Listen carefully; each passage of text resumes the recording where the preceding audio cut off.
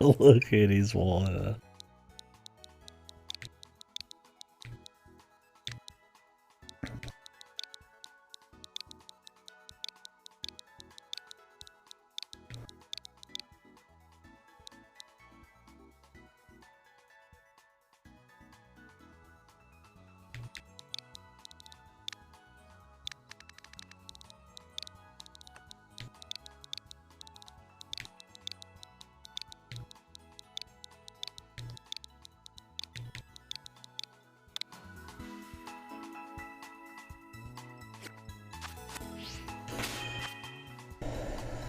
The team is here.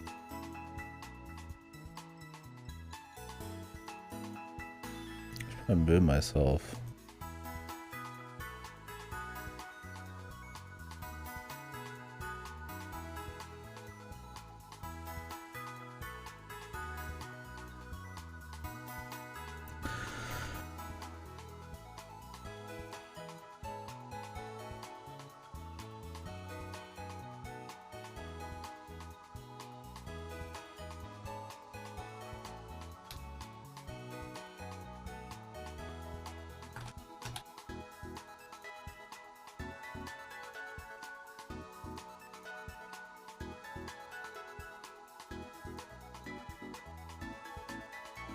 Alright. Let's get some shit done. Yeah, I was doing a little bit of XP farming off stream for shits. And then I found this level 75 Dragonite, or whatever his name is. I've never used one before. And I was like, you know what? With one change, we're a team big, featuring Goldman. So why not? I like Psychic Bugman. But he is a bug, he's a little... He's like 0 health. And anyways, I just use this guy for every fucking fight anyways. So I was like, why not have a 75 to make sure we get moving through the game. Alright, so what we have left to do is just take out the final bit of each storyline. So the big boss, Elite Four, this guy. Next we'll go for this guy first. I perked myself down here, so...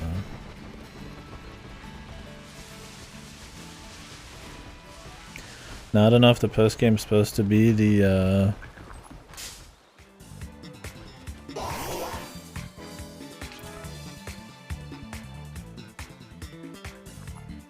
the middle area? Or if that's something else. You beat it so you can watch now? Nice, yeah. I'm on the last quests. I did a little bit today, but been moving all my VODs to YouTube as usual. I moved all the Pokemon ones. Oh, there's one here. Man lost his pants. Small price to pay to live.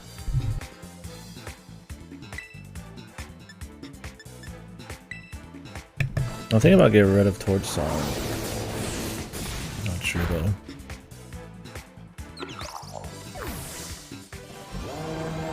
Holy.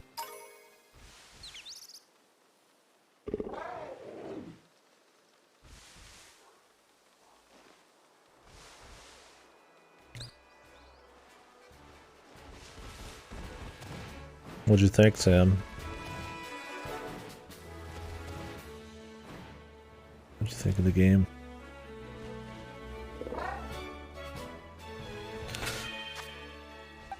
Yeah, I had fun. There you go.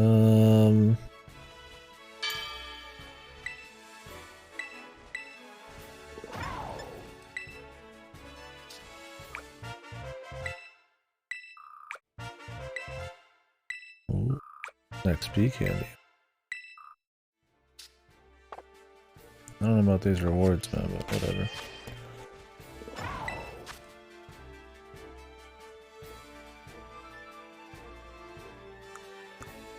I'm just glad I didn't rip you, lad.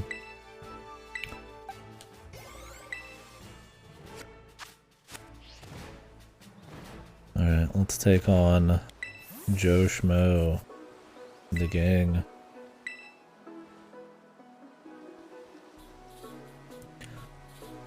I'm gonna kill your dog that you just healed.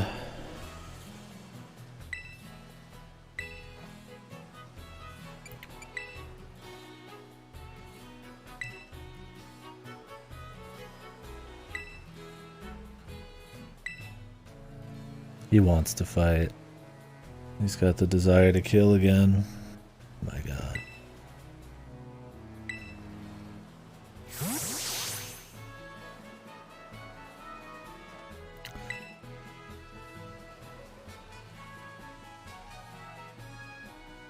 Yeah, I've definitely fallen off a bit, as I knew I would, as soon as the sequence break feel kind of stopped.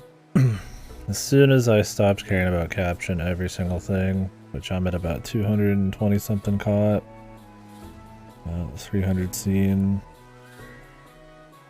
it really falls off hard. Because one, I mean, there's no challenge. Two, the stories are shit. I did all of the Team Rocket shit today. Well, not all of it. All 5. And they were really bad. I mean, the car was cool, but it was just copy-paste, and the auto battle challenge was bad. There's just nothing to do in the world, so I've definitely fallen off with it. What little guilty pleasure fun I was having is it's flatlined a bit, but still having more fun than Sword and Shield and Arceus. But I'm definitely ready to be done. So these other things, yeah, I should speak for yourself, polish everything else. Yeah. There's no arguing that for sure. Should never release this unpolished.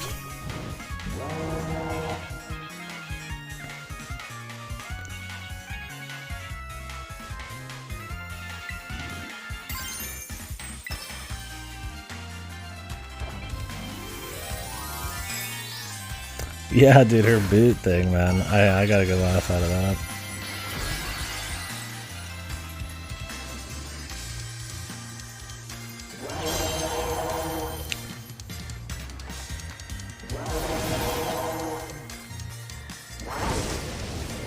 The big lady was smoking too,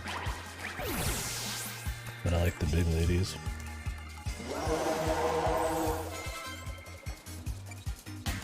Rest of them, whatever. Yeah, the gyms have felt the same way. They're kind of just boring. Like, I like the idea of gym tests, but some of them are so bad. Like the Simon Says, and one where you just go buy a guy's food for him. Like, it's like, what?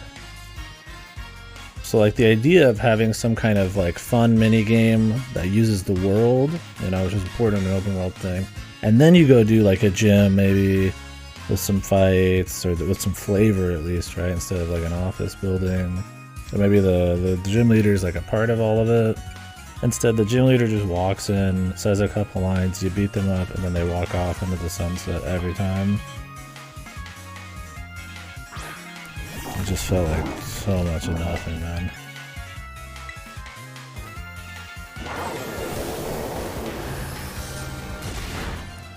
This guy's stacked. I was gonna say Larry's the best, easily.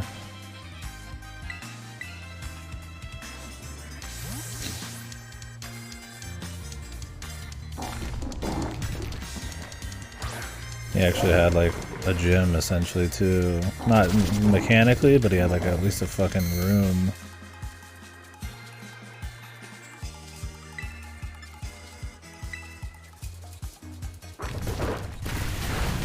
Shoutouts to the psychic chick having like textured ass cheek. They definitely know what they're doing.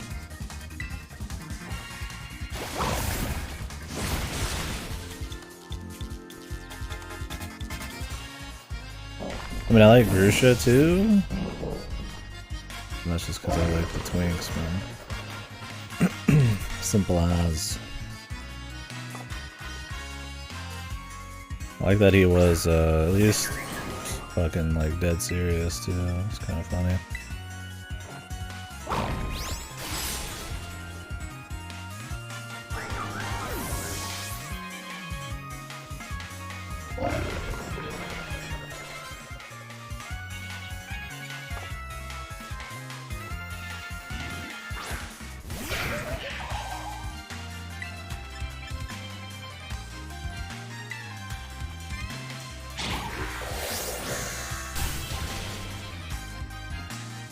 fish just got blown up.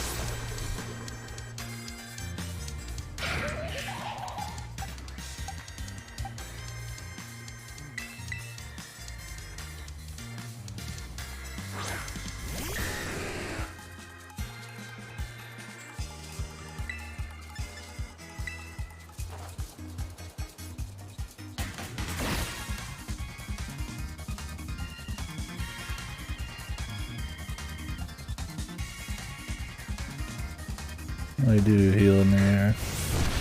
That's good.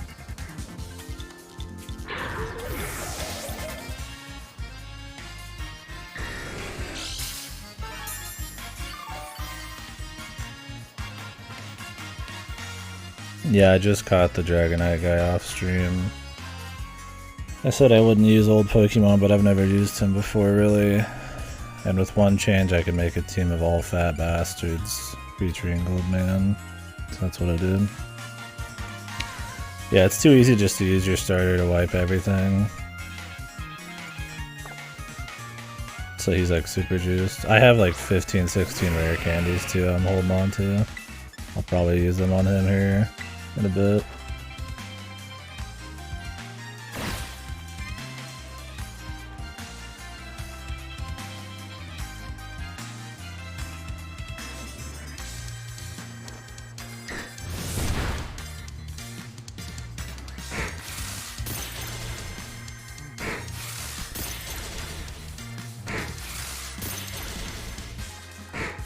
How many does he get? It's over, man. The icicle spear.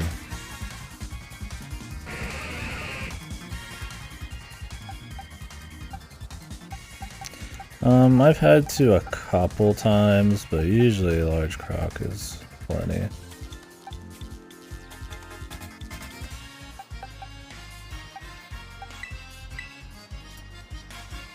I think he just covers so far most gyms and shit. Like Ghost takes out a lot of stuff and Fire takes out quite a bit. I'll have to swap a couple times.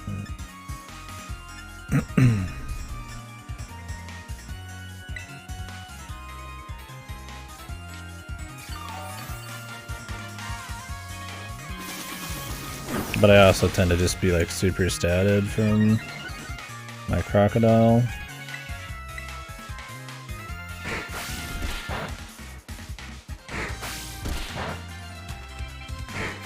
Because I give him the level ups, XP tokens and shit.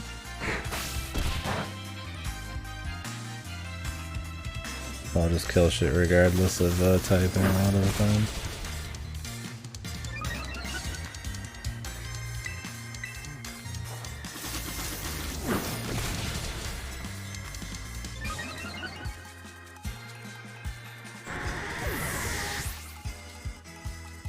Gold Lad just falls behind because I think he just requires more XP than most.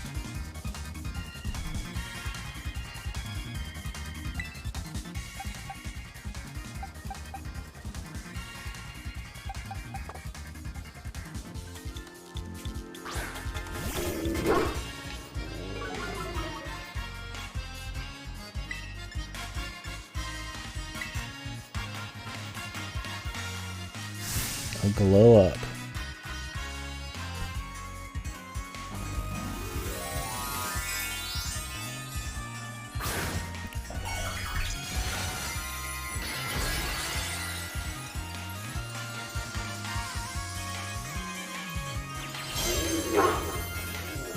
What's that?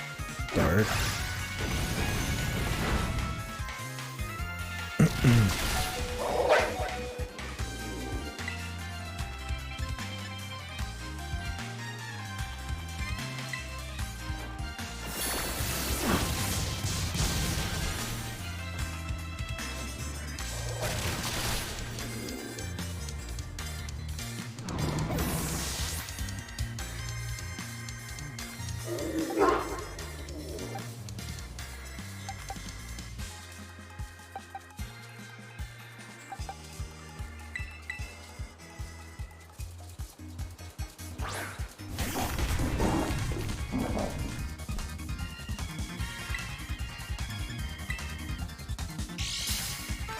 guy's got some high level Pokemon.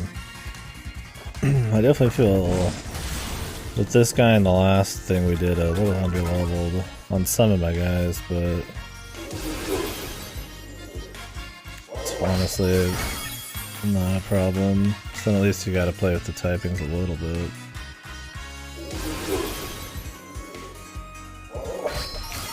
I get into 2 crunches.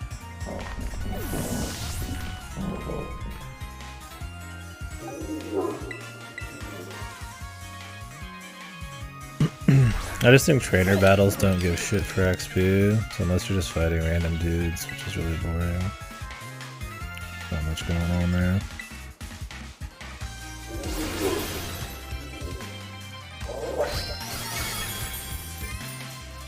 Am I gonna get outsped by every single one of these, man?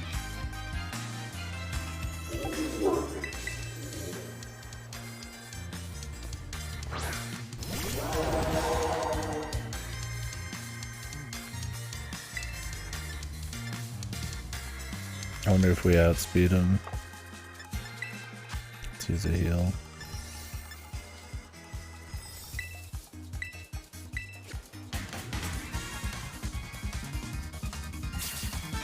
Thing is, I think Crunch will do big work. I just don't know what this guy's weak to. I don't know anything about this Pokemon.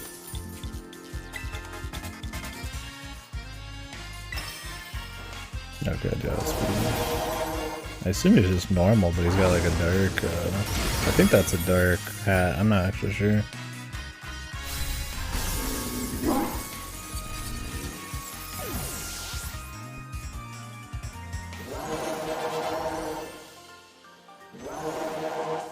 Brrr.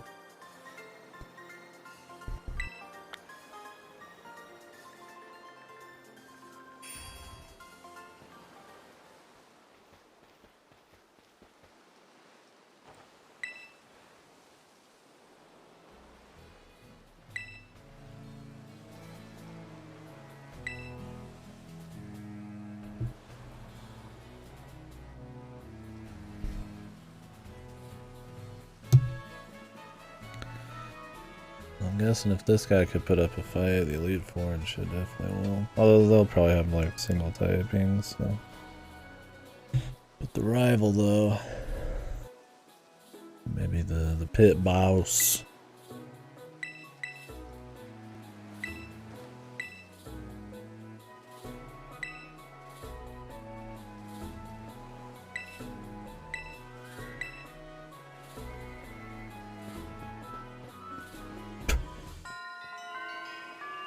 Peace, brother. He just fucking hauls, man.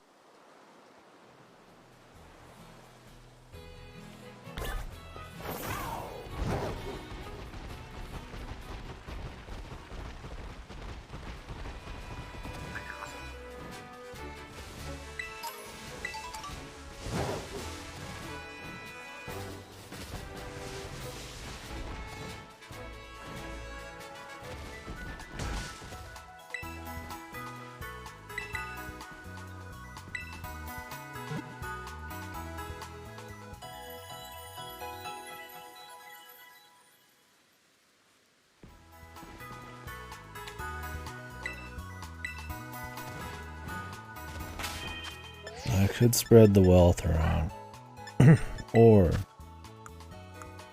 I could not.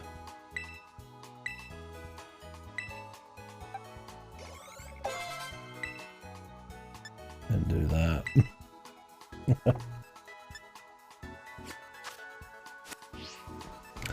No, he's not new. I've never used Dragonite, and I found a level 75 one in the wild. He's like a Terra version, so I was like, you know what? That seems pretty cool. Psychic Man was cool. His health was a bit low. And with one change, I've got Team Big Ass Bastards featuring Goldman. And I thought that'd be fun. You mean Big Fish?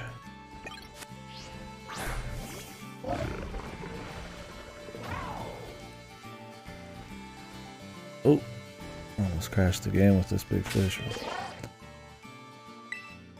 Did you? I've done some of the raids, but I haven't done versus. I might mess around with versus like once or twice just to be like I did it. But I'm usually not too competitive. Oh, you mean like co-op? Yeah, I like the idea of that. I don't know if like... Can you just do your own gyms? Can you do story stuff? Or do you just run around and exist and fight each other? Then my problem is like, what are the activities you actually do? Well, you can't do gyms, so you just do your own adventure while you're in somebody else's world. I like that. So why not be with your friend then? Maybe they could go watch, you could just exist.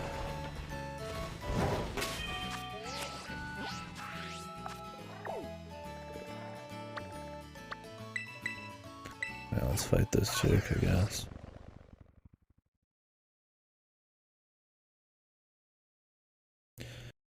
Yeah. If I could just join into people's random lobbies, that'd be cool. Make it like a pseudo MMO thing, but... I've heard that the game is an absolute shitfest of bugs in multiplayer though. Who knows how often you see them, but I know a lot of the bugs people show tend to be in multiplayer. People say it's in multiplayer or when the memory leak goes crazy. My game just crashes a bunch when it memory leaks, but yeah, multiplayer.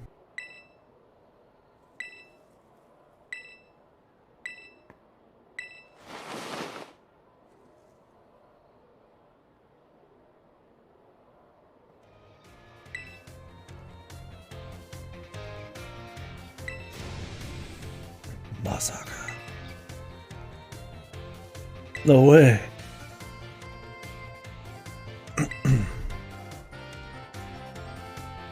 Yeah, I've been watching a bit of a Violet playthrough. And I feel like the outfits are just worse than this, although I don't know if I care for the little stars on the outfits in Violet. Or we're just having like a normal ass vest. But the orange is a bit wacky.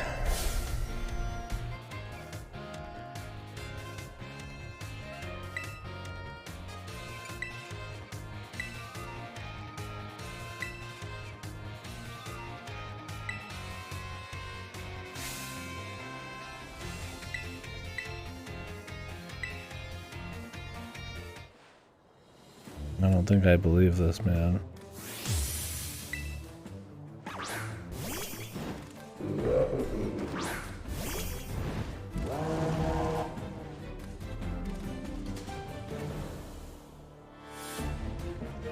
There really needs to be more outfits, too. There's way too few.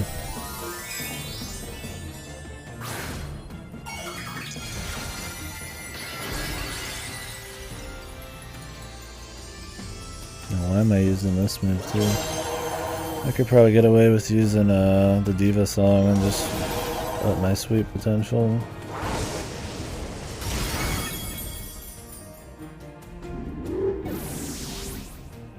It's 10 less power, but I'll get it by.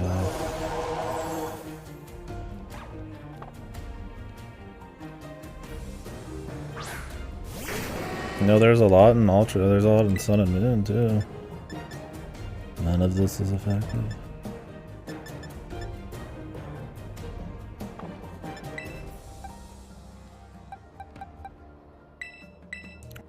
Bring out Max Minecraft.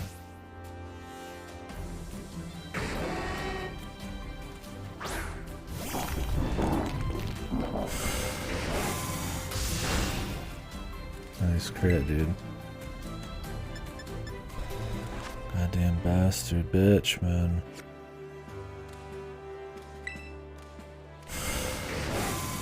Yeah. Really?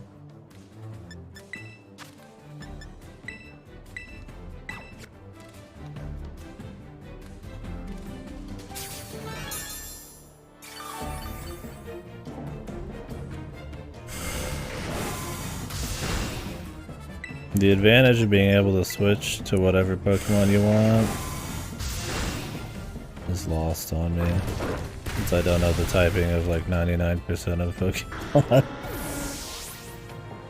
I'm pretty much running set anyway. Yeah, it's just weird, isn't it? Oh, Obama snow. I can imagine without it. Yeah, it's just weird. I mean, they've had clothing the whole time. I think it's just an excuse where they said, hey, you know, our narrative is about a school and they have school uniforms. I mean, the whole thing is about a school project. That's an excuse for us to not actually make any clothing. And we'll just do some accessories, call it a day.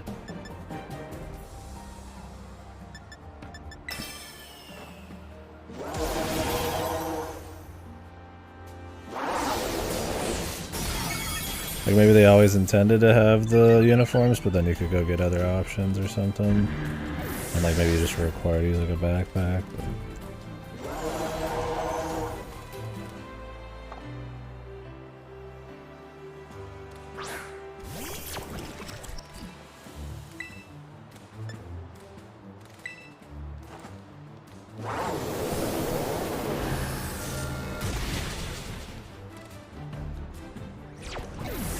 crazy.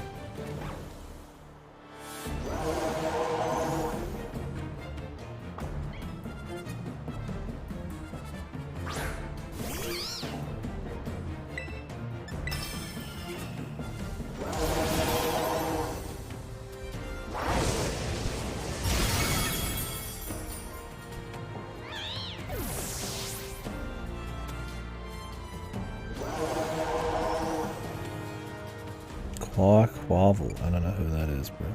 This dude just walk out like nobody's... Like the director's just out here fighting a student, nobody cares, man.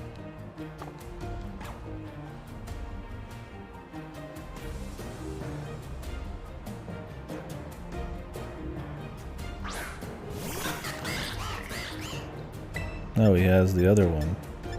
Well, I guess he would, wouldn't he? He kept it after all.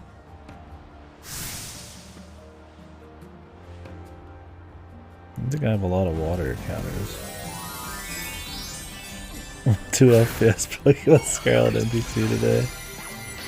It's a great feeling, isn't it? Well, let's see if this guy that's like 20 levels lower is gonna sweep us.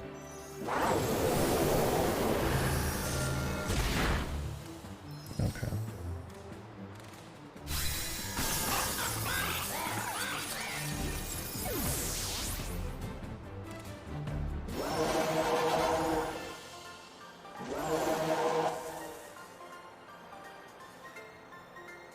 And we barely leveled up one time from that fight, even on the guys that are like 6 levels below. I don't know, I feel like trainer battles in this just don't give shit. Or that was like the big thing in the old games, although you did have to fight way more trainers in those. Usually in those games I just fight all the trainers and you're good.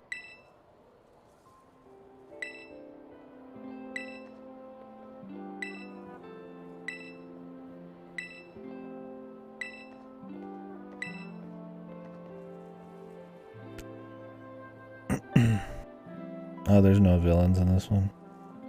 Team Star actually were people getting bullied. And all of the rumors about them being assholes just weren't true. They're just a bunch of bullied people who got together and created a little team. There's no bad guys. Everybody's a good guy in this.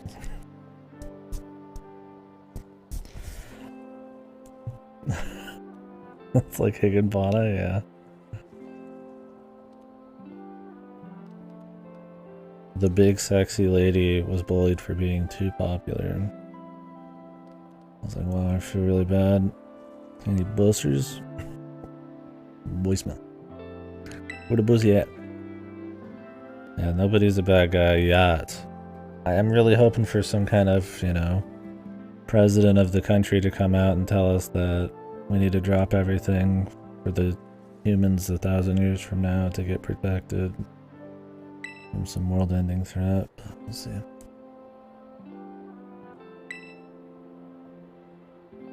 The bus. The Higginbana bus, dude. That needs to be a Pokemon.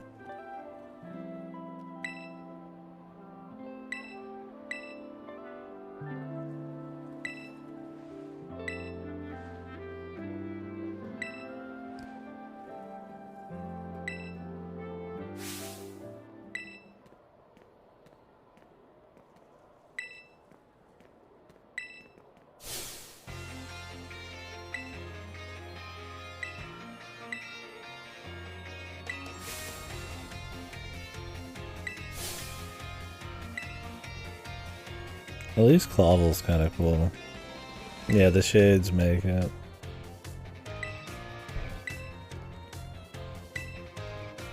I feel like Clawvel and fucking Larry are like the only fun characters. I mean, there's good designs in this, but as far as writing goes,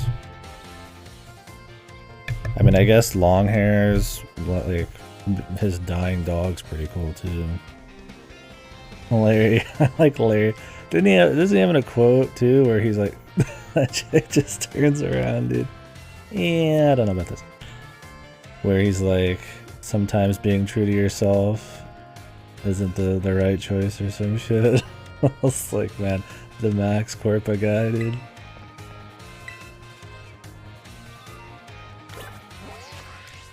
It's pretty good. Do I have my Supermax thing back? How do you check if you have it? His dying dog, I mean, the dying dog story is good. I don't think the long hair guy is that cool, but his story with his dog is fine. Other than that, it's just I like some of the designs. You could hardly say any of them have a personality. Larry's just got like such a goofy gimmick and just enough dialogue he can rise above. Clawvel has quite a bit and he's fine.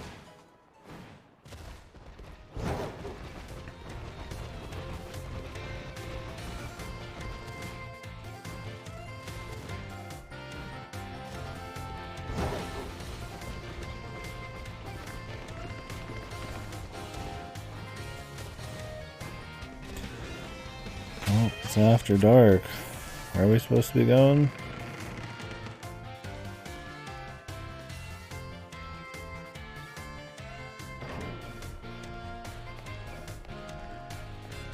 Like on the roof or something? Man, there's so many of those. I don't know what you get for doing them, but like I couldn't even be bothered them. The schoolyard, was it? Is that where the fight was? Yeah. Lore, yeah. I've watched a few. I've watched a good 10, 12 on another channel. But, zero interest in doing them myself. Jimboniki. Darth Penny, dude. God, they could have at least tried to make these twists. Like, they could have at least kind of tried with the twist, right? They play their hand almost immediately in every story, and the whole, like, everything of it is the twist, right?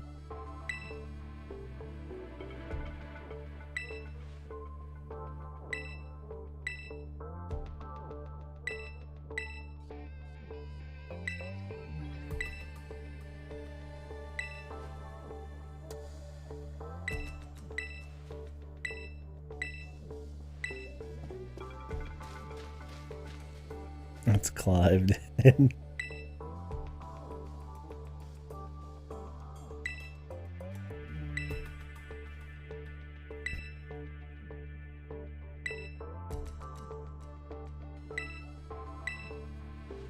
Back in Chad mode, yeah. Clive the fucking Giga Chad. I wish we had a hairstyle like this, dude.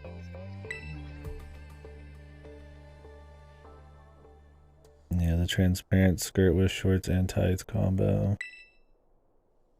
With psychotic hair.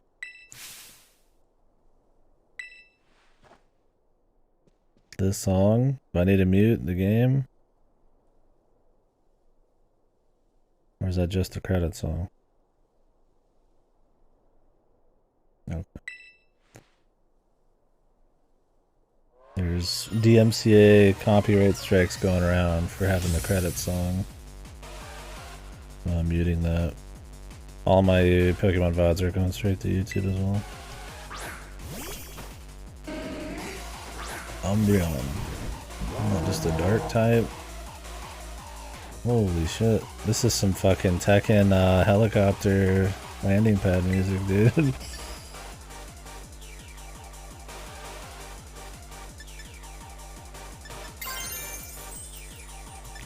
Beast.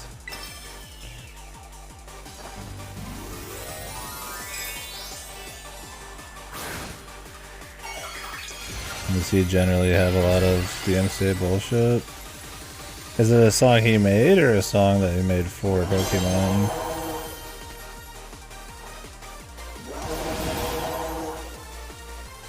Made it for this and it still has copyright strikes? Nutty?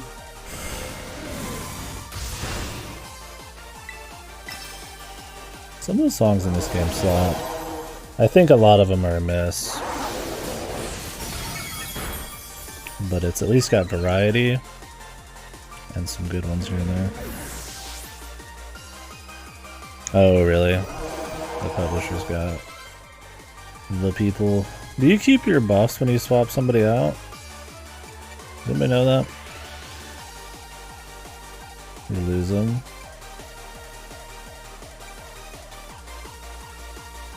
Yeah, different wild themes. Like, very wildly different, too. That's pretty good.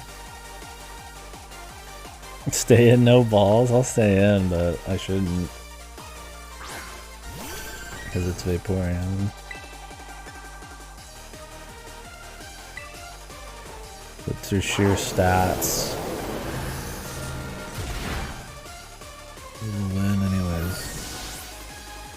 Yeah, I've heard the post game has a lot of sick Tubby Fox stuff. Is she just gonna have all the evolutions?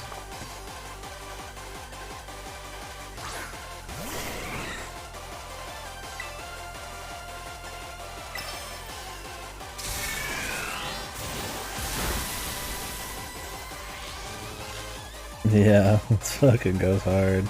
Really got paralyzed off of that one.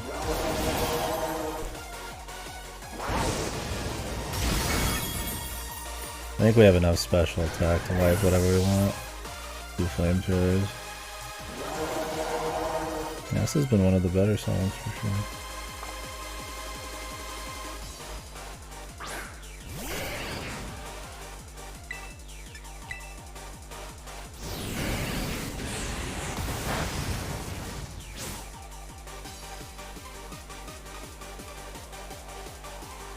You know they won't. They put up any of the others. Great, the paralysis one. At least if I'm getting paralyzed against this one, it's fine. Oh, did they? I don't think there's anything good in Sword and Shield, right? Tubby Fox? Would he really block it?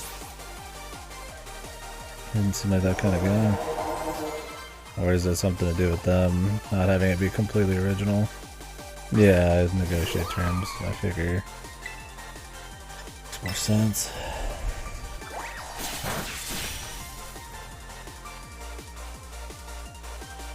Oh, really? It was free? I'm surprised.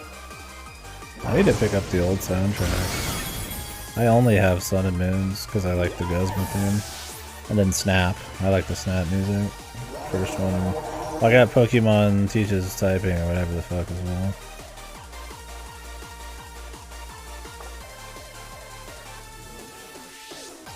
Is Psychic weak to Ghost?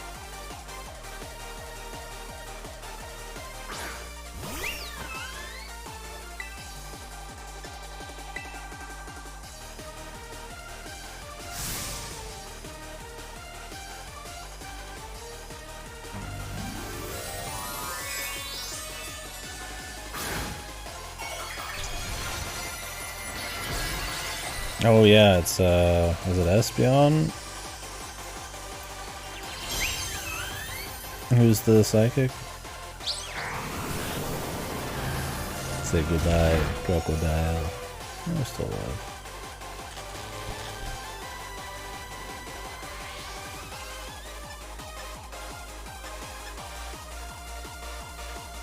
Vaporeon isn't psychic. Shit. Shit. Bring out Goldman Sachs.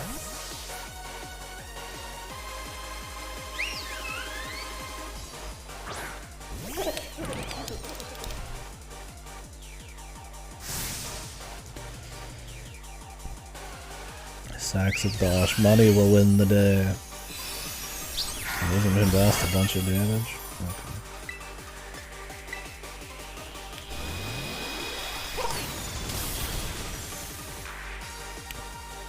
Okay.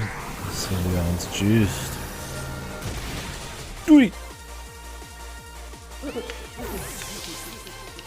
Not good, man. Send in Fat Lizard.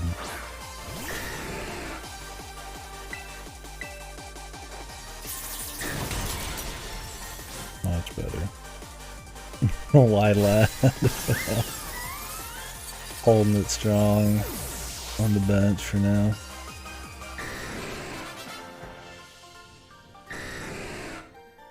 Goldman has like, he must have a really shitty XP curve.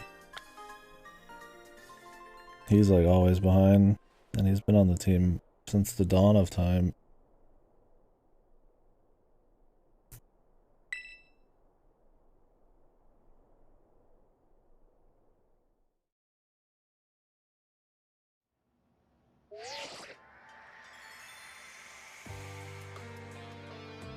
Humna. She gonna take the face paint off? The big lady? Big woman.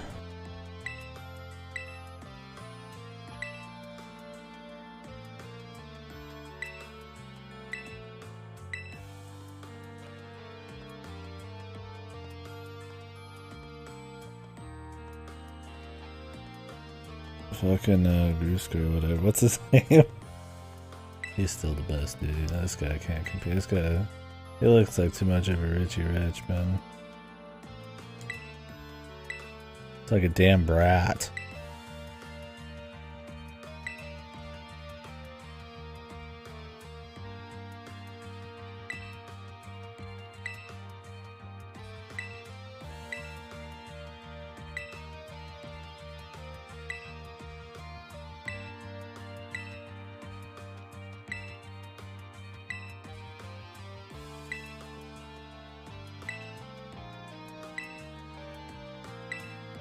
I have to go take care of dude, this chick's big boots, man. Every time they're in frame, they almost look like they're a glitch. They're so ridiculous.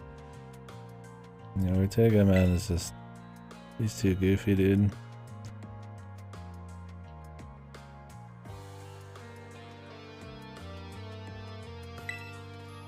Oh, speaking of, isn't JoJo, the Jolene season about to be over? Because Netflix does that, like, release a chunk of episodes at a time. Maybe I should take a JoJo break one of these days.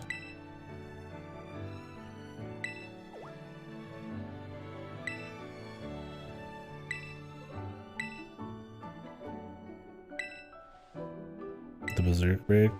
Thing is, December for me is important. There's a lot of games I want to get through. I even got gifted the Case of the Golden Idol recently. So I want to do that, I want to do Phototopia, I should do Jagged Alliance. Got a lot of small stuff like Monkey Island and all that shit to get through. Finish Dragon Quest. I want to try to get through just a bunch of like good stuff that came out this year and some shit that's been on the back burner. And Berserk break would take forever. Same with JoJo. But I might, we'll see. Other than Callisto Protocol, I just have like indies to do for the rest of the month. RGD. We'll see if RGD comes this month. That was half done. Is it just like a season that's about to finish then? I'm not gonna fuck around then.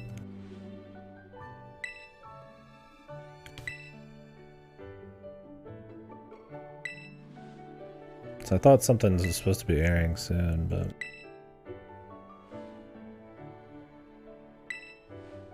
My great treasure. Okay. No, yeah, definitely, definitely not looking to do too many dog shit games this December. If Callisto ends up being rancid, I'm not gonna bother.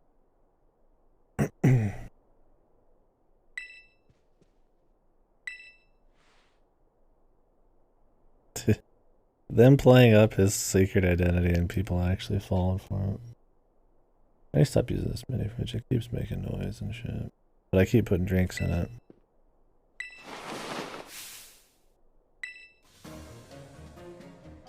The boy you knew is Clive. Nani? Yeah, I like how he fucking Yakuza's it, dude. Just the fucking wig, like the outfit, everything, dude. Straight Yakuza, man. I wish the game was full of more fun shit like this for like every gym. Instead they're like, we're just gonna do nothing. Like, it would have been cool to have the fuckboy have some like cliffhanger, like mountain climbing, super fucking like punished, like mountain dungeon arc or something. Instead he just walks up, it's like, hey, I'm a sexy bastard, and then he leaves. Next month? Okay.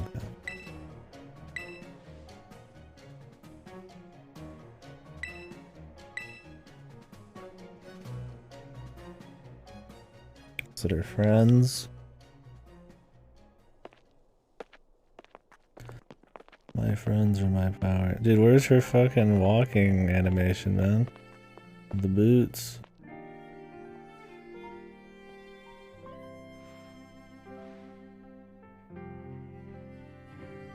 I should have had her walking out with her true animation.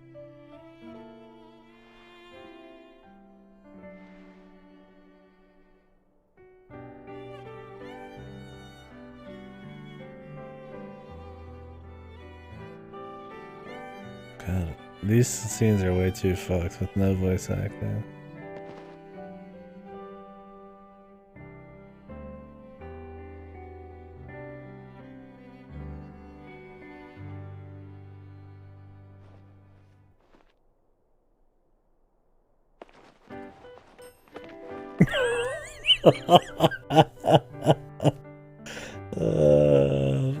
I thought we were about to go into full AI. You fucking dance off, dude. I mean, knowing Game Freak, they would hire the worst voice actors, or it'd just be the most generic slop. But it's very off-putting in dead silence too. If there was some blips, at least, it'd be one thing, right? Put some fucking blips on, man. It's okay in stills because it's like, you know, they're just still anyways. You don't think much of it. It's like a sprite, right? Like, it's clear the game is just kind of... It's more of a gamey thing, right? People don't just stand still when they talk, so you know you're in like a different kind of immersion there. But when they're having full lips, full talk, and they're moving, and then there's nothing, it's too much.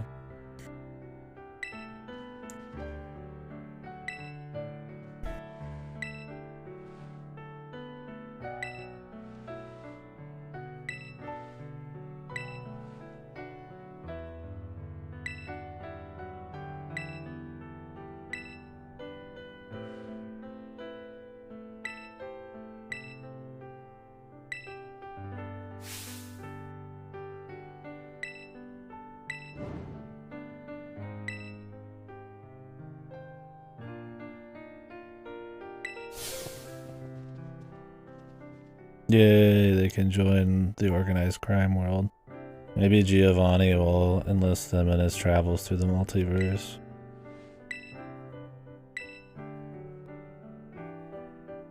Yeah, I was hoping that they would lose the outfits, and we got to see them with no Team Starship for a little bit, but I don't think Game Freak's going to put in the money for that. They're just always going to look like this.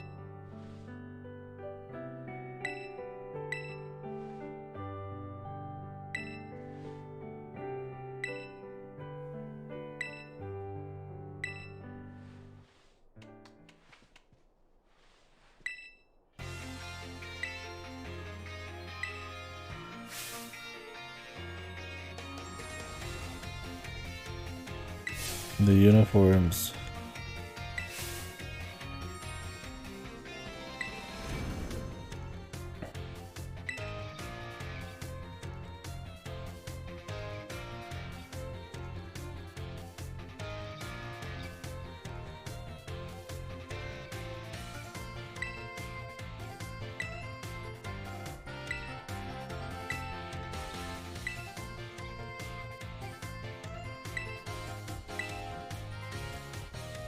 Yeah, her boots are insane. Her normal walking animation, she does like a full nutcracker, like legs fully out walk, like 90 degrees. It's like bizarre.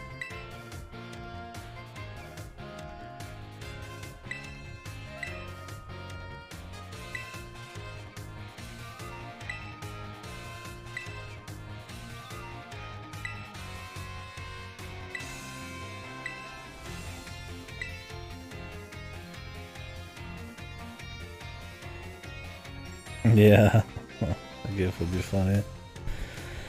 And I guess that's the idea of the psycho boots.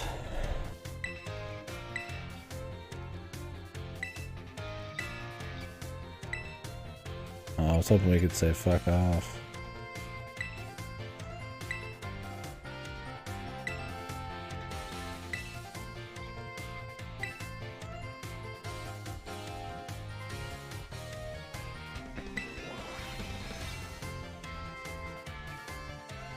But first, can you join me in the ancient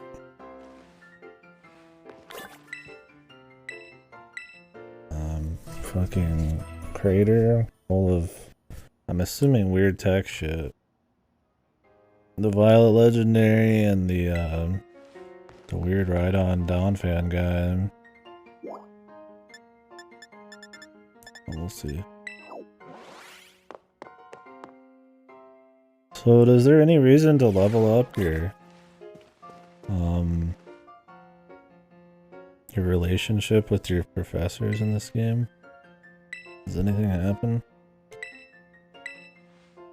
The persona effect.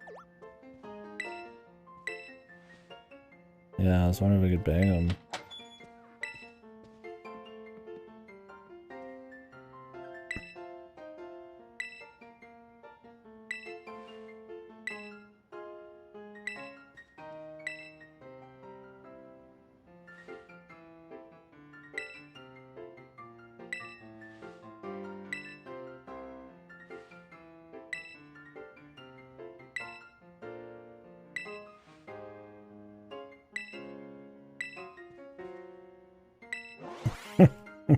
She shouldn't even have fucking admitted to it, dude.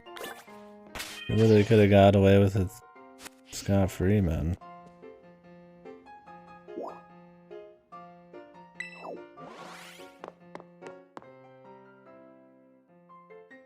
You hacked the LP.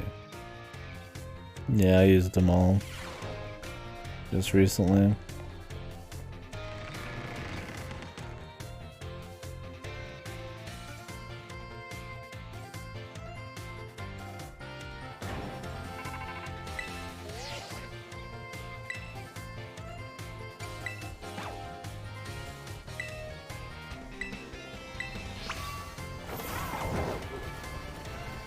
Watch out!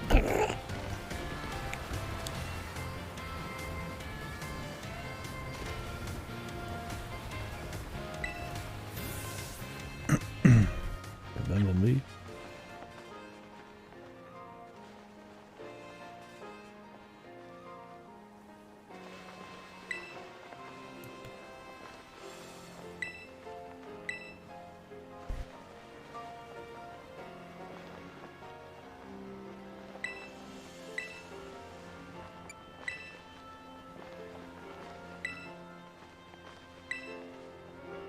Jesus, man. She got a job. Multiple jobs.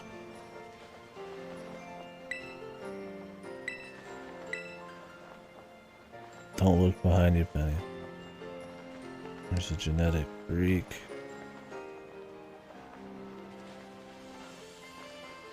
Oh, they've said glow up, they've said cringy. They've got all sorts of shit. I didn't even write them all down.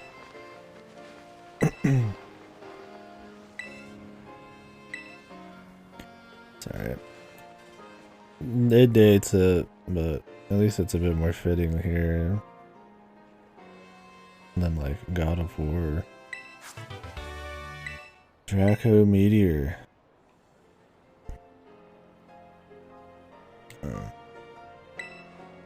One of them moves.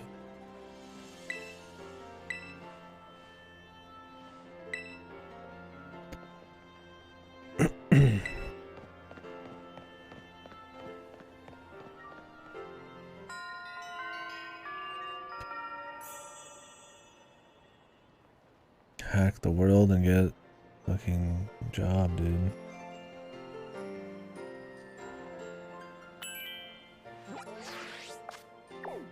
Oh. Can I ask her to join me? I guess we have to finish everybody's deal up first. Elite 4 time. Ooh.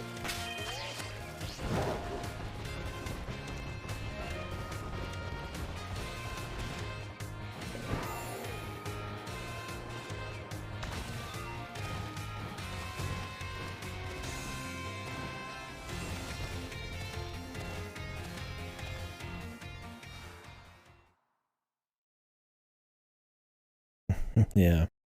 The lamest legendary. He's pretty close. Regardless. Like if like a box art fucking legendary.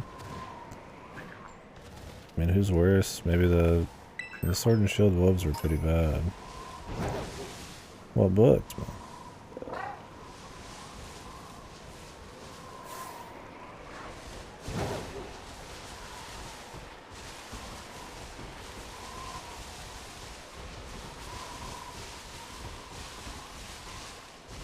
Oh shit, Real's Last Tour is pretty cool.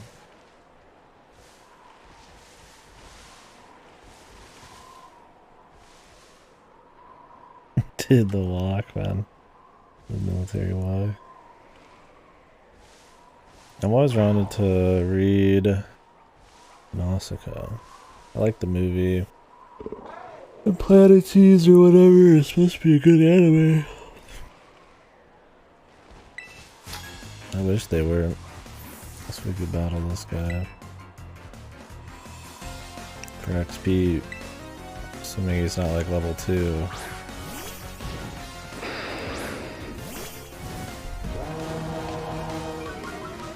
I don't know, I liked watching what there was at Claymore, but I've never thought about really going back and getting the whole story. There's just too much else. I wouldn't do it in like manga or light novel form. I've got way too much bigger fish to catch on that.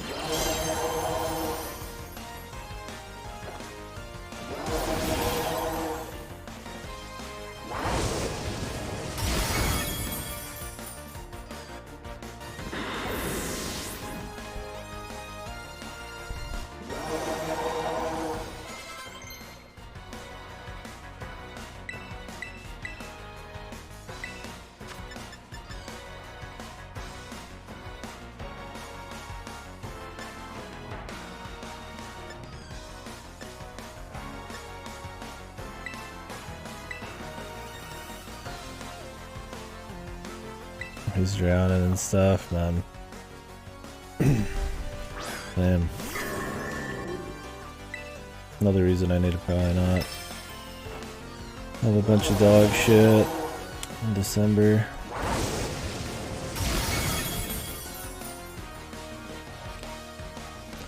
Had some good games this year. We've had some crap too. Although I've only gone into so many, I'm thinking they'd be shit. Kind of ended up like that. I'm just in a let's play decent stuff mood here for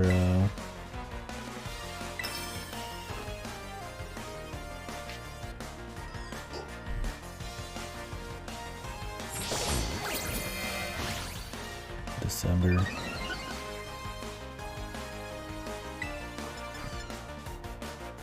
Can I just not hurt this dude with fire? Is that what happened?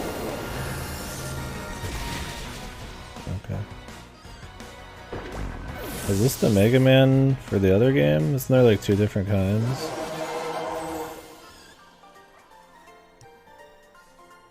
RGDC. So I want to focus on stuff that came out this year. The big shit shots. We'll already have enough gifted stuff that'll be in other years. Let's see. One is Fire Ghost, this game's is Fire Psychic. Oh, okay.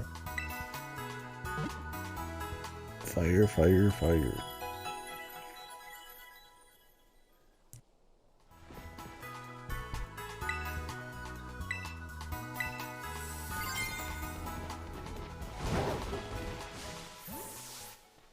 hate this chick's design. Her hair is just too crazy and it reminds me of World's End Club. She's like really stiff too.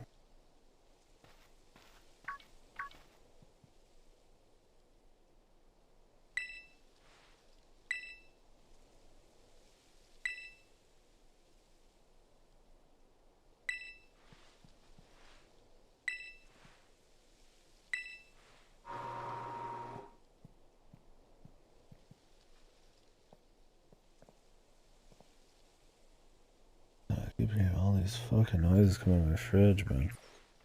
Once my fridge has less shit in it, I'm absolutely moving my shit. I'm just unplugging this thing, man. There's always some little issue with it, either loud or popping my fucking headphones. I'm just like, you know, I go out there to get ice half the time anyways. Squid tentacles, yeah.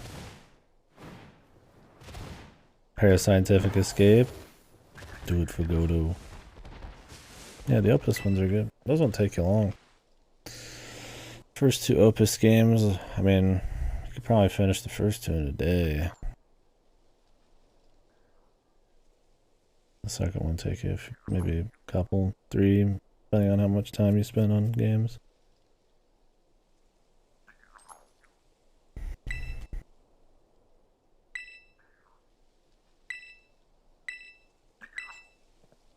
The interview room. Jesus, dude. That's like a job.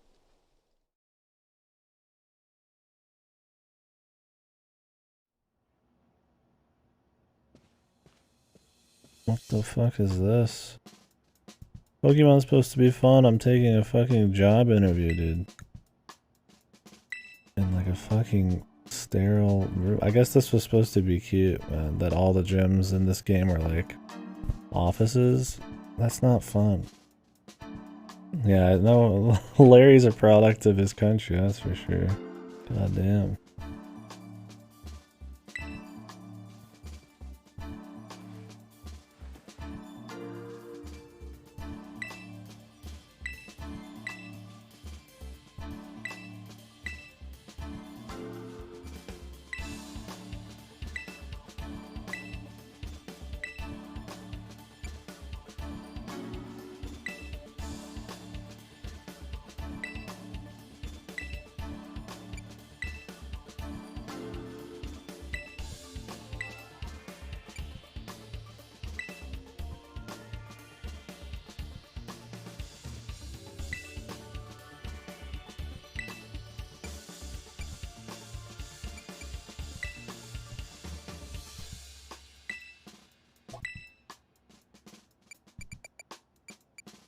I don't know what any of these gyms are. Oh, Medalli.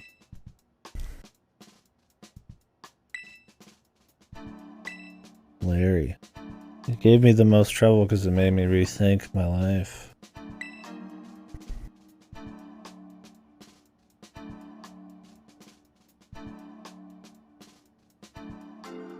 Oh, they do have a different name? I didn't realize.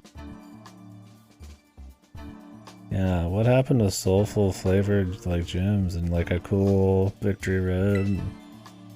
They make it seem like nothing in this, right? Like, oh, you can become the champion in those games, right? You gotta go through Victory Road, it's all hype. This game, it's like you can become a member of the champion ranking. Here's your interview. All the gym leaders, they have different jobs. They kind of just do gym shit on the side. They're housed in an office building. They're like, how to make becoming the champion like the lamest thing ever, and they succeeded. Like, it's like you're not even like the champion, you're just you're just a champion, you know.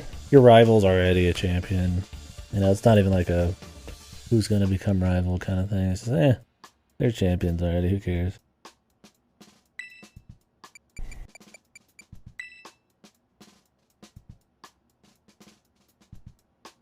Ma'am, your shadows, there's something wrong with you. Is she like a alien-y thing? Like a shapeshifter?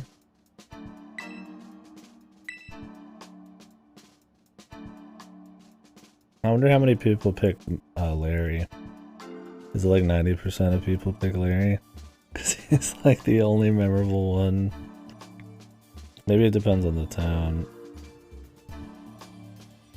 There's a few others that are kind of memorable, but like, I just remember Medali was the normal place.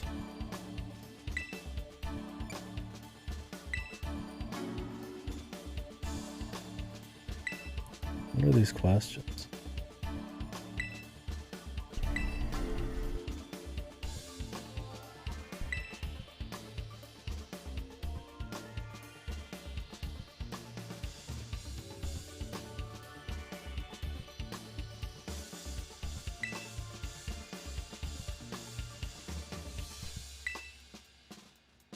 I have no idea, Cora. No. I don't want to have to do this again. We'll say yeah. I know whoever I'm watching playing WoW is gonna put no, so I'll see what happens.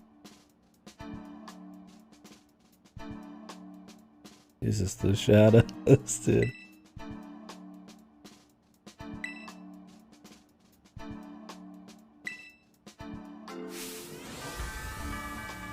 Oh, that's great, my interview.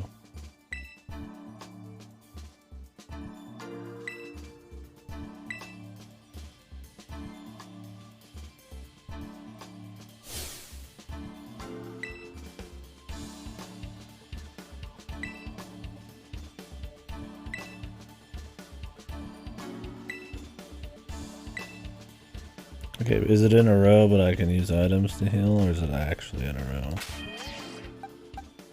We'll find out.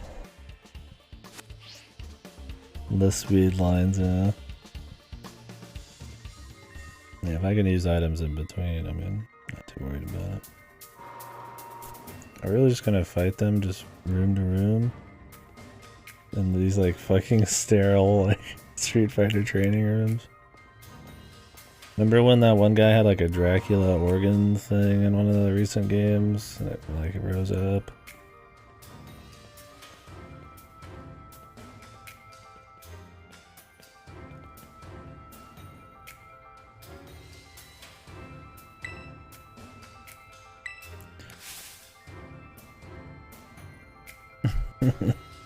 Love Speedline. Is the flying person? Is that what they said? I already missed who she was. Is this a water flowing on?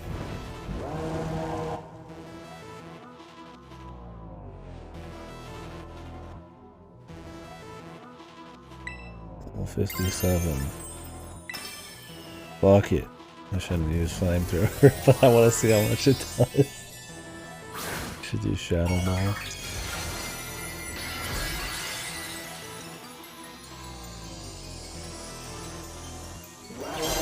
Oh wait, if it's in a row, they don't heal your Terra, do they?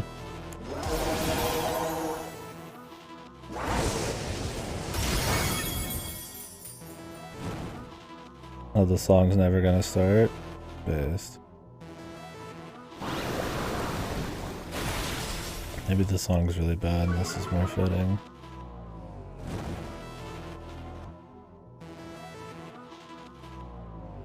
I'll write that down. Yeah, this gets me hyped, dude.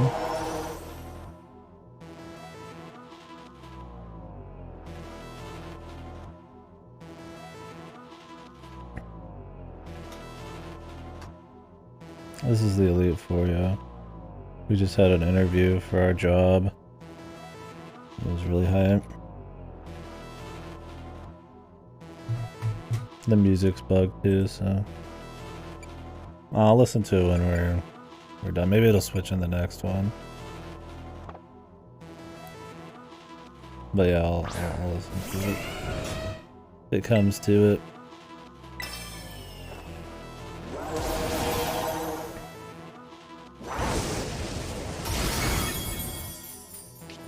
I got sturdy, man. The worst thing in a fucking match. That's supposed to be like long. Having sturdy. Because then they get a guaranteed hit off.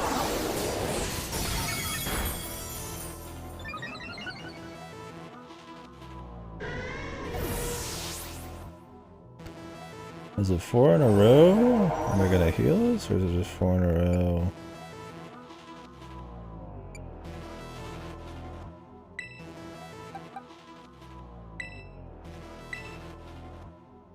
And we have to use items, and that's the only option. We'll find out. I assume it has something to do with like contextual music or something.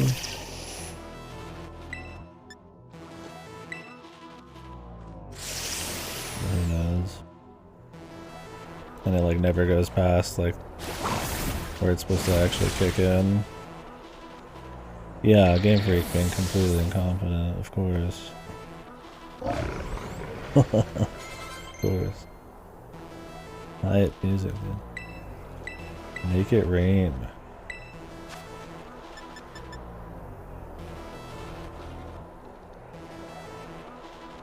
Holy. Dude, this one's 100%. The thing is, a lot of those aren't 100%. These ones where they lose something. It lowers your special attack though, but it didn't say harshly, right? I actually have one of those on my fire guy. I need to swap it out. I think the one that raises my special is not really like that great. I'm just gonna use the one that has a shitload of stats so I can use it as like an ender. To like guarantee to kill. And then I could like trade him in and out if I wanted. What? Really? The sandstorm, dude?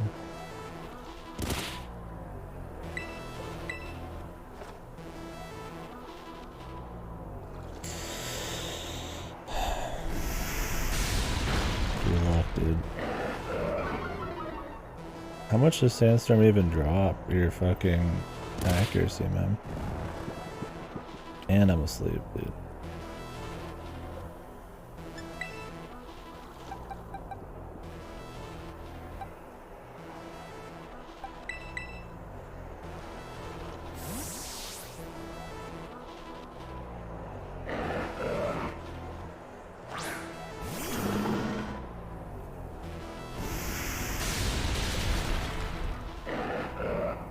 Let's hope he's faster than this guy. Nope. Awesome. Thank you for the double misses in a row, man. And to sleep. On the Pokemon that actually could use something.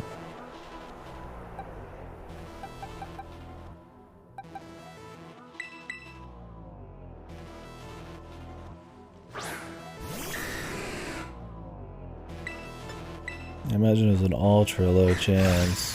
Surely Sandstorm isn't more than like 10%. Thanks. Yeah, I just named him today. Claude Sire. I don't even know who that is. Yeah. We decided to go with a team big lads. Oh wait, I know who Claude Sire is. It's our guy. Oh, he's fucking got a new name now, man. I've given up his old name. I think of him only as I see him. His wide line.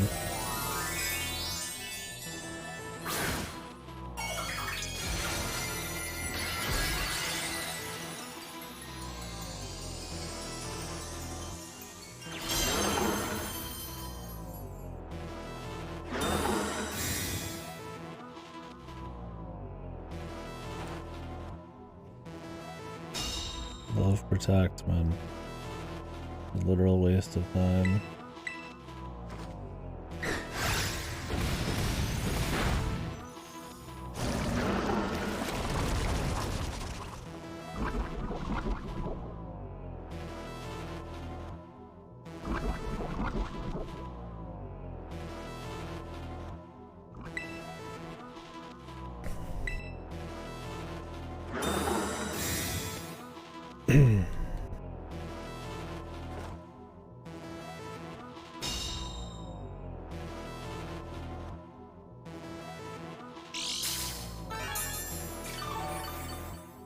Is Protect only block from like physical? I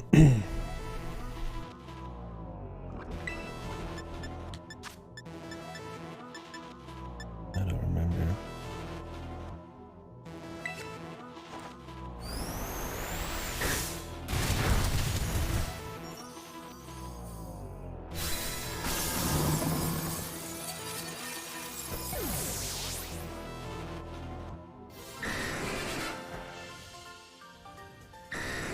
See if we get the music bug twice in a row.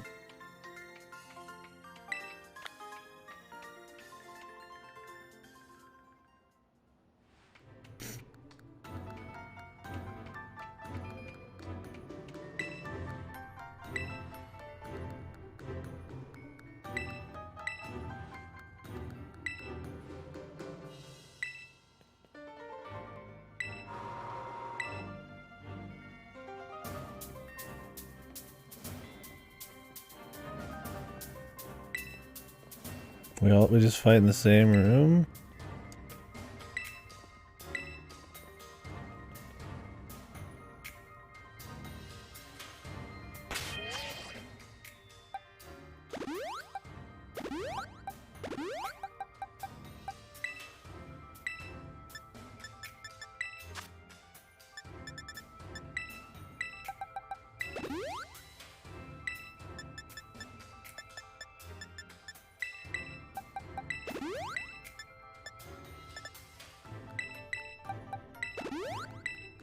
Yeah, I don't quite understand it. Maybe she's secretly 3,000 years old. The other big question: do I get my terraform back at any point in this, or did I just waste it thinking I'd get it every fight?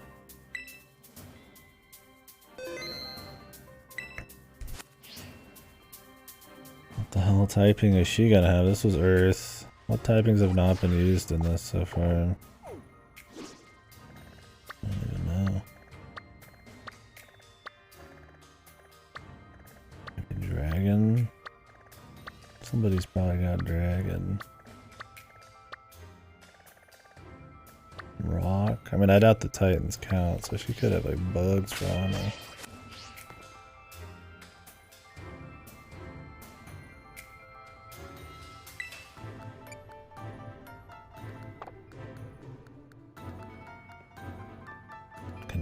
This will be really funny. Can I picnic here?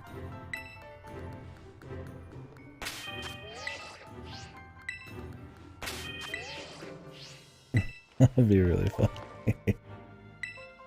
God, how did they make this so lame?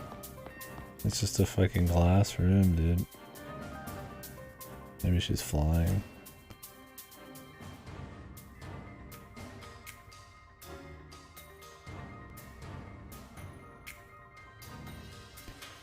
Well, you don't know what type they're gonna be ahead of time either.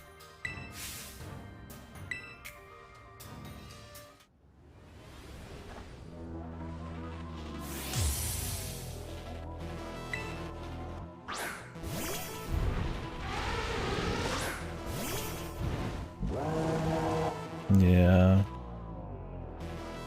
This guy's steel, so it makes sense. Yeah, we get the music glitch again? Oh, you do get the terror every time. Sick.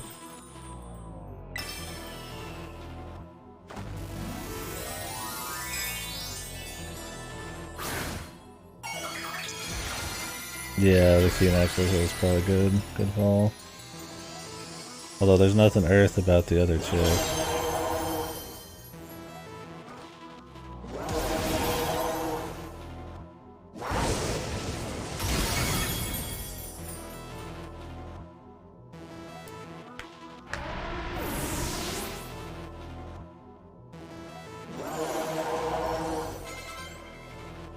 Yeah, it happened already once. I guess this is all we're gonna get to hear of it. We'll see if it ever plays. We'll listen to it afterwards if it doesn't.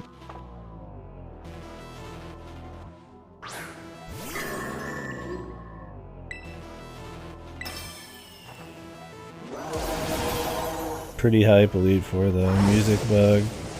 Plain white room. Or plain glass room. Where they just walk off to the side and come back in. There's a fucking job interview in a sterile white room beforehand. They're like, how boring could we make the Elite Four? I succeeded. I could, but this is funnier. Also, I don't want it to mess up the Elite Four at all.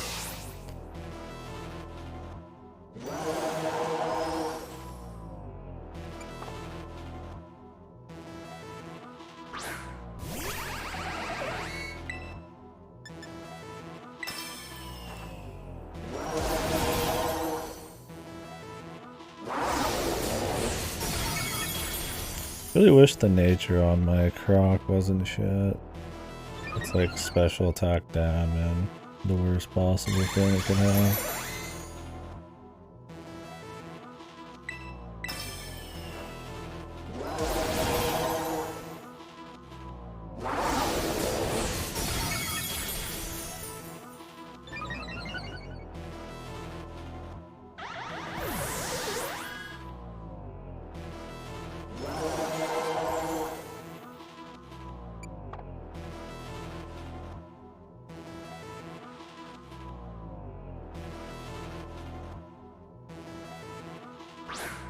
Yeah, I'll blame it on Game Freak. They reap what they sow, man.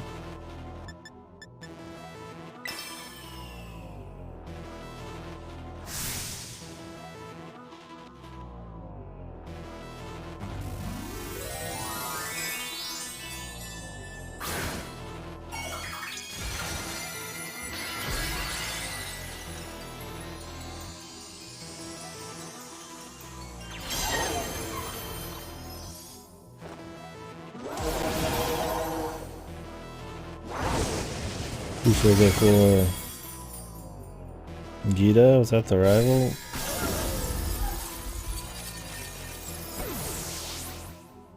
Who's Gita? Oh, that chick. The Primavera, the Prima, La Prima, whatever. That's how I think of her. I think she just looks like a freak, man, because of her hair and her super stiff shit, her gloves and all that. That's why people think that.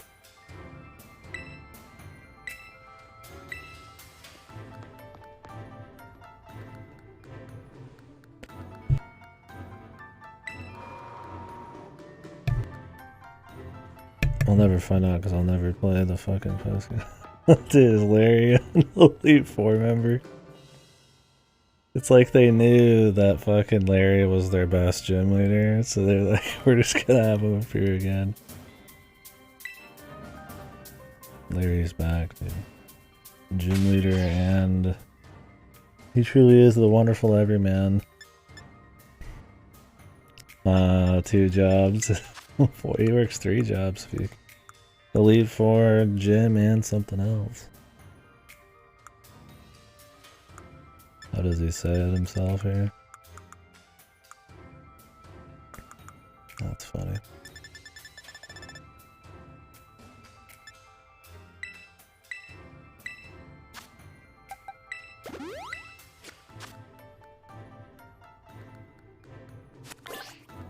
Poor Larry.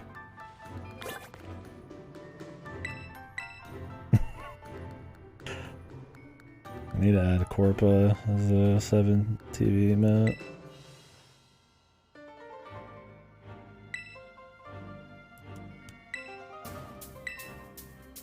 Oh, he uses something else here. Oh. They want to make it easier on you. It's always like the final guy. The final bosses we just fought in the other routes. Or the other stories had 6. Yeah, it's almost exclusively used for like the final person. I think it's just for difficulty. They want them to be easy. And instead of just lowering the levels even more, they're like, well, they'll just have less Pokemon. I guess. So you always have like the type advantage. But the thing is, a lot of trainers always have like a single typing.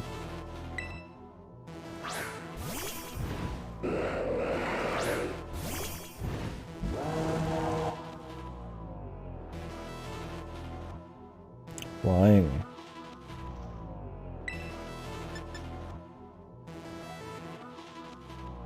I could just juice this dude, but I got the rock guy I could juice too. Who cares? I'm just gonna juice him anyways. I should have used the song. I keep not using the song. Try to ensure the fucking sweep.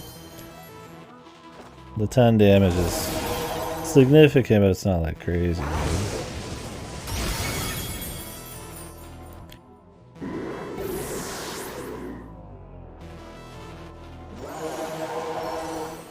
really is my favorite song, I think.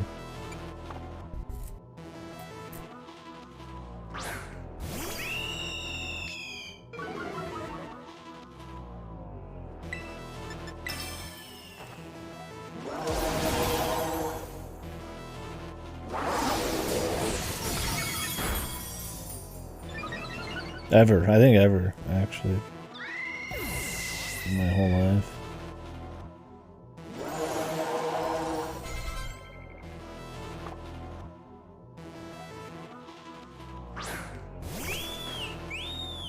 Whoa.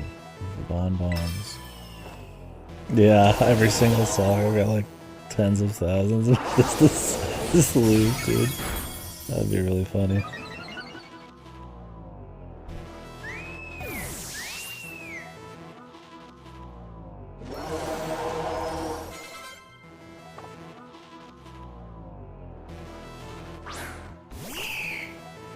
Yeah, one loop each. That would be good.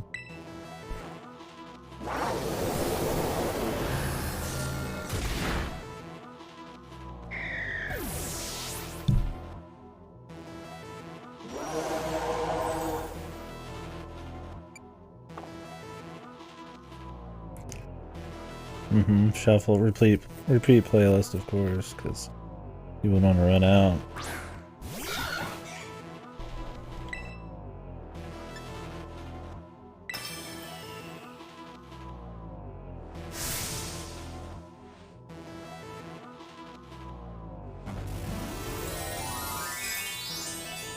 It's just a flamingo.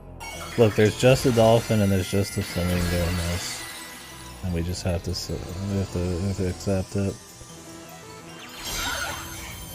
They ran out of time. They were too busy modeling and putting together these amazing textures. Does it have an evolution? I thought it had some weird, like, alternate form or something. Let me see the evolution. Because that's basic, and then it turns into some freak. It's a genetic freak.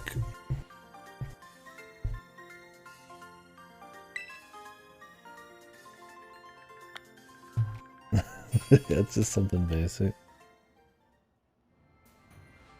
It becomes a bigger dolphin when you switch it out. Its abilities aggravate because of God, huh? It's like Giga Chad. That's funny.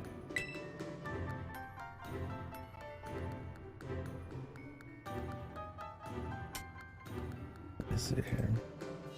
What the? Fucking straight up, fucking like Superman, fucking dolphin over here, dude. The Chadfin. Dolphin Man in Japanese. That's pretty good, dude. It is a Superman joke. The Dolphin. Why is his fucking name not Dolphin Man? That would be so funny. He'd have to be on my team, dude. The condom gloves.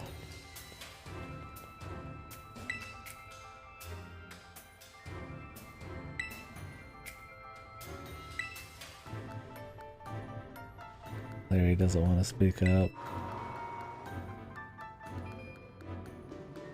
Seems fun, yeah. You'd probably be really good if you had some kind of switch out move, too, right?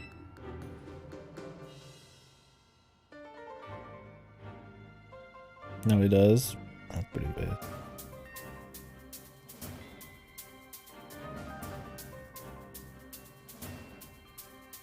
He just got banned. Dolphin Man too strong for this world.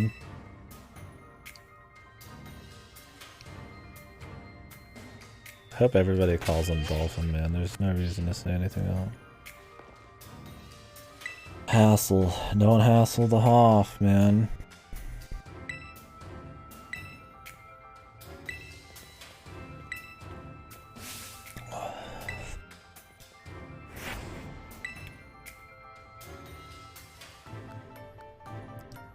The dragon.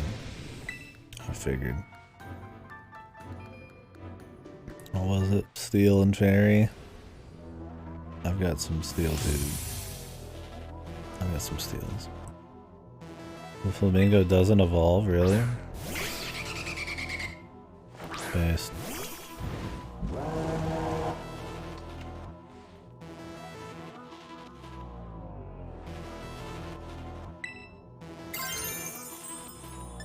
DLC Evos, that'd be fucking trash.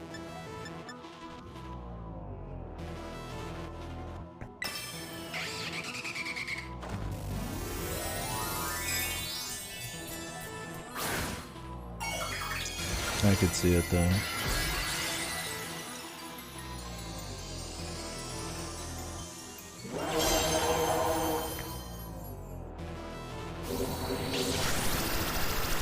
Yeah, this game does not deserve to have DLC, but you know, instead of fixing it and patching it or putting in any extra just free content,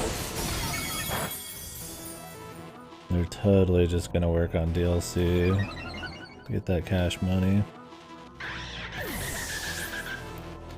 I would rather them just release, you know, finished games. I've always hated the 3rd version, 2 version bullshit. Especially now, when the games are like total cheeks, man.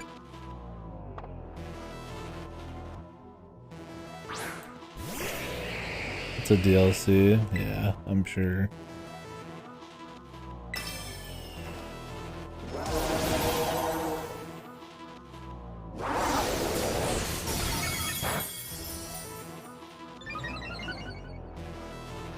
Live, man. Force is fucking rockin' Hydro Pump, dude. Yeah, I don't know. I mean, I'm fine, I guess, with the new version if they really went hard, right? Like, turn this into the game. It should be, but it would just be like a couple changes, which is bullshit. And in a game that just doesn't even feel even close to being a polished release, it's just no way, man. What does Mold Breaker do? Actually, I have no idea. It breaks the mold, but ignores sturdy and levitate. Oh, okay. Gotcha. Abilities. Is that useful in competitive at all? As like a counter meta thing?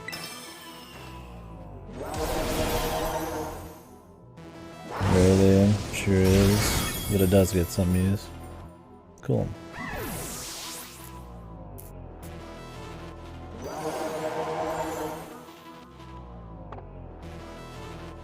Who's the most OP Pokemon in all of competitive?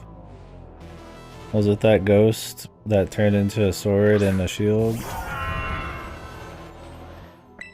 Who's this fucker, man? This guy looks like Godzilla.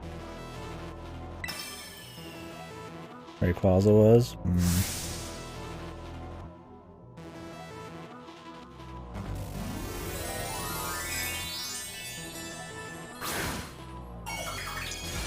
Is this that ice dragon? The pseudo-legendary? Well, he's not gonna be weak anymore. Shedinja was most OP for one day if I was banned from all formats with Terra in them. I imagine the Terra thing makes it pretty crazy.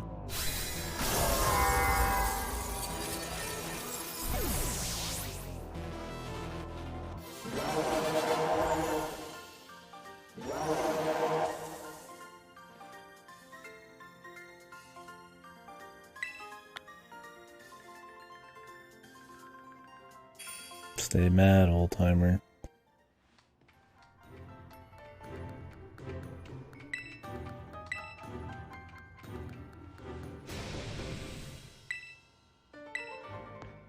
Jesus.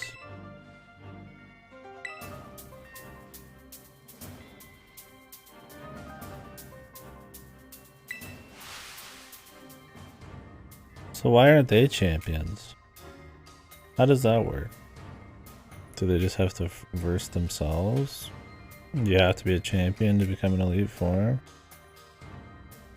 Do they just say they're never going to become a champion? They're just going to be relegated to Elite Four? Yeah, are they just professional jobbers? They're like the professional second placers, dude.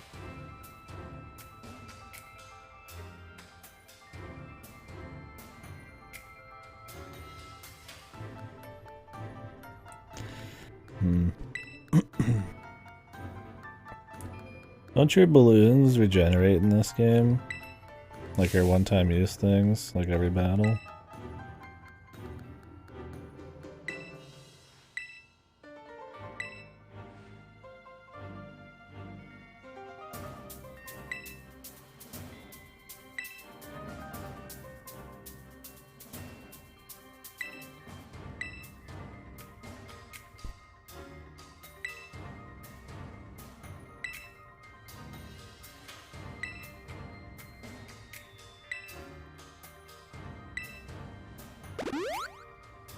Yeah, this is like easily the worst to lead for, except Larry, dude.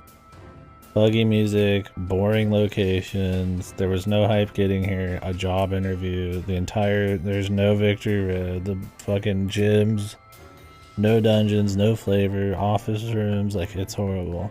There's a few good designs,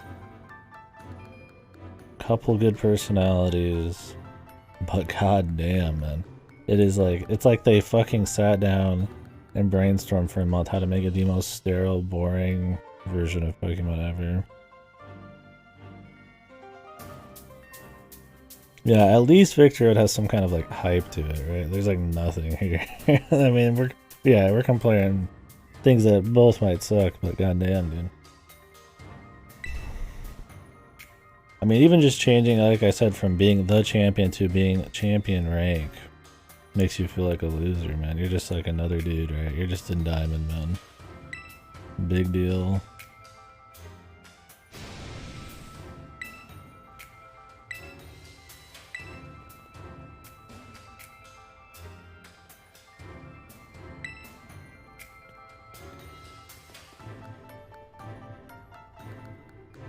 So does everybody have to verse the champion? Does the first champion ever have to actually face somebody after the Elite Four? Or do they just get lucky, man?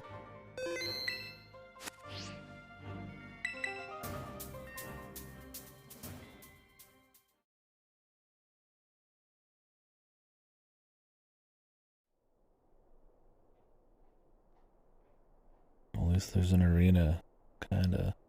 Oh, we gotta face her.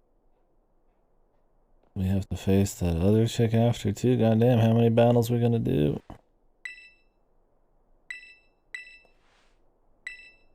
The top champion. The power levels, man. Not just the champion. The top champion. Of like all the league ever? Or just this country?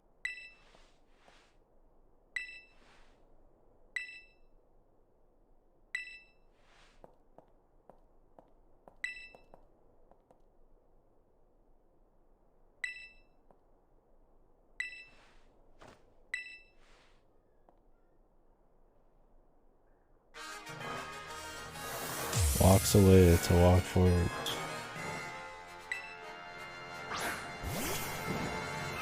Yeah, if it's just this particular league, then yeah, the biggest bitch, I guess. And what a dumb change. There's multiple champions.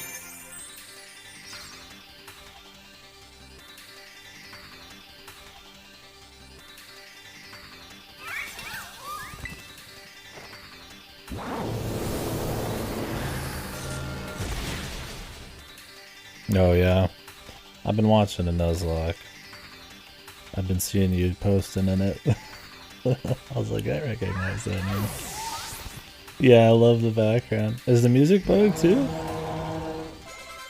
Fucking hype, dude. So is like all the music bugged? Not just like the one song? This is sick, dude.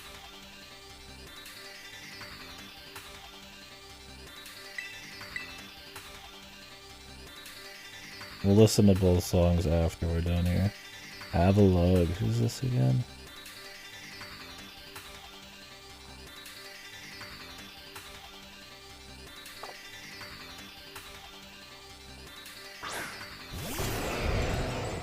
Oh, perfect. What do you mean, come on? Oh, need to learn explode. I mean, you could still have him learn it.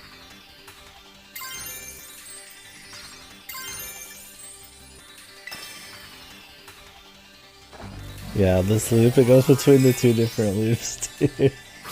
Here's the champion one. Oh, you might have to relink the first one. I'll have to scroll up and see.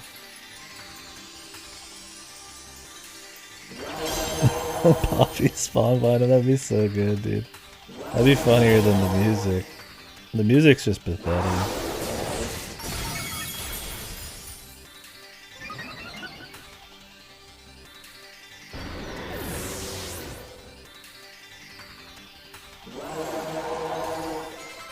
King Gambit. Chest, dude. Oh, I got them both. Sorry, I got them. It was up there. Oh, this guy. Supreme Overlord.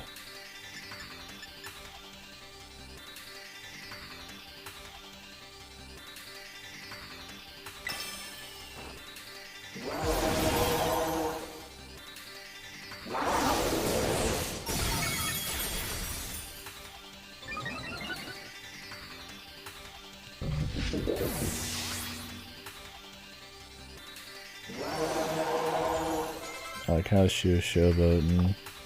Huh. Let's go all out. She's getting fucking cream corn,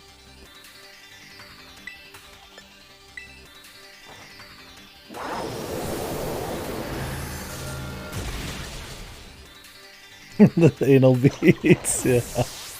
Or he's just on the toilet. Maybe I played too much SLT. They got an actual demon who just sits on the shitter. This music is really funny for when you're just sweeping, because it feels like they're always trying to get started, but you keep just taking the fucking huge dumps on them instead. Like any minute now, she's gonna turn it around, the music's gonna start.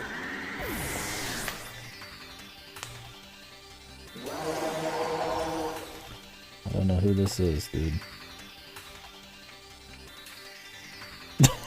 Don't think you want just yet. Yeah, wasn't there another... Oh, what's this thing? Wasn't there another Pokemon that's supposed to be strong right now that uses a... Oh, it was the dog, right? The grave dog? Who's like... juices off of dead people.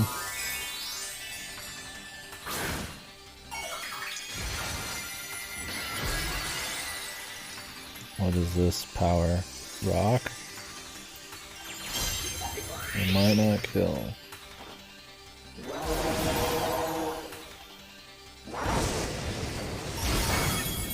Okay, never mind.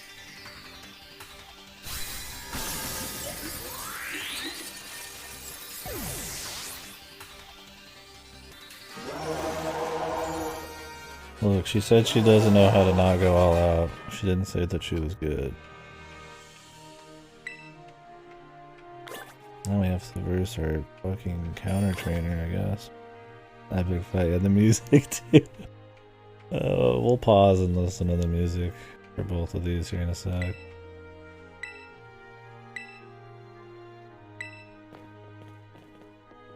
And we should have another fight to do.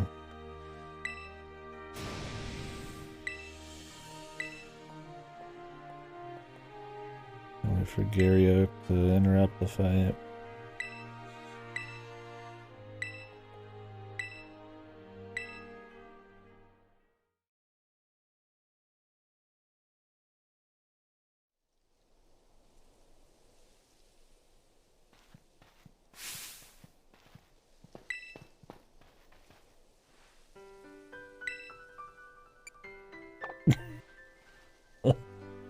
No.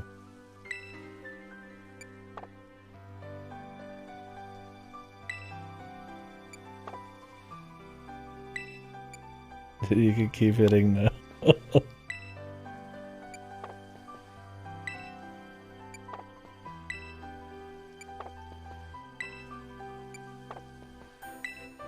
My guy would just say no, then walk away towards the camera with a smirk, and then the credits would roll.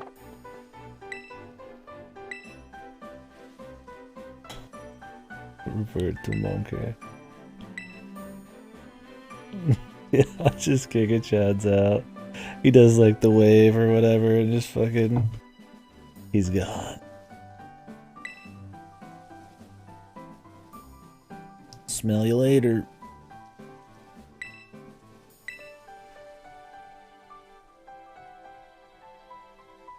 Me, Jimbo Aniki. Huh. I'm not a champion because I don't consider anything, any of you Fox champions.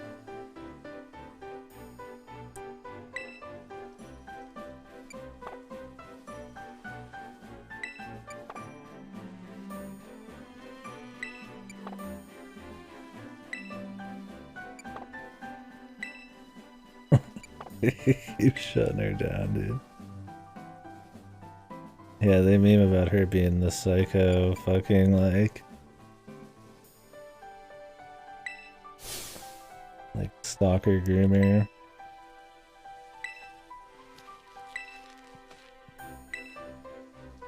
God, Primera just looks like a fucking alien, dude. Maybe she is.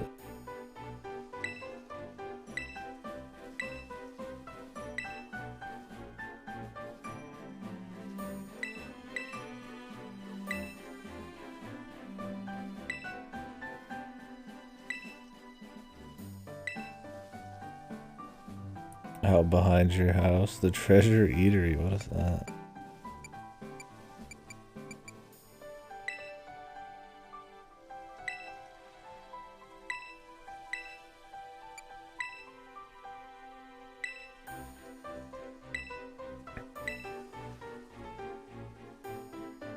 Oh yeah, that's when Larry sacrificed all the people of the town, or I guess Big Corpa did, to create the fucking gym there.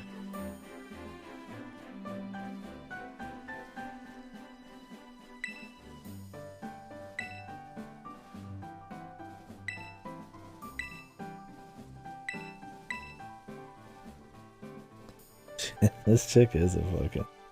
We're gonna be chained to a fucking bed soon, man. Or not to a bed, that'd be way too generous. Chained to a fucking pipe sticking out of a wall in a basement. With only our Pokeballs within reach.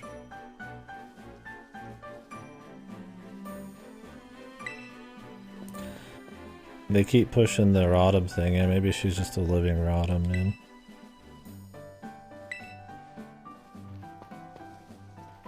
I mean, I can't blame her. Who doesn't like Jimbo Aniki, man?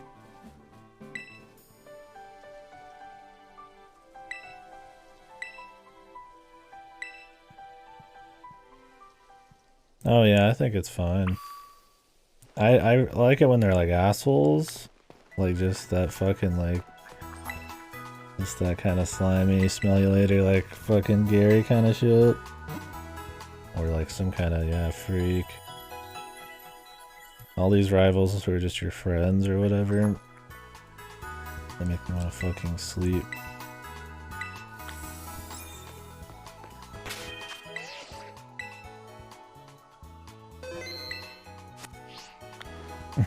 Yeah, dude. Gary's the shit. Was Gen 6 the one where it was like 2 different kinds of friends? Or they had like... They had the chick who was like the meek friend, and then there's the other guy who's all, you know, the other friend, the rival.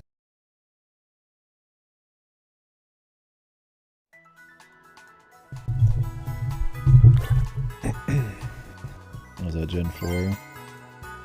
Was there that many rivals in 6? I don't remember. I hated Gen 6.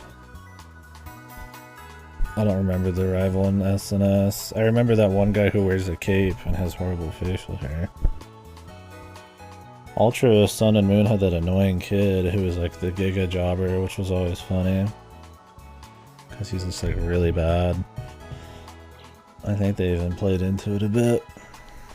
At least that was funny to make fun of. I hate the ones that are just like boring. Boring friends.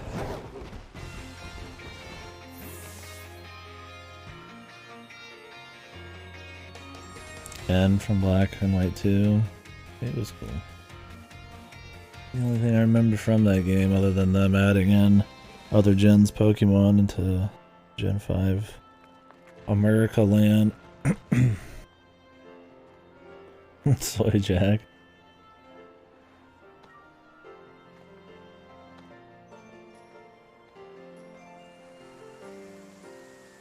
Another fucking Uda. They're just pushing this shit into the ground, man. They're beating the dead horse, man. Wait, what is this? It's like a joke Sherlock Holmes thing? Thief Detective No Surrey.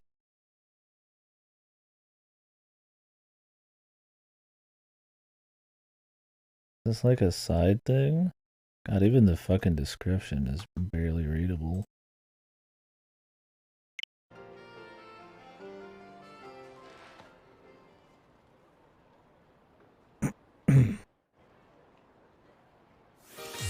Yeah, we're gonna get a sick mystery coming from Uda, man. Just what we've always wanted. It's a rock. Not a good Pokemon to fight the rock.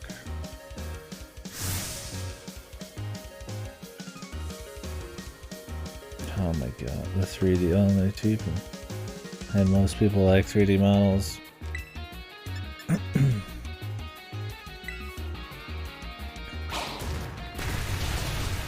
We're getting 3D model,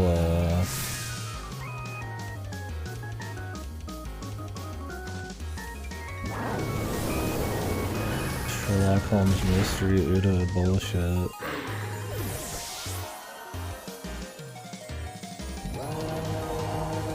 Worthworm? Isn't he steel? Isn't this the Alaskan bullworm?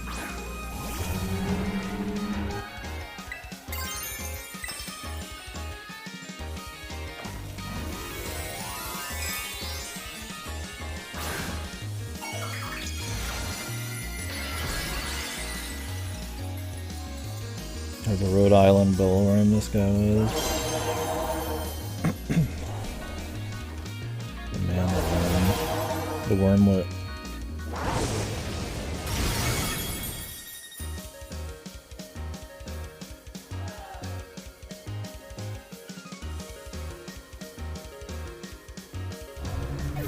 You didn't teach me shit, lady. You forced me to do everything.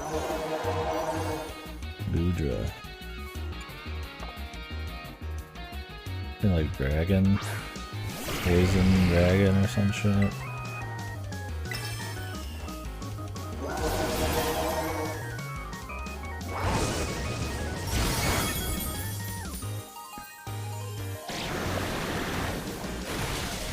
Not the water.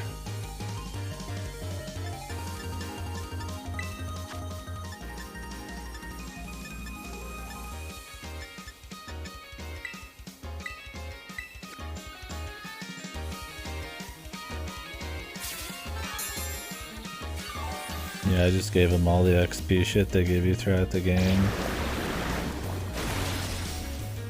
So he's just fucking crazy juiced.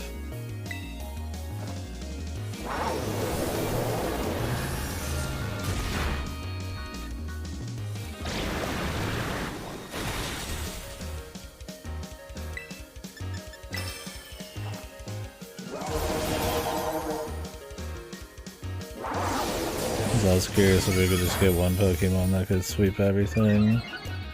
Show off that Game Freak difficulty.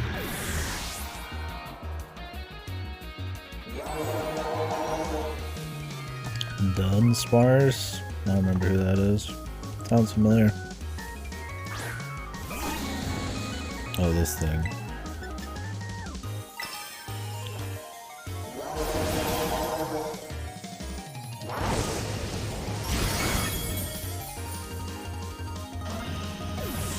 Bigger. Did it always have the bigger version of Dunsparce? Ah, don't spoil the Nuzlocke, man. Fuck. Oh, god damn it. That's the one I'm watching.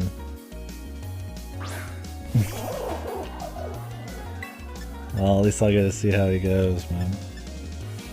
I stopped right before where I was on his playthrough. Did he lose his Nuzlocke? I don't ask any extra questions, I'll find out. That's funny though. That's funny. New evolution? It just looks like the same thing. Yeah, it sucks, what the fuck? It's just the same Pokemon but bigger. I guess that's the joke. More segments, yeah. Nice cheap Pokemon to put out, I guess.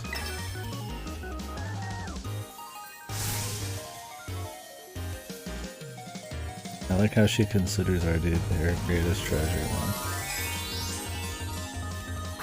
And we try to say no at all times. They don't ever start with the counter anymore, because that would make it too difficult.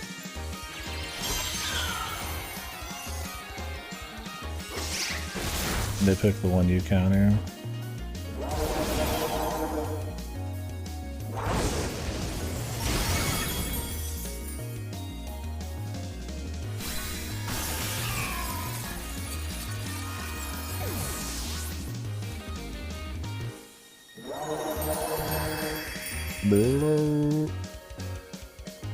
That's funny. Yeah, I'll have to watch that later. I've been enjoying that Nuzlocke run.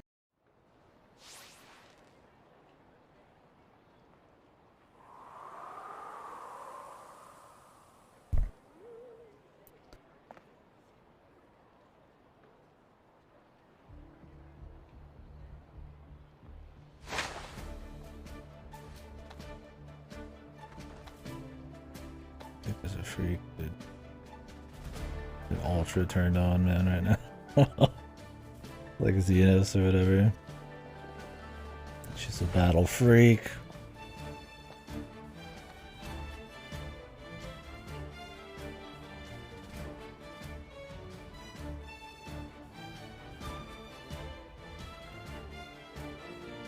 Don't give her your hand. You'll never come back. Oh, the handcuffs, dude.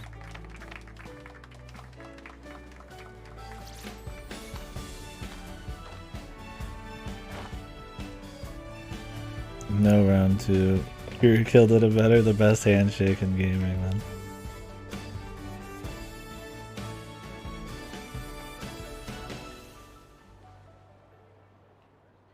Does she just grind her Pokemon to get high levels in her free time? How does she even level them up, dude? Where does she go? Maybe she's rich. She just buys rare candies. That's all she does. Do you have a life outside of Pokemon?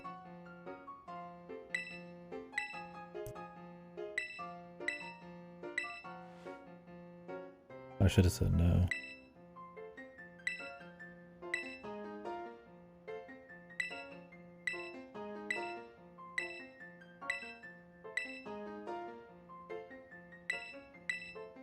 Time to see that epic conclusion of the story, man. So how long is the post game in this? When we get to it, I'm assuming it's after this shit. This doesn't count.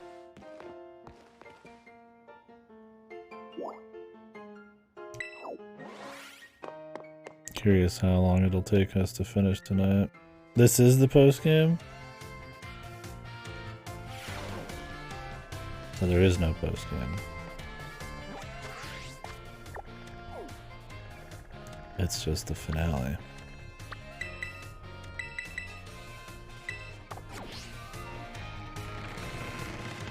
Bravissimo, Game Freak. You could fight the gym leaders going after credits? Yeah, no thanks. I love it, dude. Even the Sword and Shield had a horrible post game, but they go even worse and just don't have one in this. Amazing. Bridge popping.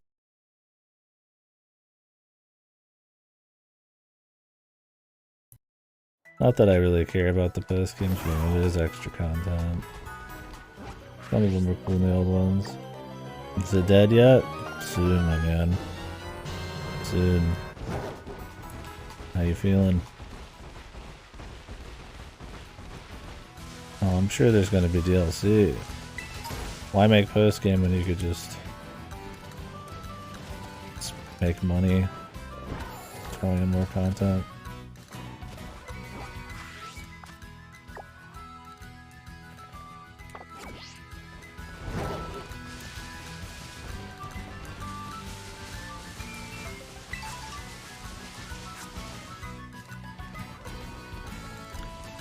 I don't know, I'd be curious actually if you just busted through the story for both of them. How big the difference would be.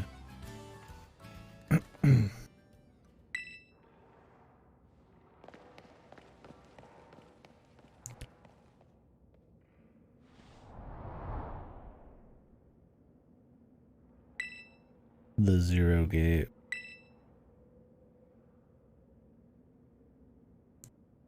You scale the wall to enter, it spawns you in the tunnel? So you could just go in early?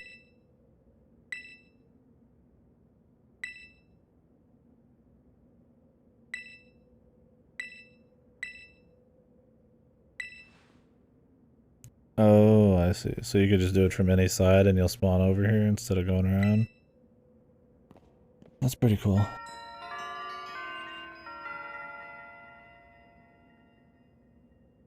Alright, I'm interested in this though.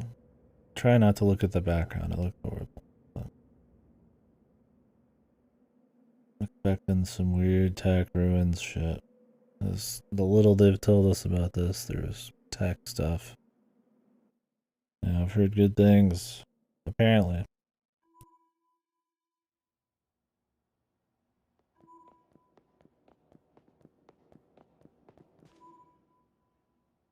We like big holes around here. Oh no, she's here again.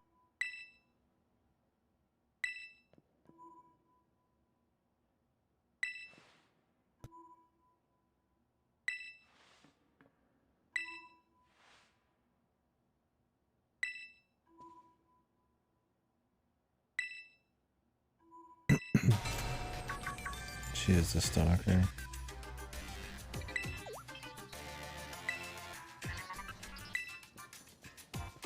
And he's already hacked into the Pentagon. So what's the big twist gonna be? Is there gonna be a twist? What's the... We barely heard from the professor in this game. Maybe the professors are gonna be evil in this. We'll have to battle the professors. Is there any other Pokemon where you have to battle the professor? I don't remember.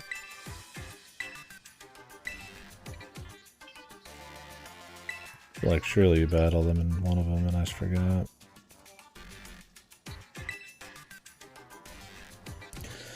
See, maybe they won't in this. I just, like, who else is left? I mean, I guess we could just be fighting crazy Pokemon.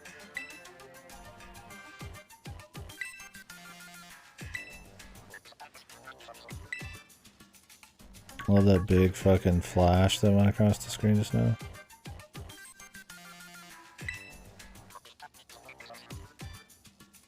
There's the professor.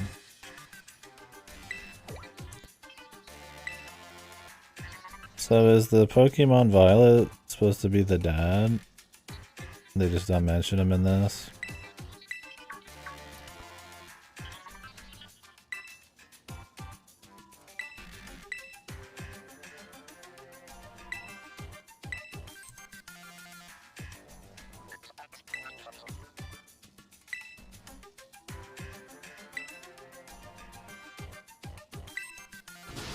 She's just a single mom in this one. He's a single dad in the other one.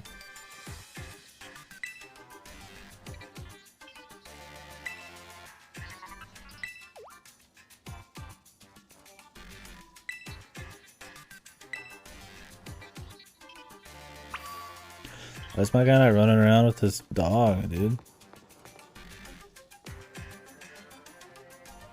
That's like his Pikachu, man. Guess we don't want to lag the game. We saved the fucking dog, dude.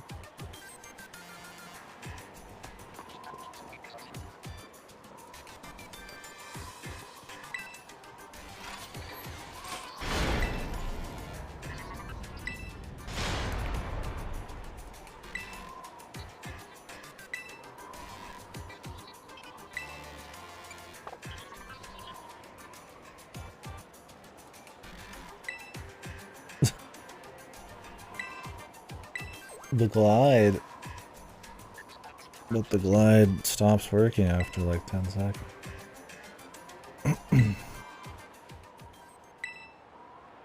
How did his mom even get down there? I mean, I guess any Pokemon could fly. I mean, there's plenty of them.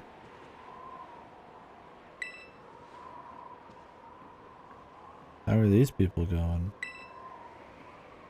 He doesn't even have a flying type, does he? He has a fucking rock.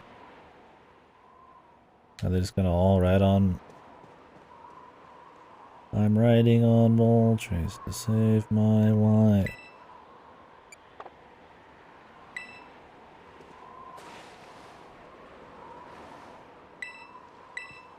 Yeah, there's no fall damage, true.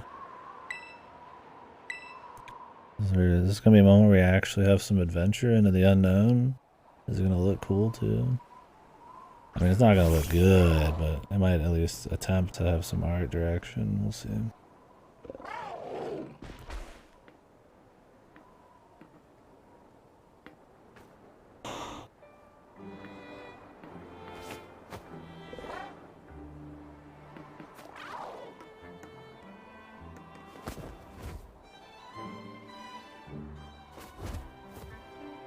Where's Jimbo go?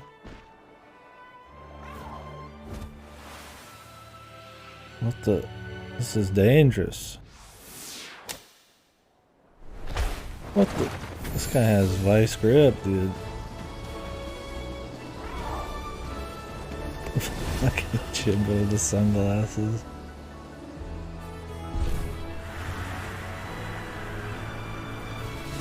This is really fast.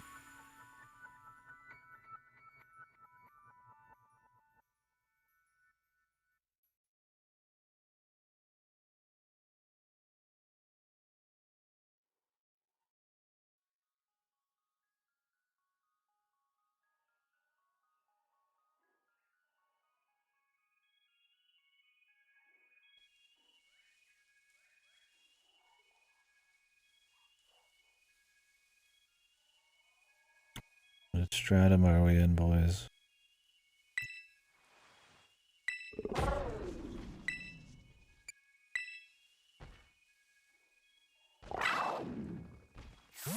It's okay, dude. You don't need to fight. I got a level 90 crocodile.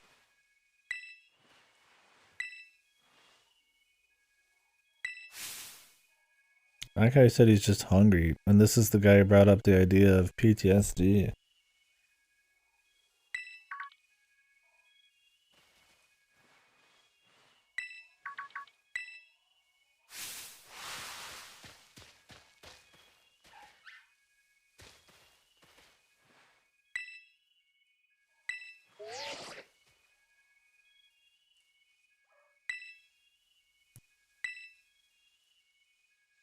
Jesus, dude.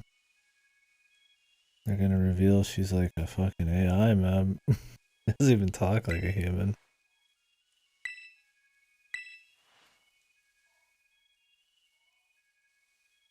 But then that would be, his mother would be dead, then there's no way.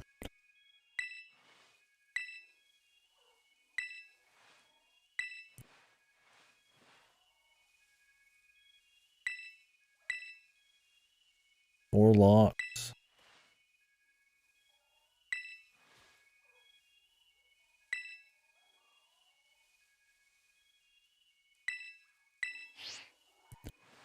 Alrighty. Video gamey. Yes.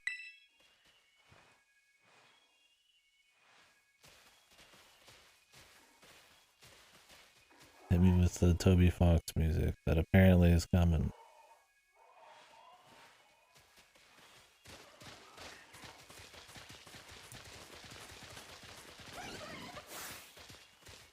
What level? Cities?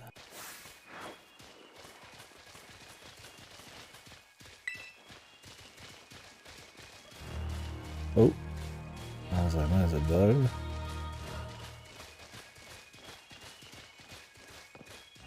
It's contextual. Very bright.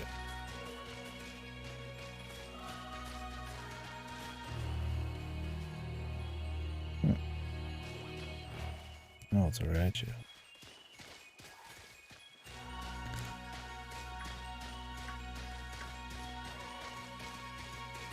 I can't zoom, so just keep going.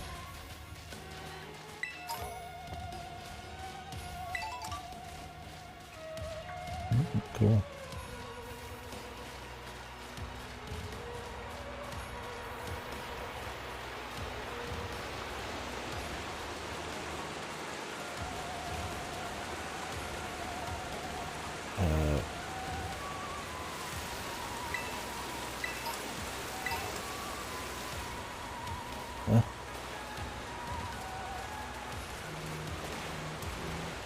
What if the game had music like this all the time?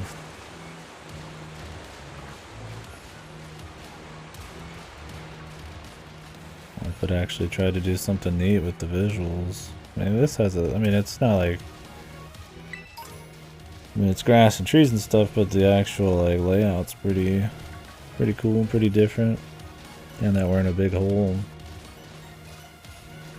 You kind of be wanting something, obviously, I mean, juiced up, but in the same vein as this is everywhere. It's kind of the problem is, like, most of the game's just boring as fuck, dude. It makes this cooler, but that's not the goal, I don't think.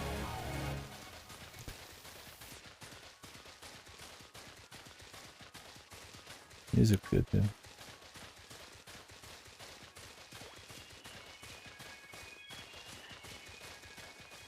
I'll do it in a bit, or I'll do it when I watch the playthrough. I'm not reading any of this stuff. Like, I guess I should start.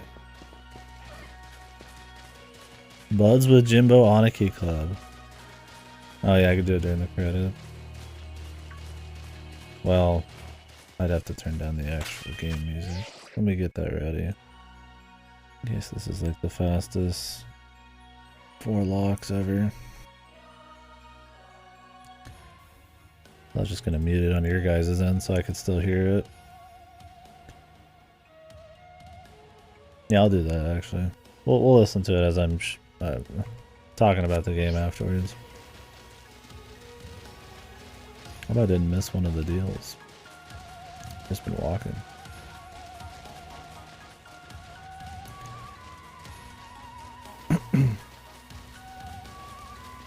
Yeah, I've heard it's bad, but I want to be in the know. I'll just mute you guys. You don't have to suffer. I'll listen to it and then we'll listen to the songs we missed and chit chat about it. Yeah, if it's a dog shit song, I'm really glad that copyright strikes are coming out on everybody to go with it. Pretty sick.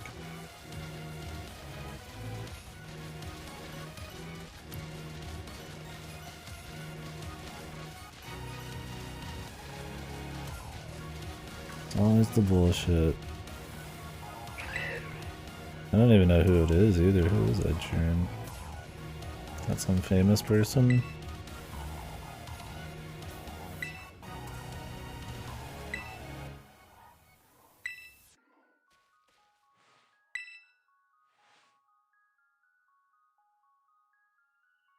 Yeah, everybody here's an idiot.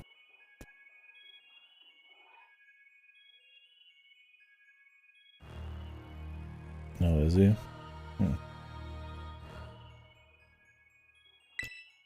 These games not sell in Japan or something? How come they always have a bunch of popular Western folk? We got like Ed Sheeran, whoever that is, and then Toby Fox doing shit.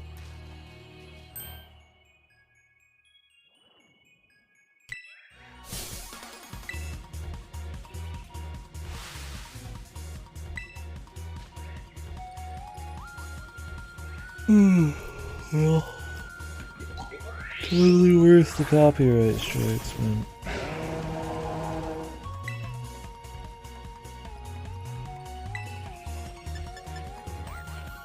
Glamora. What?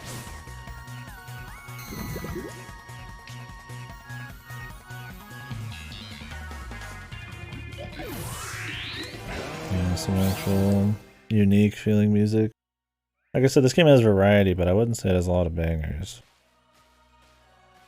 Like, oh, that's cool. This one has some Spanish guitar. This one's more funky, but it's not like a really great funky song. I'd say the only problem with the music down here is it's really fucking quiet.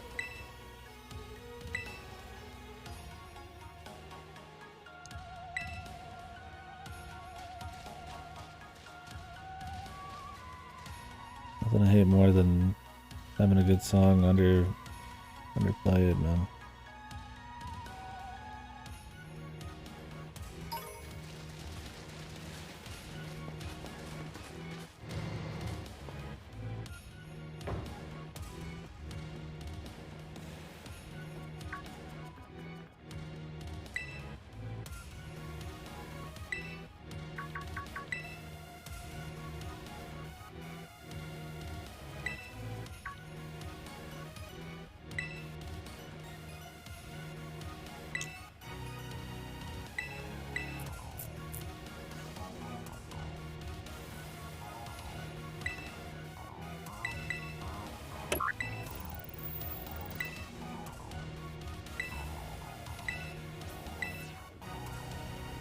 Thumbs off, man. I guess. We got a little fast travel bit. You know what this area reminds me of? A shitty SMT5 zone. Not like a specific one, but it has very SMT5 vibe with the verticality and music that's got a bit more gravity to it.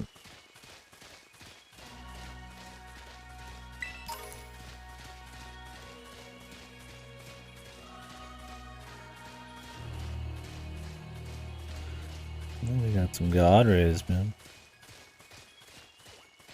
They've outdone themselves.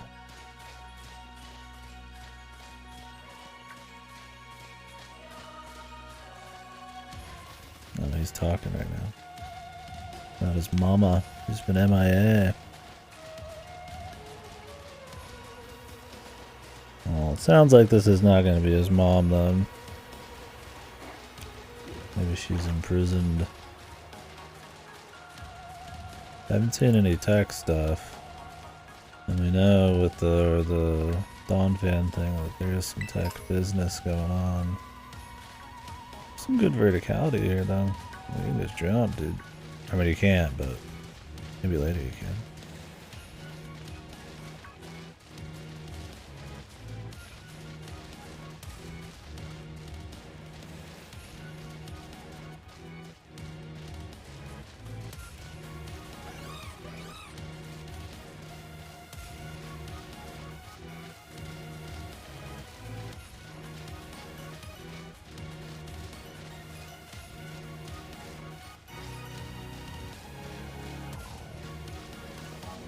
Was it my guy Buzzswole? Bring back the fucking, the Buzzswole Mons, man. What even other Pokemon were there other than Buzzswole? The Ultra Beasts.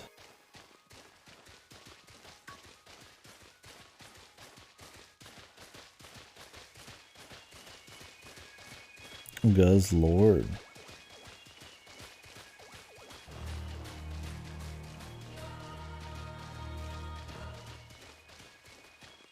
That one not as cool.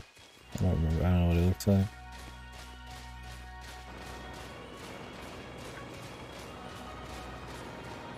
The fuck away from me. Oh.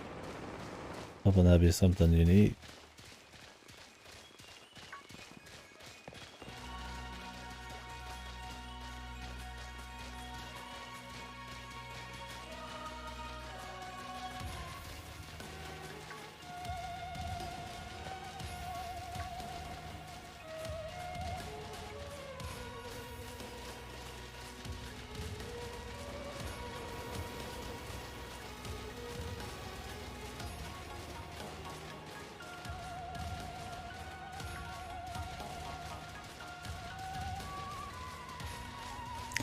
Why can't they do a Pokemon game that attempts to be kind of unique like this? and just do it everywhere. I mean, obviously, massive improvements too. There's an attempt here, and I think it's cool. Definitely music and some of the layout. Definitely get like a main abyss look. But I mean, the shadows are glitching, the textures are bad. You are just walking for the most part. But like the idea of it's really cool. And compared to every other zone, it's the best for sure. In like every way.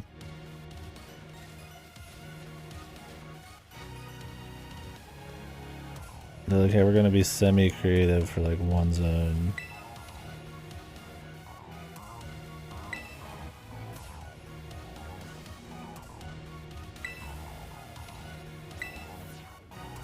I think that's just kind of my thing. It's like,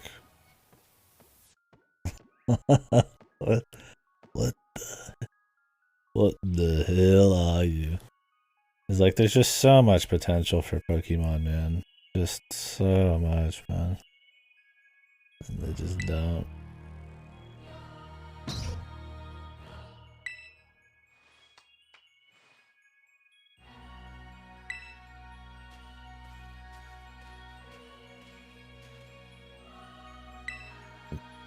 This one is main. Jigglypuff. Forma de robot, I assume.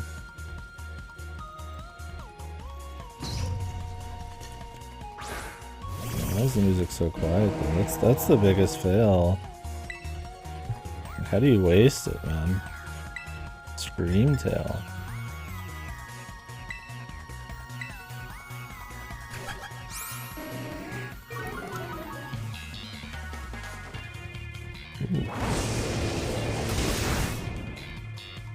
Crazy slap bass.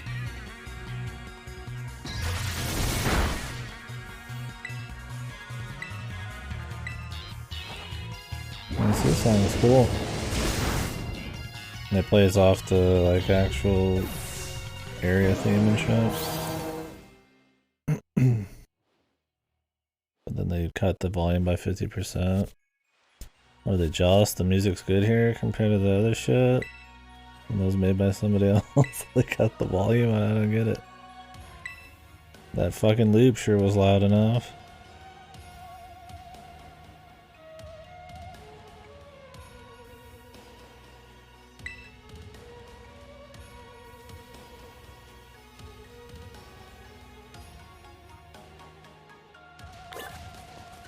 What do they call that? Delay motif? Or is that more of a... It's an entire game or movie or something? Or was that a writing thing? I don't remember. There's some name for like reusing like parts of songs and other stuff. Kind of build on to a climax, or you know, to make it feel more unified. The motif, okay. It's so stupid, but it's so funny.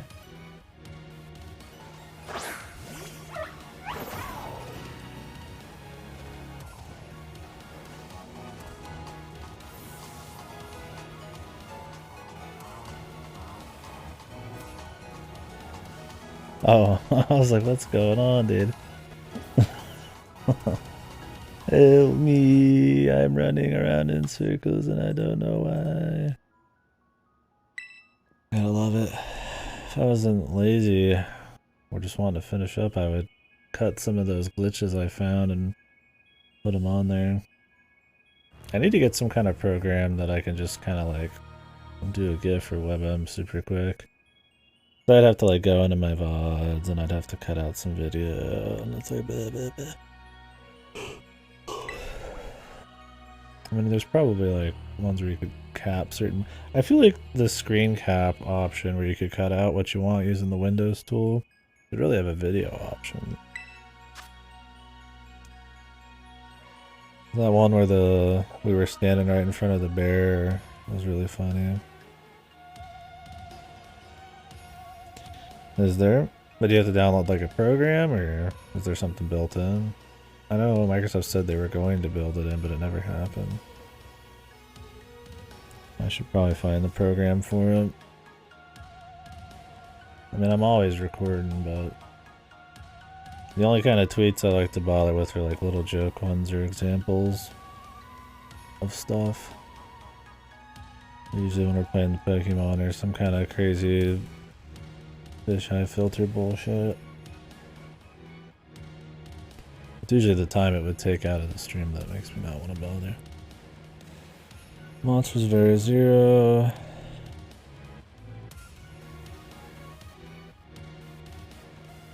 Mortally wounded. Somebody was killed.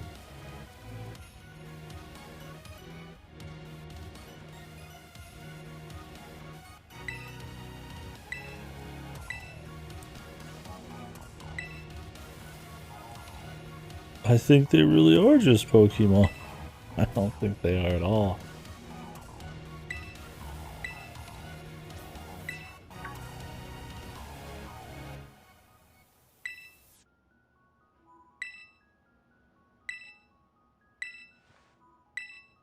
The ancient Pokemon lore.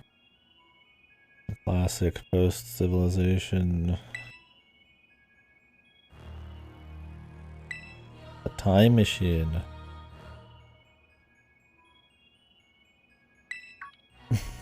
Is that actually what they're going for? I figured it would just be some ancient factory from way back in the day that's spewing out Pokemon based on data of nearby shit. But a fucking time machine from some ancient civilization.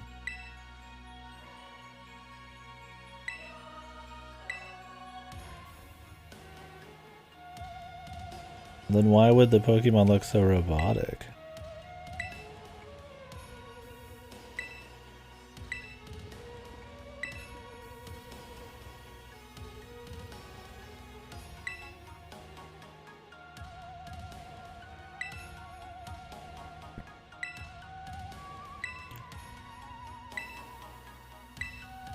Well, she said a human couldn't do it.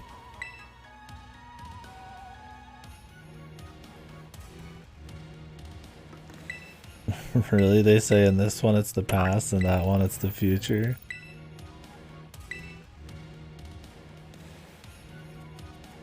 But the fucking Pokemon in this are robots. You're trying to tell me that there's ancient technology in Pokemon and there's gonna be future tech?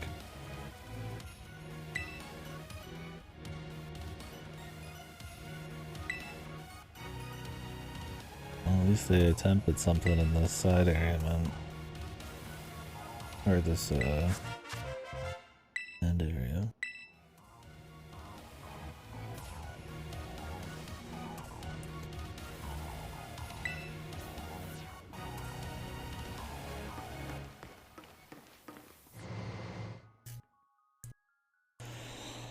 Two more.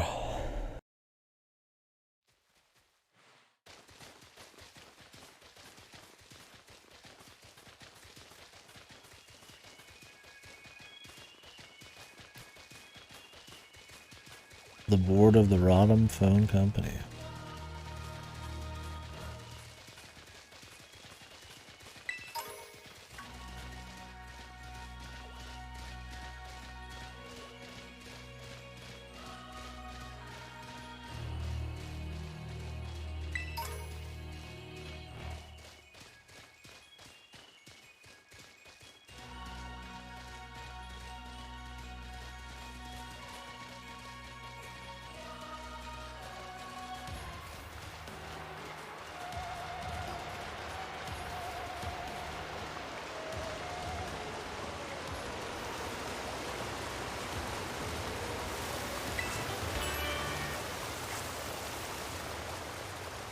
Oh yeah, I forgot. Jimbo Aniki has a parent. I haven't seen her since we did anything in the game. I always think it's funny I just ignore the parents in these. The old ones you stop by occasionally, isn't there? Like, or at least you run through the town in the old ones to get to something else usually. Yeah, it's like, hey, your son, you know, he took down Team Star. Took down all the Titans. Going to the Abyss. He's the new champion. And he never came and told you a single one of those things. I guess you just always ditch the mom, yeah. At least fucking Ash had the good fucking goddamn respect to talk to his mom. Before she was getting banged by Mr. Mime. Had the good goddamn sense.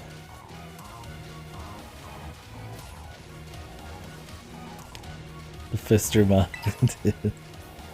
He's a hell of a fuck.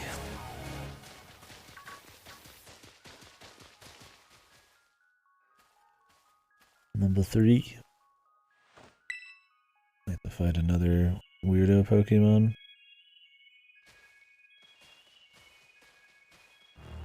Bizarro Man.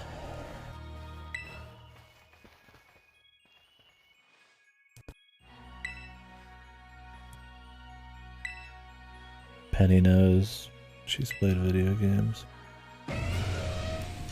Oh, they're just gonna use this guy again? Well, he looks slightly different.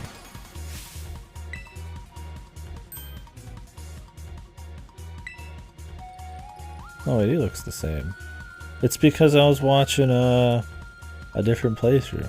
No wonder it looked weird in that playthrough. I only watched things that I've already seen before. I was like, man, when I was watching that playthrough, I was like, he looked like a fucking robot. But in this, I was like, he didn't look like a robot. I thought maybe I just didn't notice, right? Well, no wonder I didn't notice, because it's not. So there's just different designs for these. So these are prehistoric Pokemon. And those are future Pokemon. Robits. I like the Robits one better, but that's kind of cool. There's probably gonna be like 3 of them total or something though.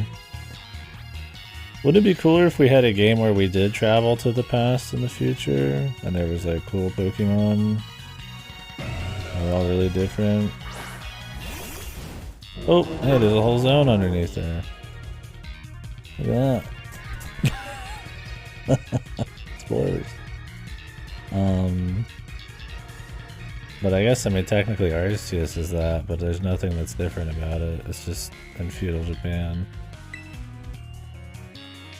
So it's meaningless. Like something that actually tries to get more experimental with the Pokemon by playing with like extreme jumps in time and shit.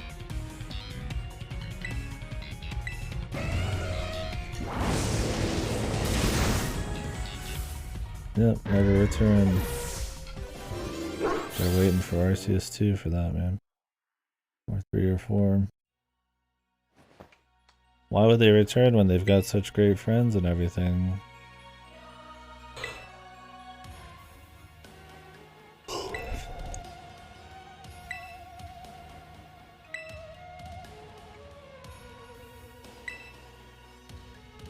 Is this why this chick, the professor, looks kind of like a caveman? Just a little bit? She's the past professor.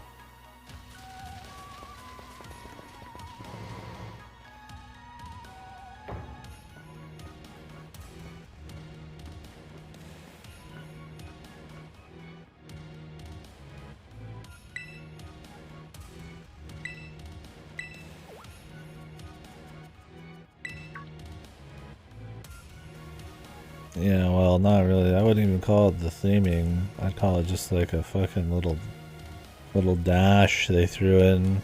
It'd be cool if the entire game felt like it was some kind of past focused thing. It was just the usual bullshittery with like a touch. It's punctuated at the end with like a little bit of a mix-up.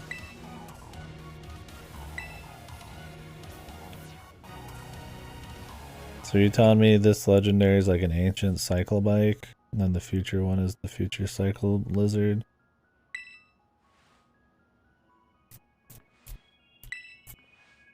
It's not even a legendary at all, man.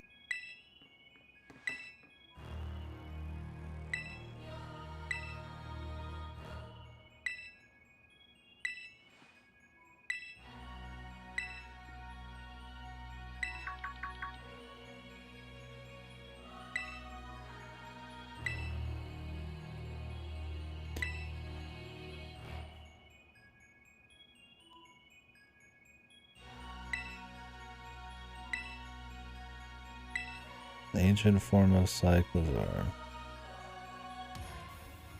Okay.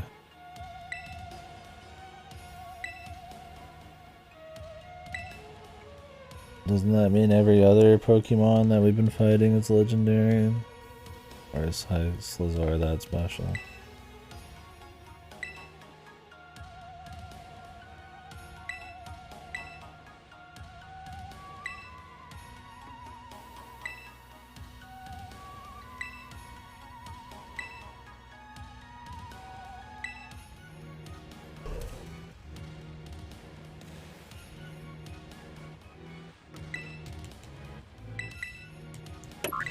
And he got a downgrade, dude. He devolved and then he had to get augmented by Machiner. I'd be more curious about the future ones, man. Does that mean that people were just augmenting Pokemon or turning them into robots? I mean, yeah, old school like dinosaur Pokemon. I mean, yeah, I get you there, but it's not as interesting. The implications of some kind of future Pokemon where they like fucking cybernetically enhance their Pokemon makes it seem even darker than Pokemon already is if you like really think about it.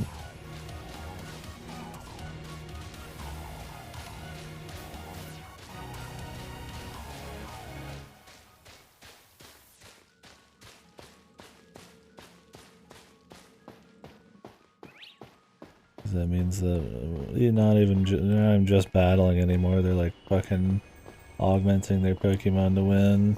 They're not even Pokemon anymore. No, you can just fight one up here.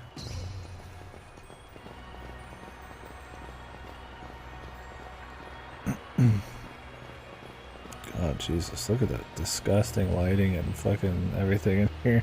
Like, the idea of it's cool. Conceptually, like I said, the art, I couldn't even say the art direction. It's definitely more just the idea. God damn, man. It was destroyed by everything else.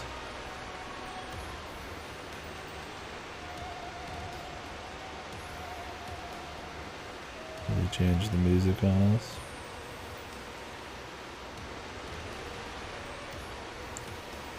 Oh, it's a long run.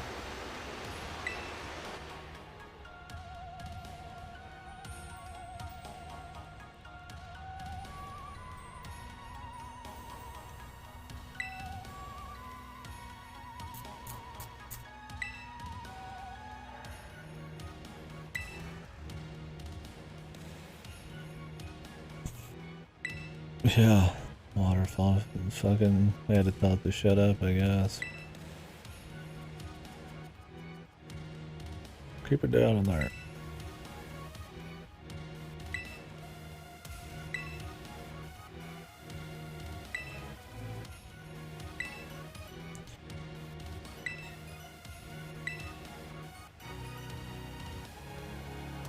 There's a Pokemon behind me.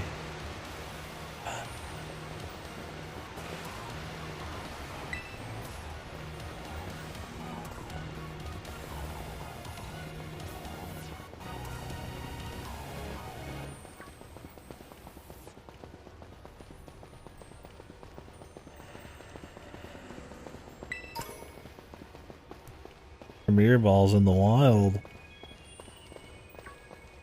Those are supposed to be special promotional balls. Buy 10, get one free.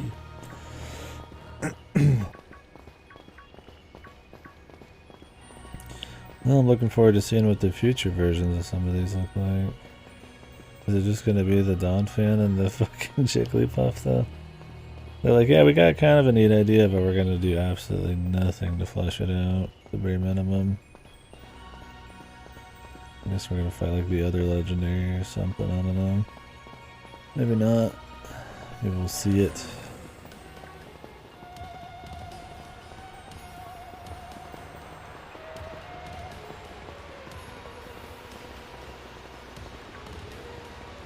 This dun sparse.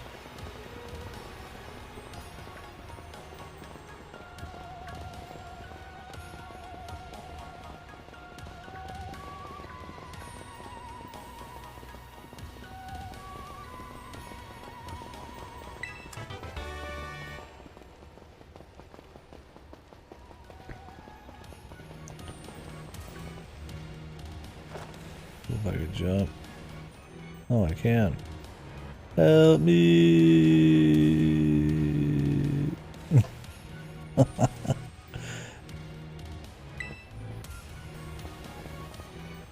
Oh yeah, sick, dude. Speedrun tactic.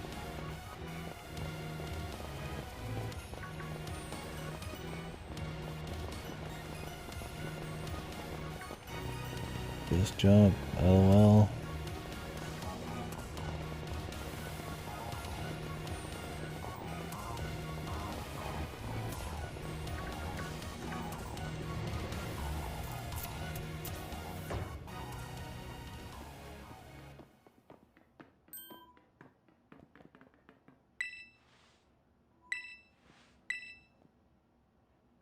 Hello, children.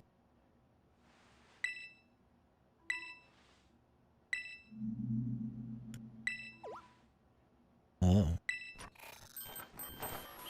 Mm-hmm.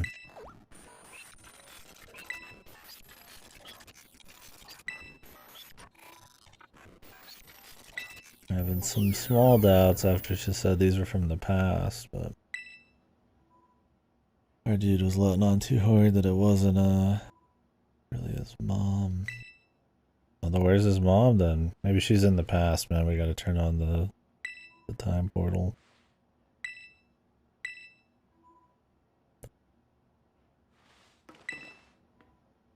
Let me turn on the power to hell.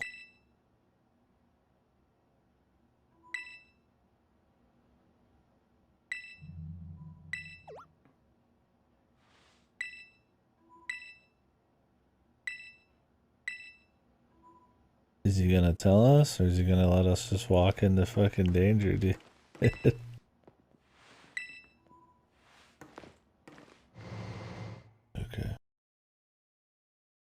Okay, guy.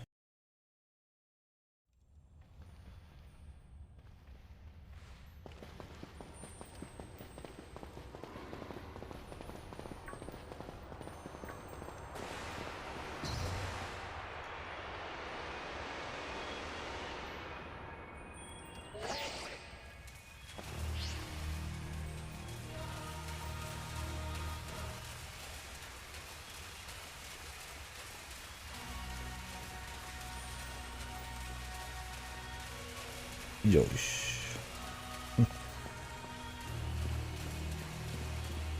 Well, I guess the other one doesn't let you go past the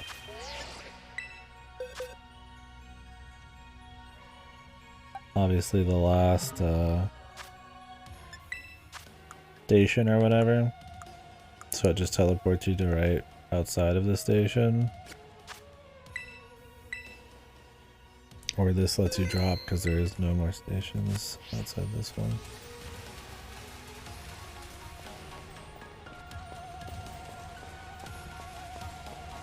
Which way was it even? Is it up here? Can't be shit. Oh, and it's this thing.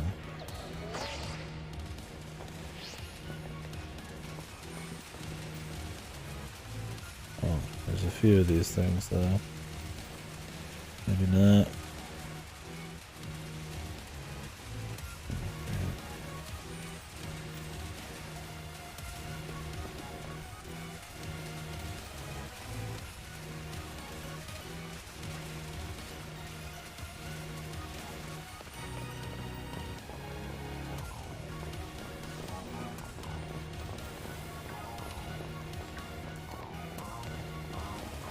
Ooh, what? They all look the same, man.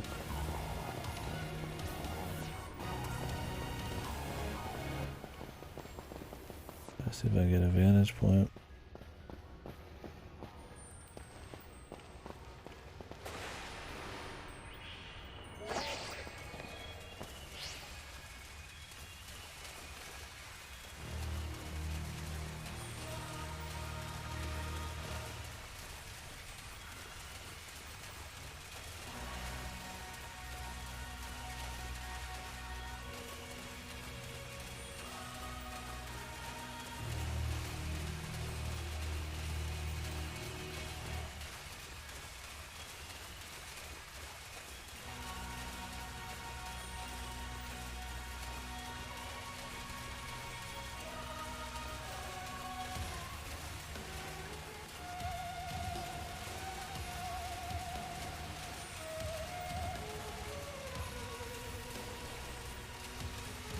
What's even back here?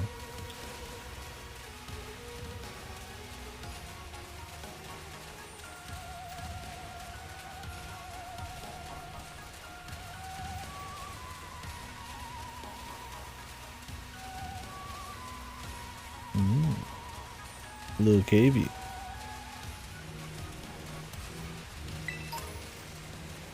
Jack shit in it.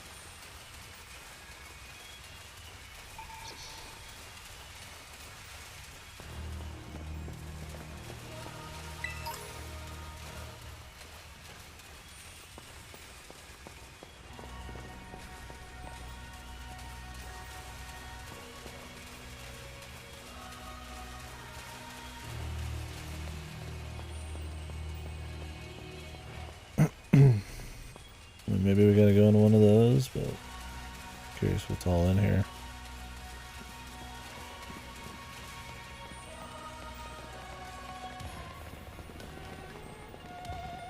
Jesus, the fucking reflections, man, make this look so bizarre.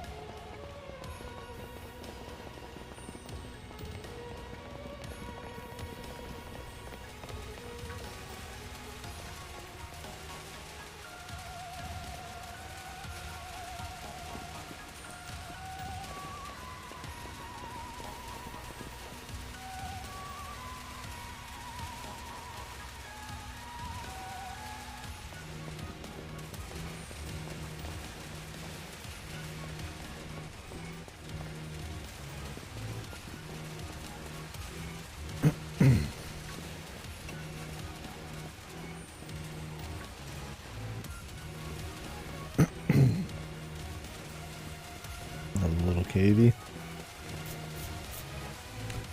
Well, there's a thing up there this time, but can't reach. Can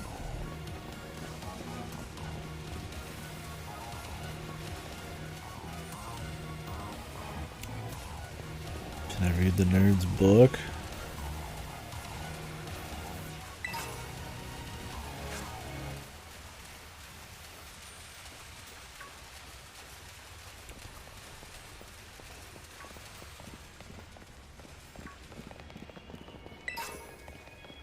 What do these Terra shards even do? Is this how you like manually change your Terra typing or whatever?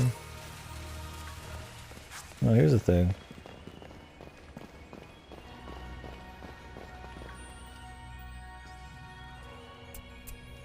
Well, I dropped in the wrong spot.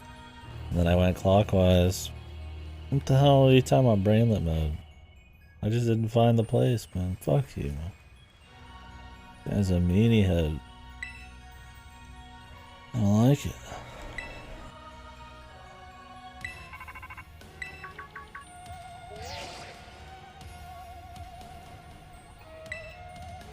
The Zero Lab. Wow. Can we get some glitch music for the finale?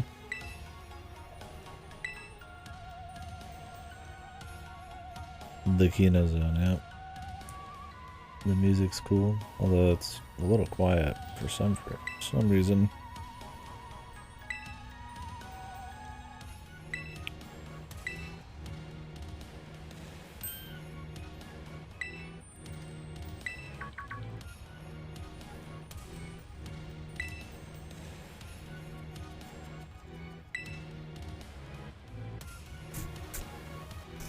Well, since there's a lot of people using Terra Orbs, wouldn't Doesn't that mean there should be like a bunch of shuttles and factory business going on here?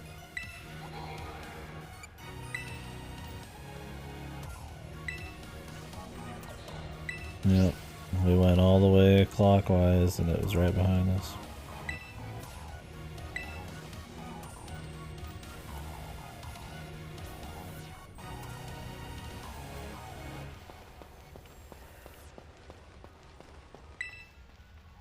Open sesame.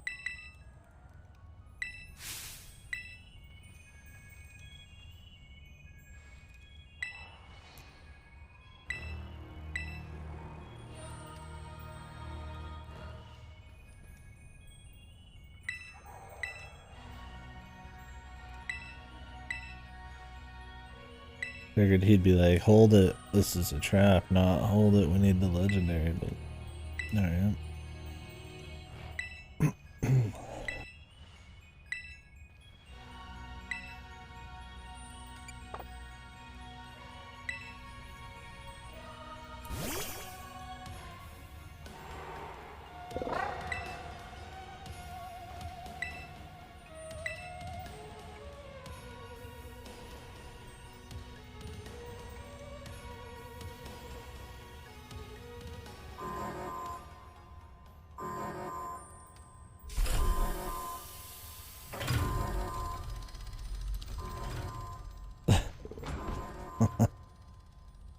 The 5 FPS. Oh, there's just another one just like him. I see. Why would an ancient creature look like a motorcycle though? Or a motorcycle's designed after the ancient creature and they just happen to be lined up with the way wheels were.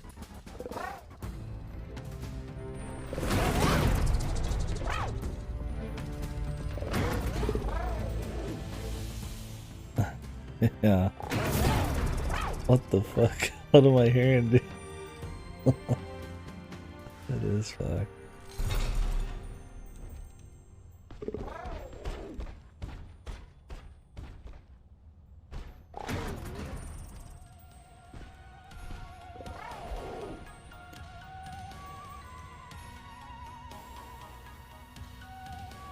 This dude's an asshole.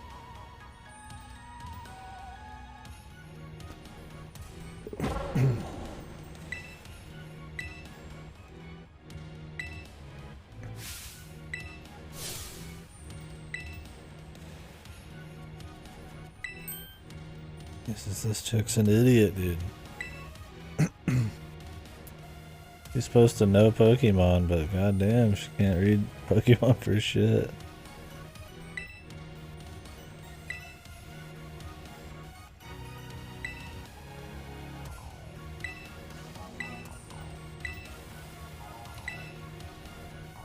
Yeah, she knows how to make them fight for blood sport. You should have been able to read the fucking blood in the water there then. I think she's just an idiot.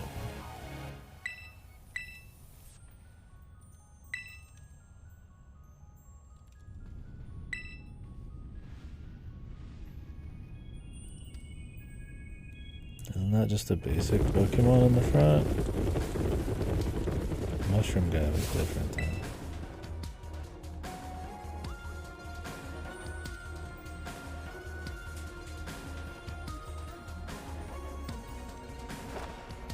Music.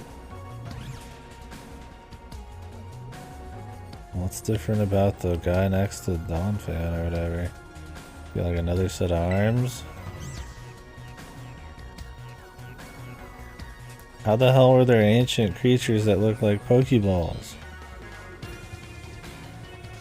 Did Pokeballs get the idea from these ancient creatures?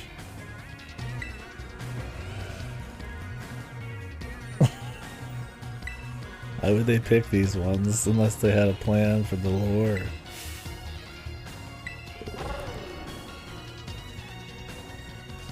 Also, they just have hair.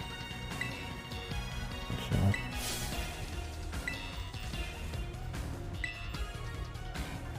Lamugus, or whatever his name is, right?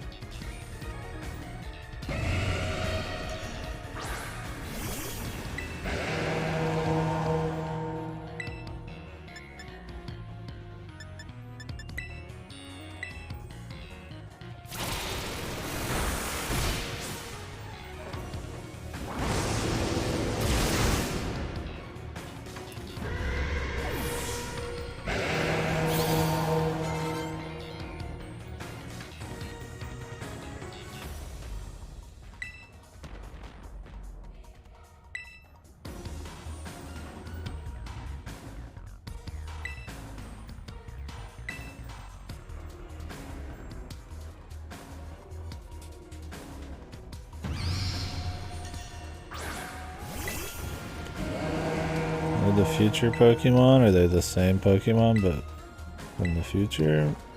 Or do they pick different ones? I know there's the future Donphan thing, because I saw that version in the playthrough because he's one of the Titans, and I didn't understand. Donphan's the only one? Okay, that's cool then.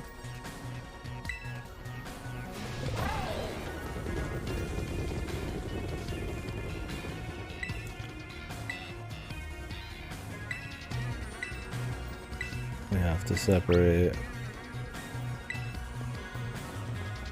Of course. But there's a Pokemon right there still.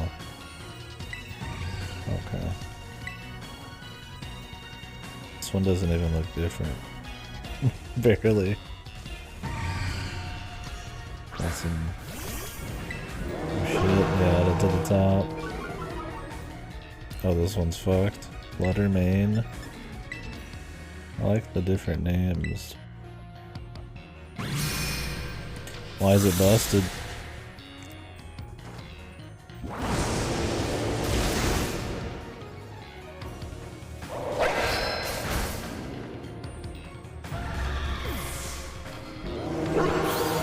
There he goes, huge stats. Any other future past ones I got that are juiced?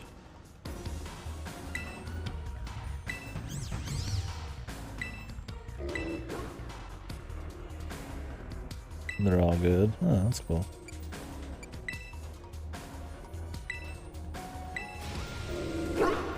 Oh, he's smiling, dude.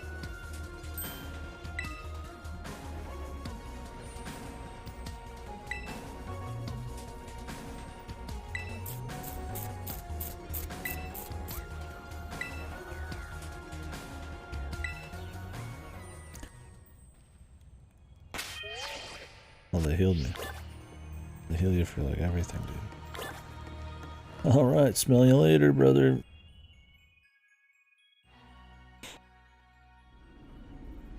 Oh, thanks for dropping in there.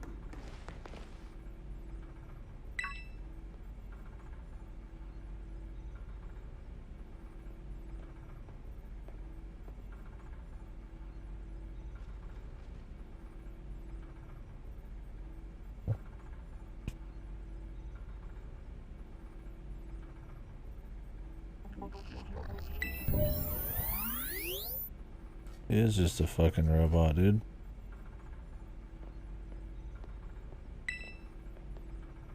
Where's his real mom? Maybe she's in the past or dead.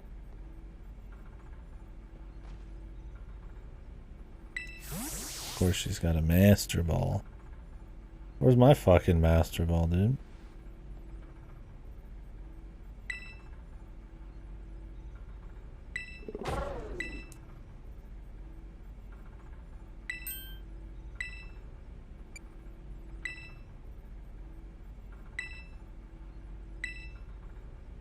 The robot, the red eye there, boing. Oh, she's dead. What the?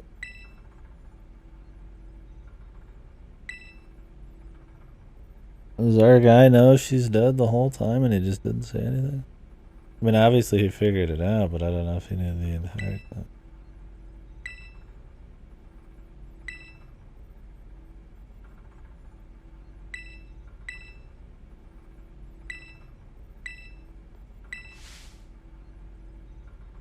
The time machine.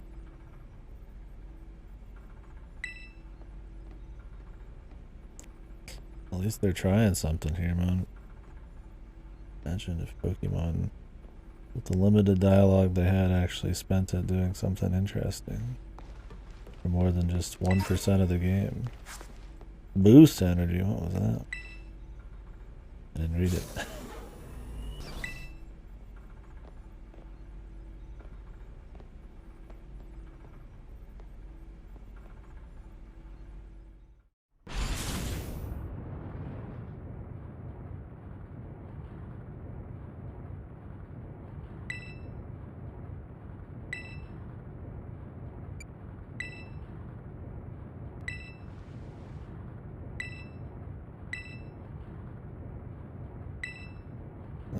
doesn't know. I mean, he could tell, but he doesn't. Wasn't hiding them. Your mom's dead.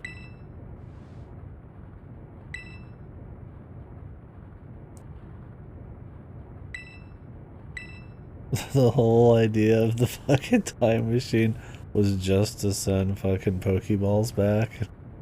These people are fucking obsessed, man.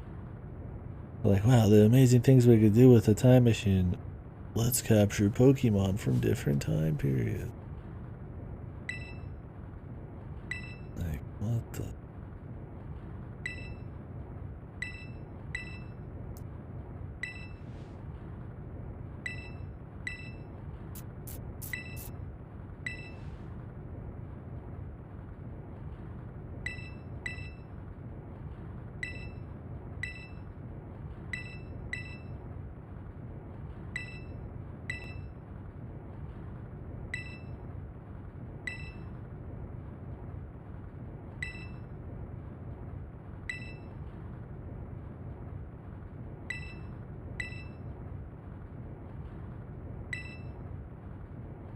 The Gortusk. The Great Tusk.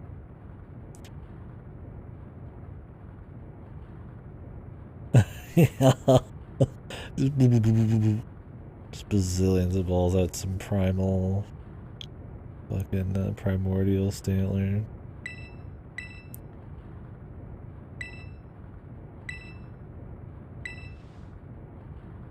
Alright, take a quick piss, guys, and we'll get into it. Be right back.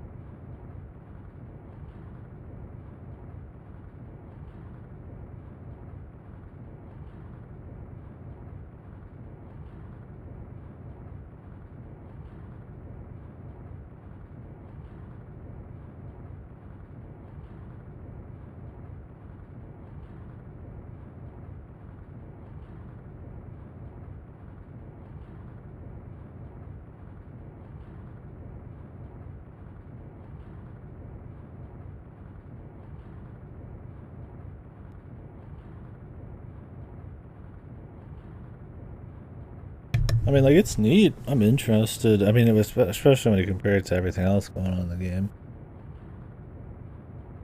The bar is so low that even something like this is like pretty engaging. Interesting zone and music. It's not like it's like super interesting to run through, and it's not like it really looks that great or crazy, but compared to everything else, it looks like it's a fucking diamond, right? And then you got this interesting shit here. It's like the professor's dead. I mean, definitely not something to expect from Pokemon. It'd be cool if it was like the whole game. Like, the whole game was you doing like some mystery jumps into the past or something. Like really unique zones. Neat kinds of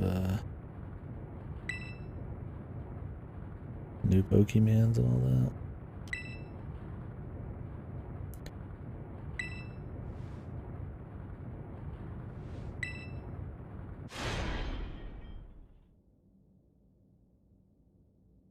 The cave woman look, it's because her game is about the past, apparently. So she looks like a cave woman.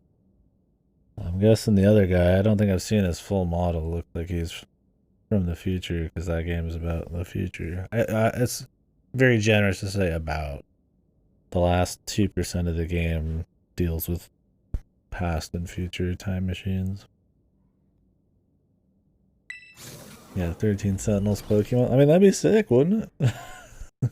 Anything, man. Any idea fleshed out that was exciting. Other than just, hey, it's the same old bullshit executed poorly. Like, goddamn, man. Welcome to the disco. Disco is not dead. If we go into the past to resurrect it.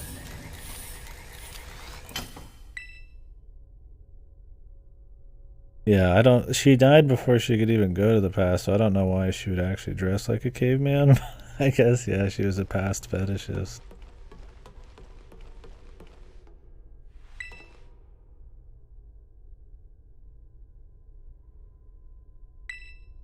Even has like fangs.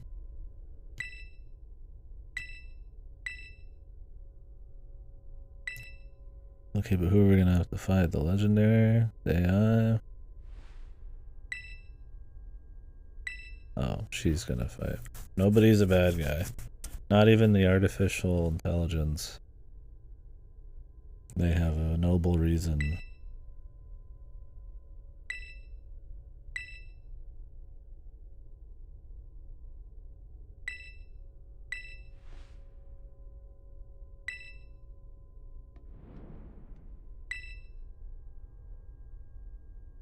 Yeah, I'd be like, just throw your fucking Pokeballs, like, in my backpack.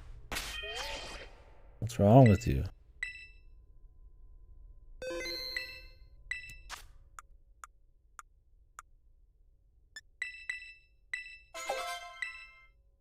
He needs more levels.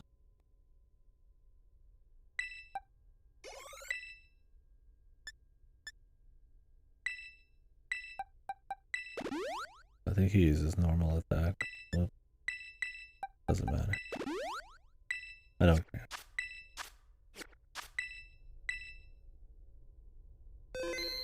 This is the final battle, maybe. I'm sure as fuck not gonna fight a bunch of gym leaders. That's really all that's in the post game.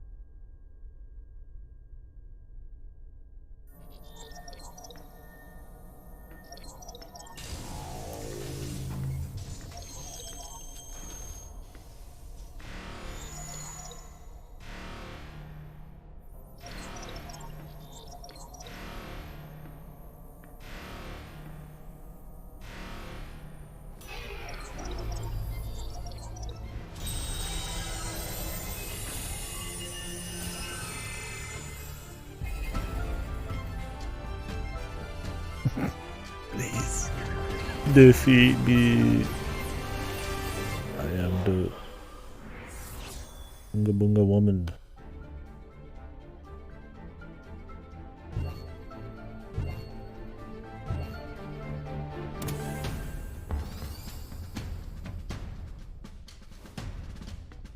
Kill me.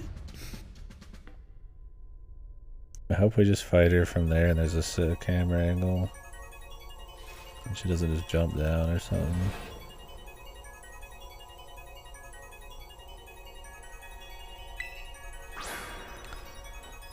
Oh, that's cool. The Kino angle, dude.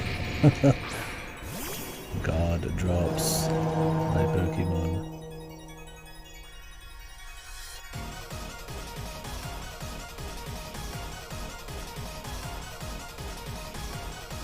Slither Wing.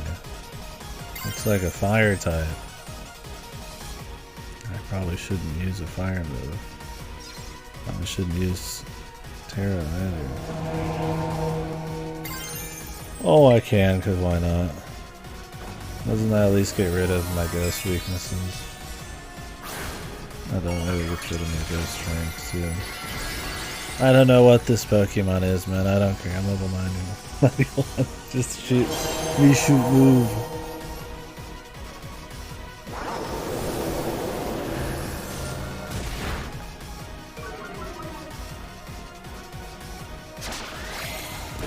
Oi.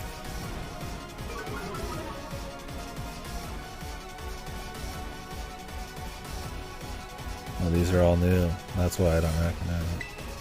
Slitherwing. This is the power of the ancient past. Well, this is the power of rare candies, bitch. What do you think? Oh, it's not even fire-based. I could have destroyed it. It's the power of fucking 2 tons of rare candy, you fucking AI bitch. That's pretty good XP. And Brute Bonnet.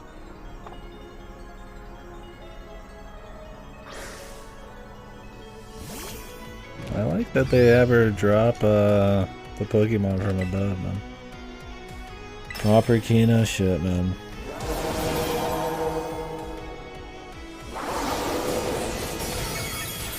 At least the game's making an effort to end on a strong note.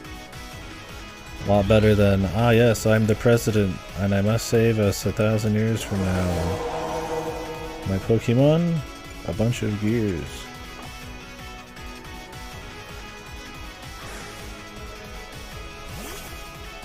What the? Holy. Welcome to Kino, dude. At least we're getting to see like different Pokemon, man. They didn't just make 3, made like 6.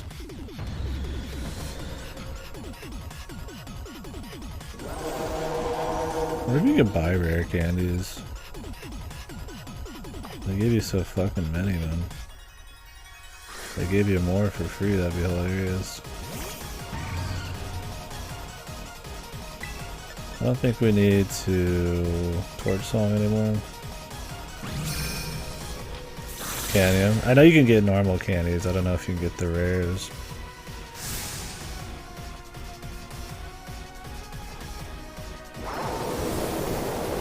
This thing actually outsped me though. My dude does not have great speed, I guess. Oh, can you? Maybe the highest star ones? The highest star I've done is a 4-star. Maybe 4-star EV.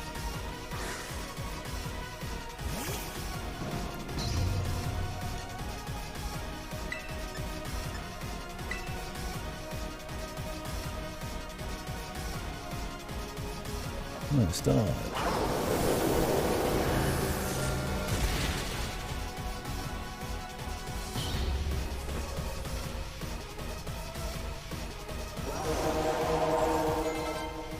Yeah, whatever. Yeah, cool music. The legendary. Throw it out. Did she only use Master Balls? Oh, this guy's got the cool wingspan, man. The booster energy. Huh? What the hell are you talking about? Not earthquake. Okay, we survived.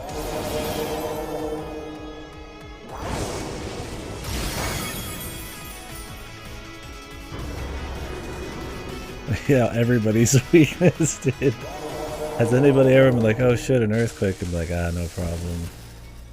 Earthquake is the disgusting killer of all, man. Even if you're not weak, it's still 100 damage, man.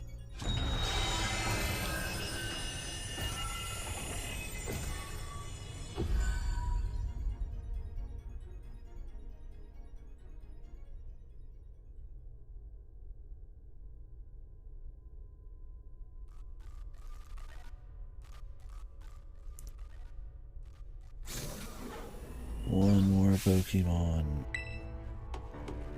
Whoa, shadows. What the hell?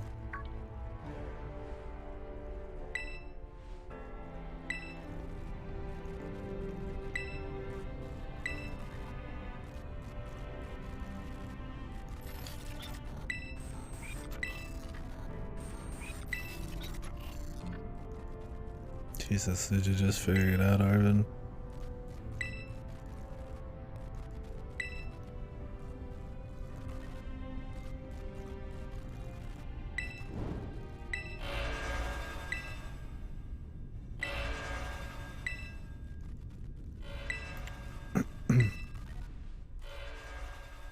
get the evil legendary. Is there actually somebody evil in this game, even if it's a Pokemon?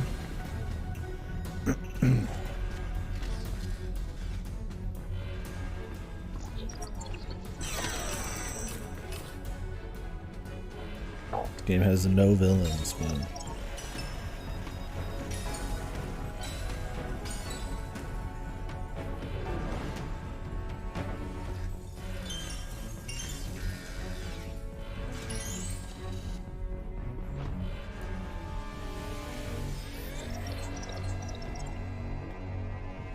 Paradise Protection Protocol, PPP.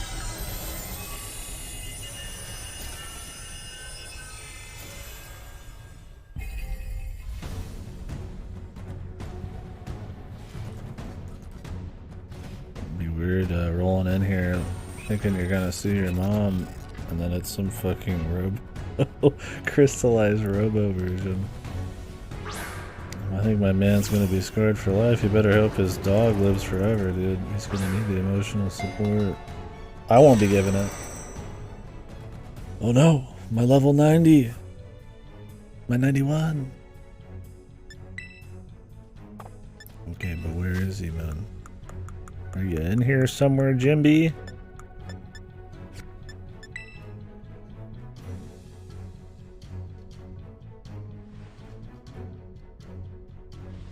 It's like maybe we should have not enslaved the Pokemon, dude. Let me just keep hitting battle until he pops out.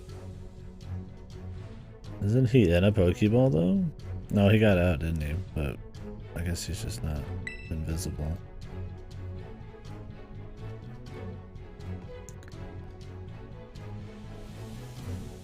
I don't think she does. She's an AI. Was there no more dialogue for all these? Oh, there's not. What are you guys KDing about? There's more dialogue every time, man.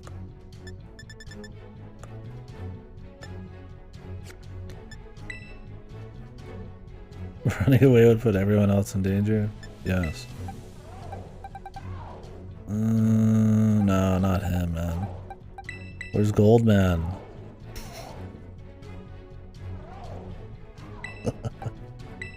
but Max Minecraft, dude.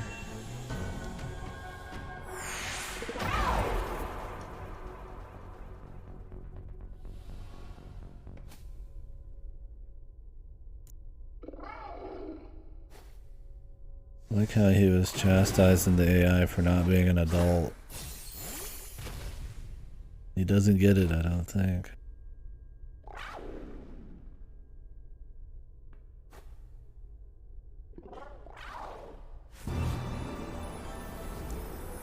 Oh, drug the bastard up enough. Yeah, like why did this Pokeball work?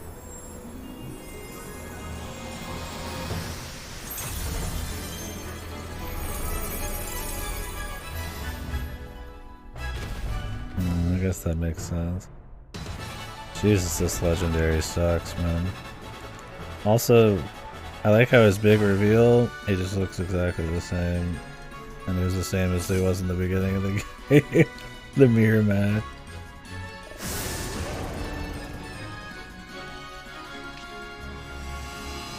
Orichalcum Pulse.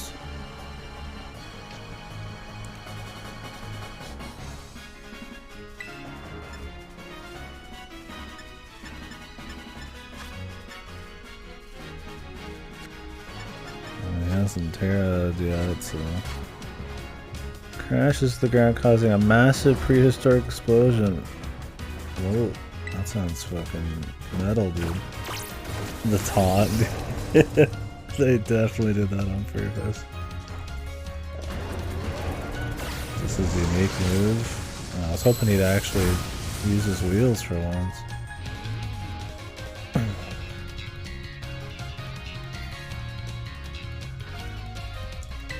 This is my battle form. What you're seeing now is my motorcycle form.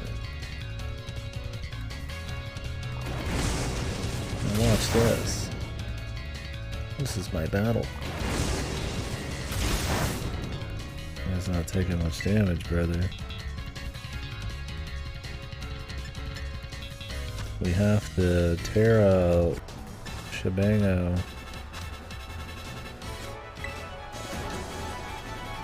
Normal damage, you can't resist that.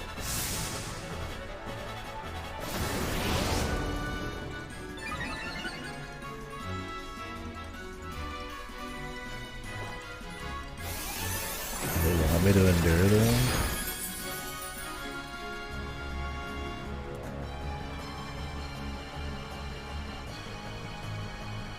Didn't these people throw some items at him?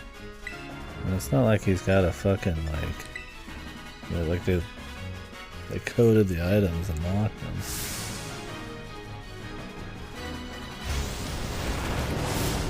Oi! Toughed it out so you wouldn't feel sad.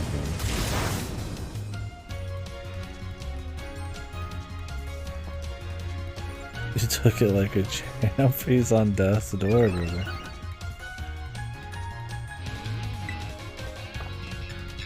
Do I need to actually heal him? I kinda doubt it.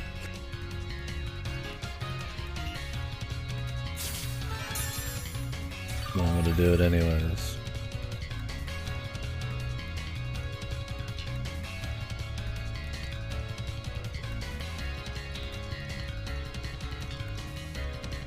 There it is, man.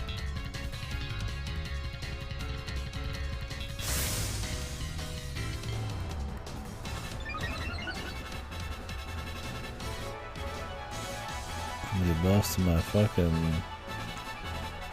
The Guardian of Paradise, man. This feels like a more normal JRPG.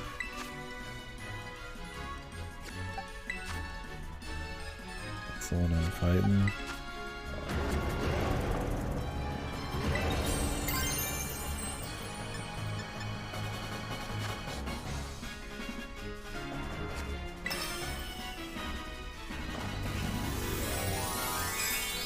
And an ounce of normal JRPG.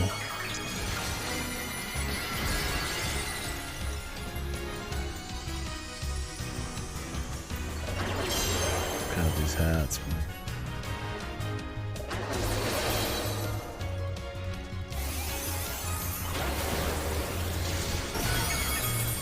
Bigly damage. Puny damage.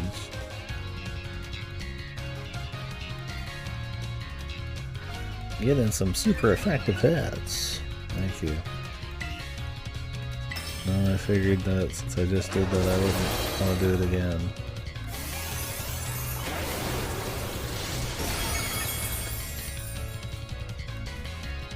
Thought he got deatomized for a second, then the particle effects disappeared.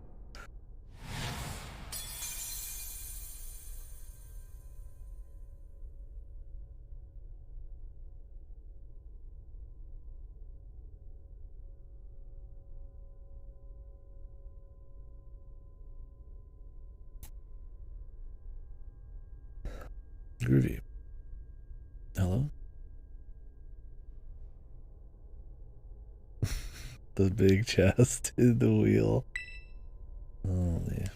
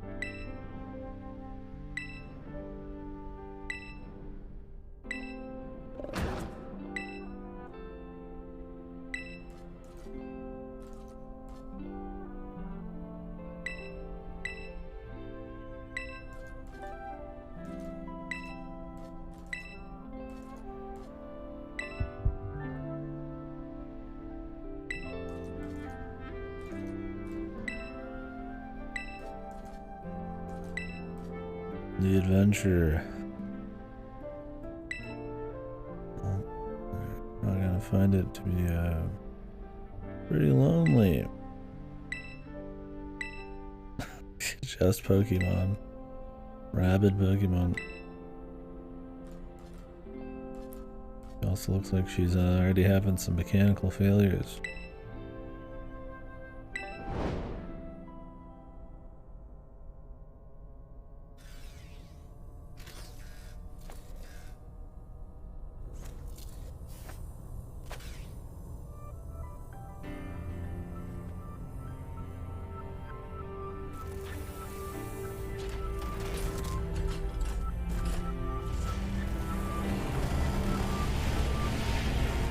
Wait, let me go to the more exciting place.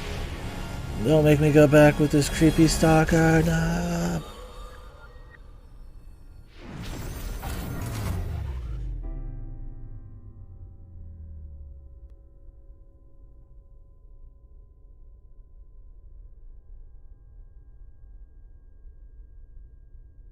Yeah, dude, there's gonna be Arceus too. I would not be surprised.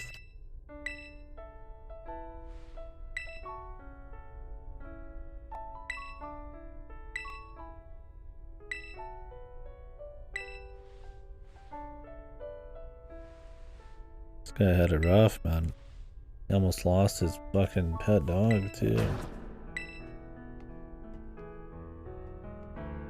Meanwhile, this other chick just likes to battle people a lot.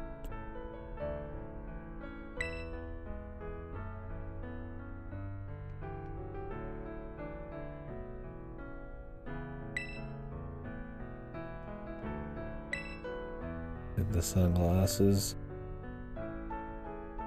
Nice way to make you feel the emotion there, dude. Jimbo Aniki trying to figure out how I could turn this into a profit.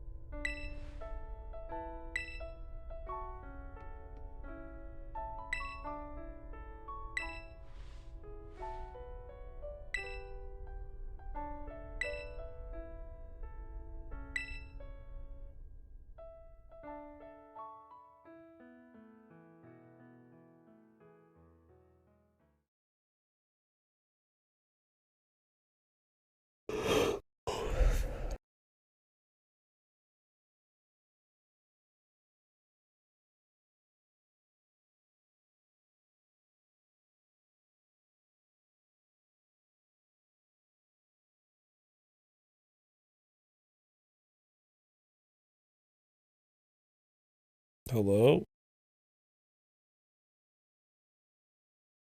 Is it like loading the map or something? Could I have one last glitch before the end? Gonna crash or something?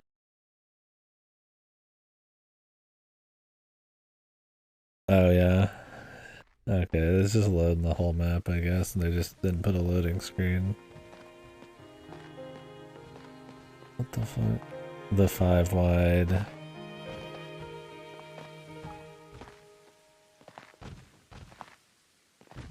Thing is, I feel like everybody would get afraid because the game's had so many issues.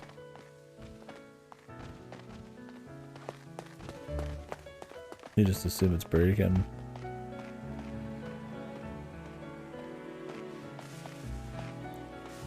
Huh. You loser. You don't even have any parents.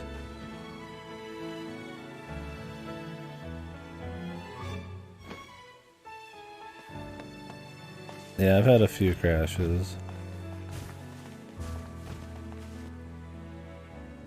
Yeah, Schloss. Base choice if I don't say so myself. What in the flying fucking hell, man? That credits came quick. Where was my warning, dude?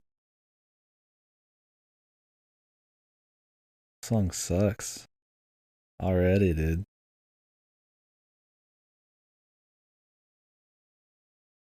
This is that we're trying to make it really emotional song, and it's not wearing it. There's some implications. What are those?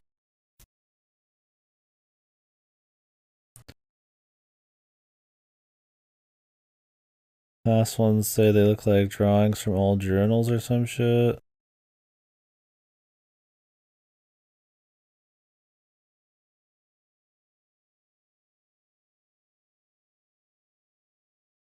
Yeah, I don't understand that. They look like drawings from old journals or some shit.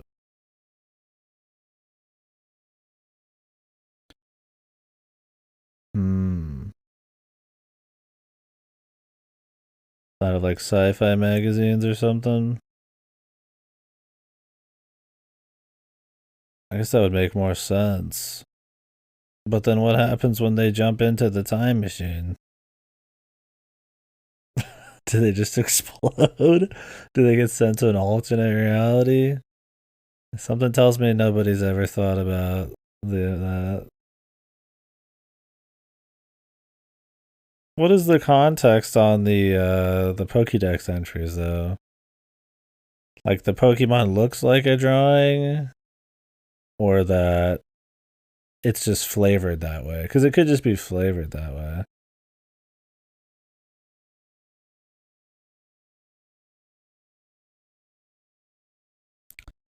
Yeah, hop into the time machine like, I can't wait to go discover shit, only to find out it's a fucking eternal prison machine.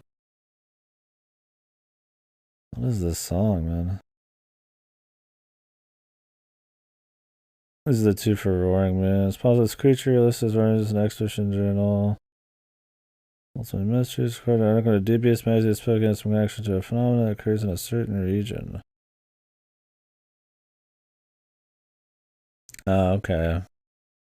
Yeah, if they just outright say it got created or is made up, then I mean that'd be my thing. Is because like if they're using a Pokemon that is literally a bunch of Pokeballs but with grass on them, that would imply that Pokeballs, the design came from some prehistoric creature and not that it evolved to like match it.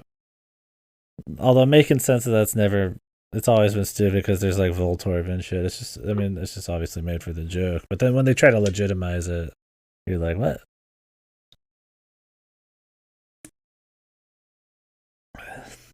Did the car keys come first or did the car key mon come first? Well, you guys can't hear this right now, so it's probably really annoying to hear me talk. I wouldn't be surprised. I mean, it's all cool ideas, and I like the hidden story there.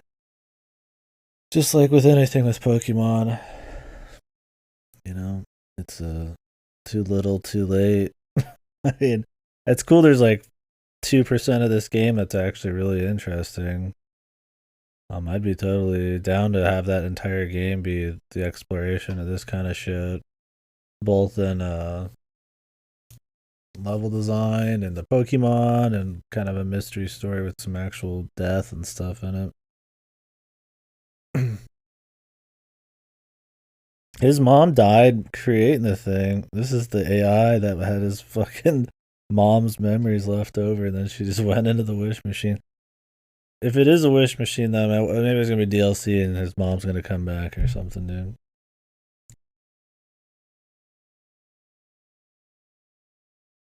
Well, this is the actual song now. I'll keep my fingers on the trigger though.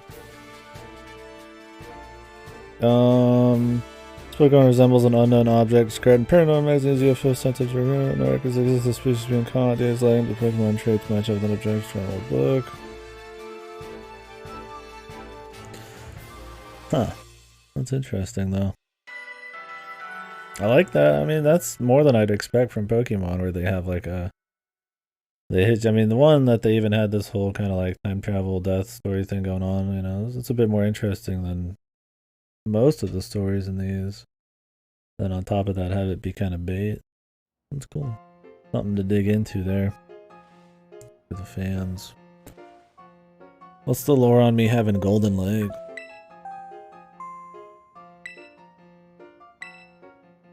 Well, it definitely ended on its strongest note. But don't worry, Game Freak, I didn't forget the rest of the game. Let's see what the director has to say.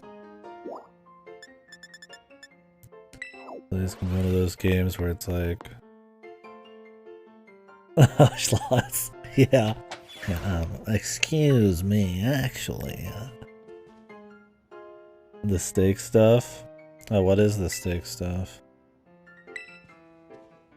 Is it a legendary or something, or is it an area? 4 legendaries. I'd have to have a map of where they all are. We could take a peek. I'm kind of tapped out, but we could at least do that because I've gotten probably most of the stakes. We could talk about the game as we go. The problem with me writing so many notes is I'm usually so spent by the end of the playthrough that I have to like regain power to re-go through all the notes and chit chat. But we'll do these little legendaries here.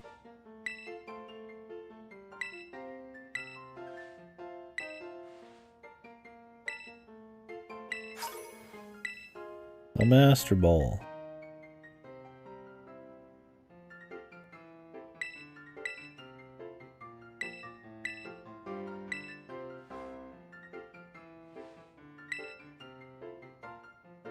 What does he even need to hear or like learn anymore? He's more badass than anybody, including the teachers. Yeah, it was pretty rough when I found out my mom died. But whatever. I got Jimbo.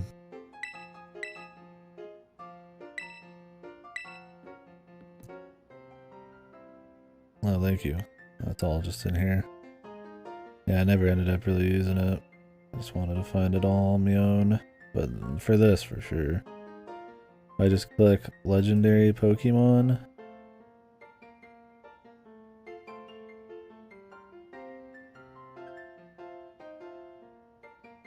Oh. Roll down. What are these shrines? Take. Oh, is this where the legendaries are or something? What? There's a lot of stakes, dude. Alright, we'll just do one of these. I ain't getting every one of these motherfuckers. I'll go watch somebody do it.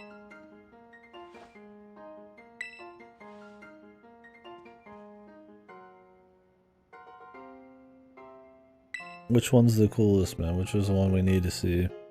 I mean, I'll do as many as we're still talking about the game during. Do them all. Do them all.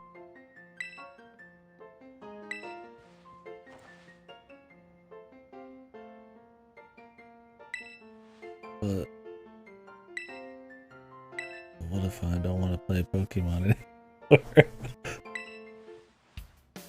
What if I still think this game's pretty bad? How about that? I had fun with this one to a certain extent, for sure. I think it's got some good qualities. I think by and large, compared to the actual medium, it's a piece of shit. But it's got some guilty pleasures. It's got some fun that you yourself can kind of create. But I would only say in the basic structure of it, does it succeed there? And if you're the type to just follow a fucking list and go exactly where you're supposed to go, then you're gonna lose all that. It's gonna be even more boring. I'd give it up on Phonotopia. But yeah, that's kind of the preliminary. I mean, I've got pages of notes for this shit. I mean, I mainly was just writing like every little thing that happened. I should have wrote more general stuff when I was doing shit off stream, but I was uploading videos, so I didn't get around to it. So I like to write the granular shit, but I like to also write overarching, like, good and bad stuff. Not overarching good or bad, just overall big things to take away. I think that's important.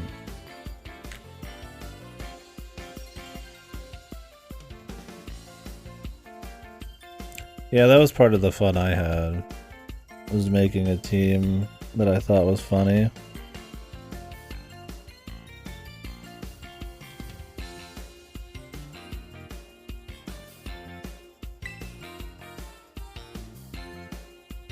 I was gonna get to that too, because I generally like the new Pokemon in this, and I had a lot of fun finding goofy Pokemon to use.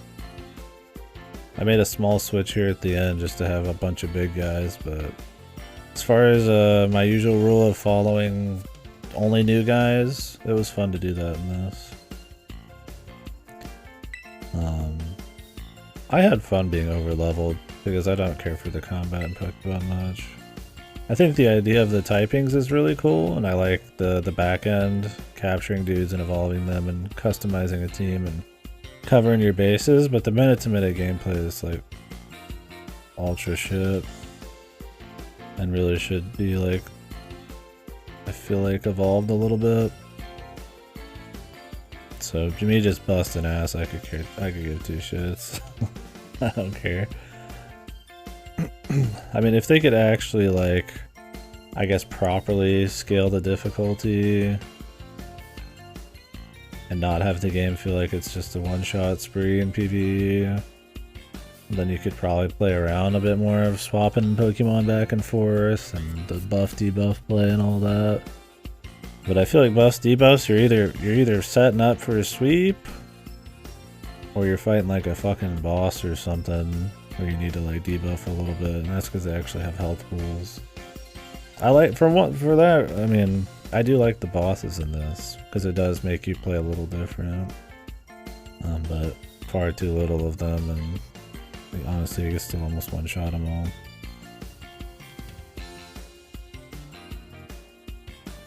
Yeah, for sure, Sam. That's definitely another big thing.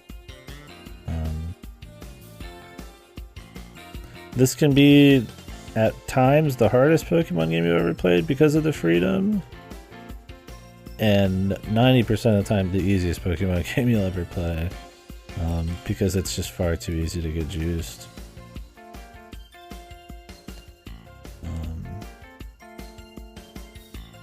They do get done by Salt, but I had so much fun finding the Salt strategy. Doing the revive shit, that was cool. See, that's my thing, I was like, even though like sweeping and Salt and stuff made some stuff easier, the order I did it, and the discovery of some of it, and seeing what the game will let you do. Like, they really just give me this many rare candies. I have fun with that kind of shit. Call it a power trip. I just don't think the give and take battles are like fun enough in this one. It'd be one thing if you had to, like, you know, maybe think about your resources, or you knew the enemy was going to have quite a bit of Pokemon of different types and the balance was a bit tighter, and so you actually played around it a bit more. But I don't think Pokemon's been like that since like the first 3 gens. I don't remember any of them feeling terribly like, especially not the 3D ones, very gotta put even a slight bit of thought into it. Yeah, I mean, it's not like the normal JRPG. I just mean for Pokemon standards, I should say.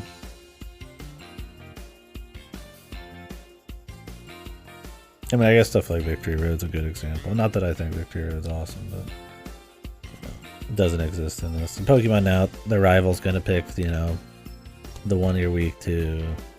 They heal you after every battle. There's no dungeons. You know, you just fucking do what you want whenever you want. Sun and Moon had the hardest, Ultra Sun and Moon had the hardest fight in all of Pokemon for me. The final boss, probably harder than anything in this game for me. I had to cheese it with Mimikyu fucking big brain strats. I still think Sun and Moon, Ultra Sun and Moon was, I didn't play the originals, but are the best gen I played since like the first 3. I mean, I guess technically 4 and 5 are. I feel like 4 and 5 just got, I was getting fucking tired of Pokemon at that point. But in terms of like in a vacuum, if Sun and Moon came out after like Gen 4, that would probably be more fitting. But the problem is it came out 10 bazillion years later, and everything after it doesn't feel like it made big enough leaps. I mean, this one makes conceptual leaps, but not execution. Move as you speak. Yeah, well, we're getting in. We're not even fully getting into it, but we're kind of getting into it. So.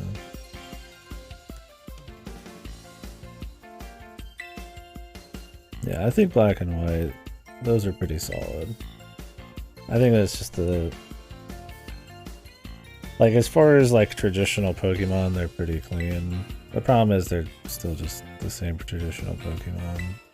And I can't fault them overly. I mean, I was pretty bored playing them, but, like, that's what I mean. Is like, in a vacuum, they're good, but it's also like, okay, you know, it's the same game. There's been, like, 50 remakes at that point. Also, that I've played, so it's like, shit, man. I burn out at Heart Gold back in the day, and then I came back and did them all on stream in the last few years. This was my Pokemon story. I don't even think I finished Heart Gold. I could tell it was one of the best ones, but I was just like, I'm just so tired of Pokemon. They're enjoyable for the day, but I don't know if they would be still. I'd have to play through them. Maybe we'll do a playthrough of Yellow and Gold at some point. Or Crystal or whatever. Gen 2 had the most, out of the original 3, the most, like, creative areas and shit, didn't it? It had, like, kind of cool towers and villages and stuff. It's been a long time.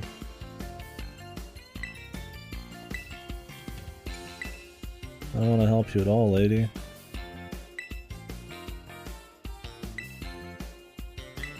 Jesus, now I'm playing the fucking... I'm a janitor, or the chaperone, or the foreman.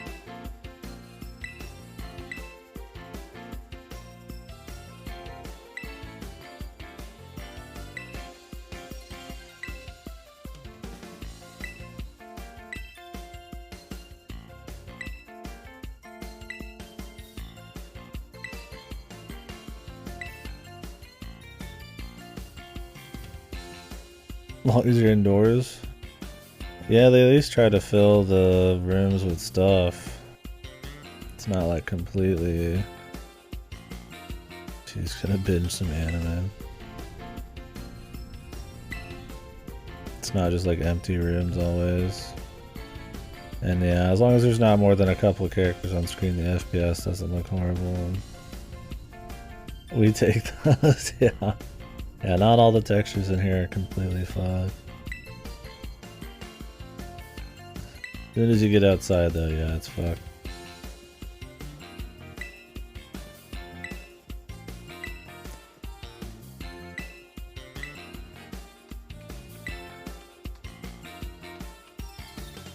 Base Clobble. The second best character.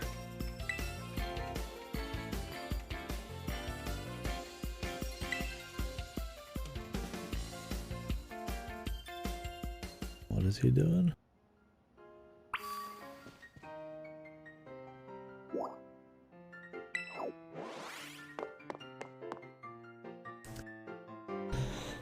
Oh yeah. Well, as we go, I guess I could start talking about shit. I really should have wrote more overarching things down. I'll also have to kind of just go down the list and figure out the big takeaways. Obviously, off the bat, I mean, it's fucking ugly as shit. The game looks fucking horrible most of the time. The textures are muddy, there's no terrain blending, the aliasing is fucked. The art direction's nothing special. It's probably better than at least Arceus, but I'd put that more in the level design than like truly just the visuals. I mean, there's just like little PNGs in the background, right? Like little cutouts. It's like really obvious.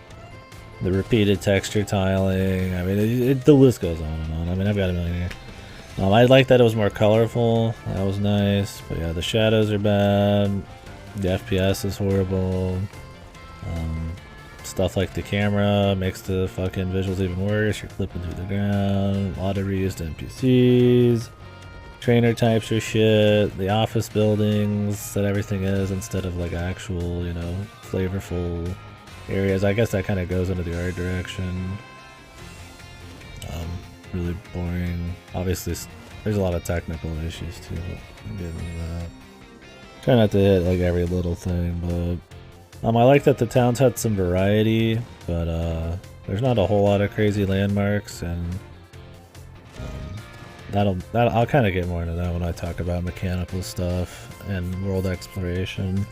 But yeah, I mean, the level of engagement in the towns is atrocious. Dude, I am jumping, man. I'm talking. This is why I didn't want to do these. Because they're gonna just make us take longer. We don't need it to take longer. I guess we'll just get all these down here. I'm more interested in actually getting my points across than whatever these fucking stakes are. And there's so many of them. Alright. Let's try to get these purple ones for starters. Yeah, it's the content. I mean, that's the promise game. What is the content? If you're not just doing collectathon, there's really nothing else in the game to do. Like, running around grabbing revives off the ground is not special. But yeah. Well, that's my thing, is like, this is just the first thing I'm talking about. There's more going on. That's why I said this is kind of the gimme. Because, everybody knows it looks like shit. I think it's important, though. I think I mean, it's fine to ignore it for your own entertainment. But, I think it's a big deal. A game that's about adventure, where you're exploring things, you want to see new areas, you want to see things that wow you, you want to see, more importantly, the Pokemon interact with these areas in interesting ways. It's a big step up over Whale Lords and Bushes and Sword and Shield. They actually have the Pokemon kind of in areas you'd expect. But for the most part, they are just kind of running around. Some Pokemon will group around you. Some have like a mother that they group around, stuff like that. But so it's a little step. But the thing is, it was such a non-step in the old ones that while this seems like an upgrade, it should have just been what it was from the start in the very first iteration. At this point, 2 or 3 fucking games later in 3D, the Pokemon should be engaging with the environment in much more interesting ways. You should be engaging the environment in much more interesting ways. Right? I mean, they kind of tried to do some of that in Arceus with like stealth bushes, with tools, shit like that. But the idea of Pokemon interacting with each other and the environment in ways that you have to think about, and it affects the catching game and the way the world looks, which affects how the exploration feels. Maybe it would slow down the collectathon gameplay. If each catch felt way more important and way cooler, I would say that would be a much bigger win. The loss of catching 30 dudes in 30 minutes, I think would be pretty small. I would say you could even have less dudes if you could pull it off correctly. So that's another problem with the visuals there. Granted, also visuals, the battles, it's a lot of still the same, like, you know, they just shoot out particle effects. I get it, you don't want to have an animation for every guy with every move. I kind of wish there was a little bit more, though. The ghost attacks across the screen, I get that that's how it's always been, that's probably all it will ever be. But I wish there was a bit more, you know, seeing a guy just like shake himself left and right and all that, I mean, it's the laziest shit ever. I think at least cutting out a lot of those things would be good. See, this problem is I have to keep checking this list. Let me mark it. I've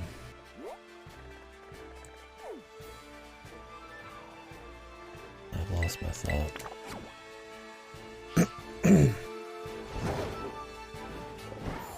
Totally lost him. Alright. We're done with these for now. I'll do them after I'm done talking, I think. focused on the talking. We'll at least do one or two.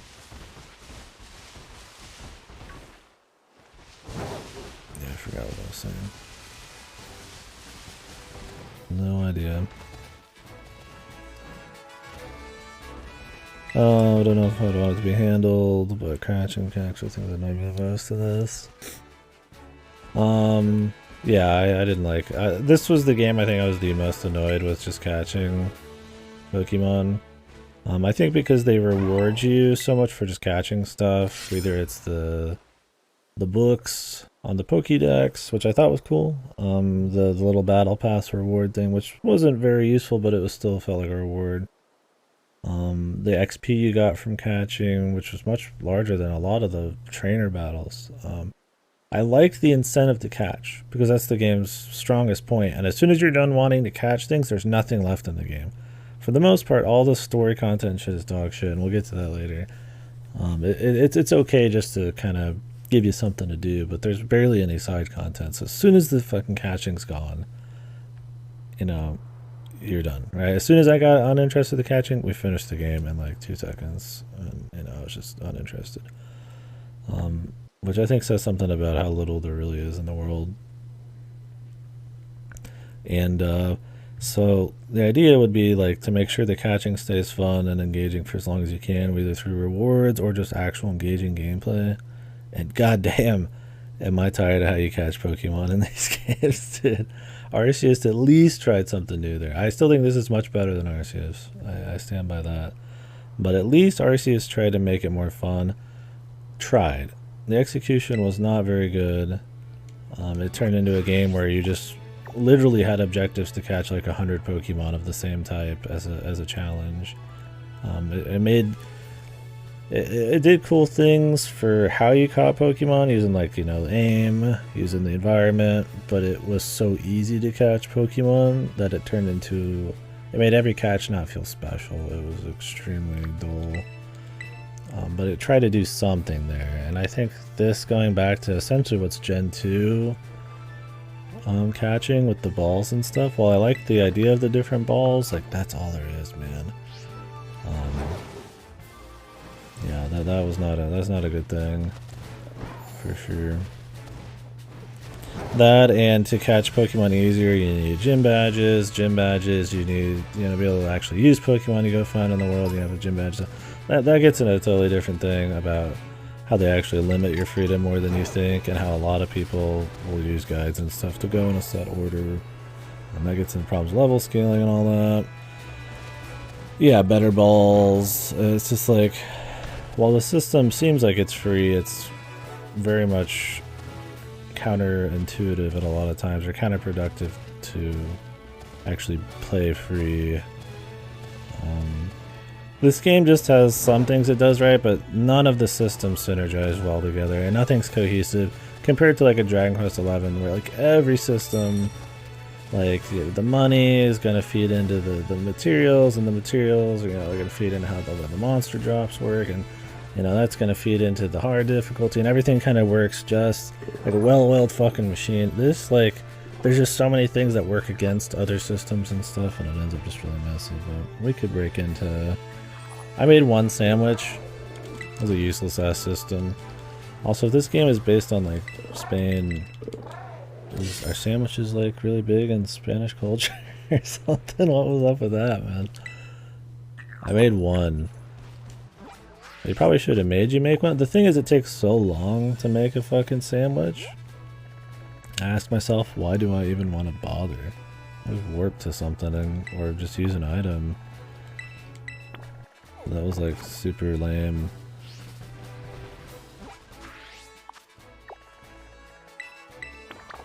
Yeah, I made one. I mean, it was kind of neat because you actually drop like 3D objects on a bun and then put something in between it. Sandwiches heal you, revive you, and give you little buffs. But the buffs you have to take like a class to learn about.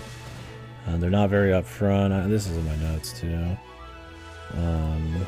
They take forever because you have to like fucking open up this. You gotta go to your picnic. Okay, I don't give a fuck. You have to fucking wait for this shit to go. You gotta fucking walk up to the fucking thing. Make a sandwich. You gotta go into this. You gotta have ingredients. You gotta know what buffs these give you, which the buffs I imagine are micro-sized. So that's another thing is, who cares about buffs when the game's piss easy?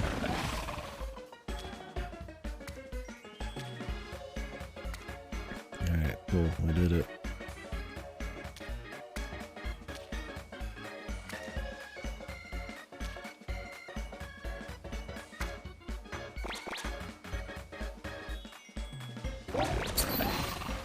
Nice.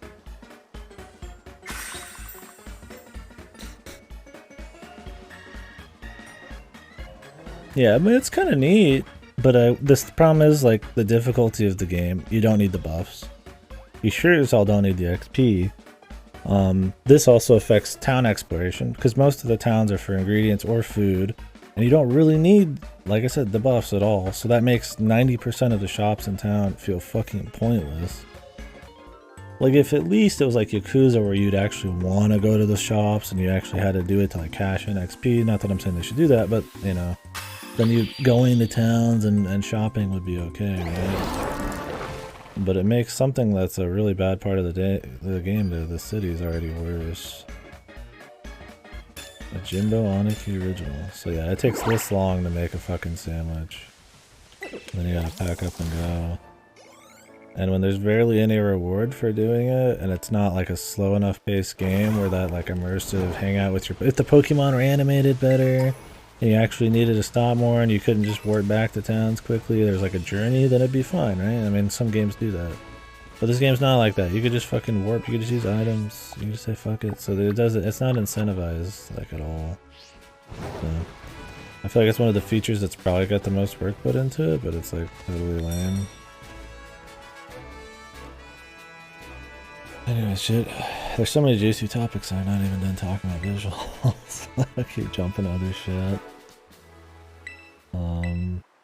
Yeah, like I said, the art design's not very good. There's some variety of towns, but there's no interiors in the game. And a lot of this is the visuals for me really coincide with world exploration. This is why I should have had it in the general section. Towns, there's no interiors. That means when you go to a town, there's nothing special to find, which makes exploration not as cool in towns. Something like Dragon Quest, that's the best part, is searching through towns.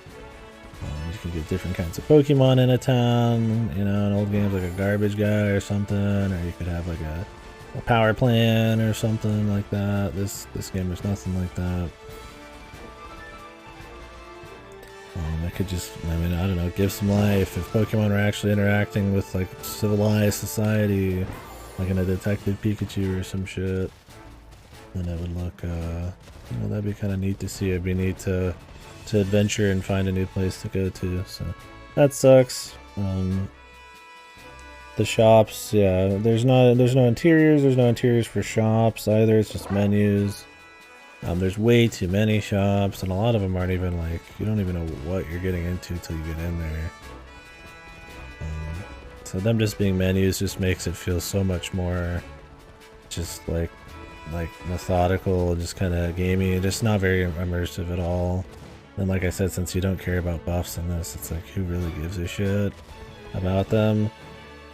So the customization on your character, there's no clothing customization. There's 4 uniforms, and 4 for each game. They have different looks. They all look fucking horrible for the most part. But you can accessorize, right? So when they first introduced this kind of stuff in the old ones, right? At least Sun and Moon, you could customize whatever the fuck you wanted.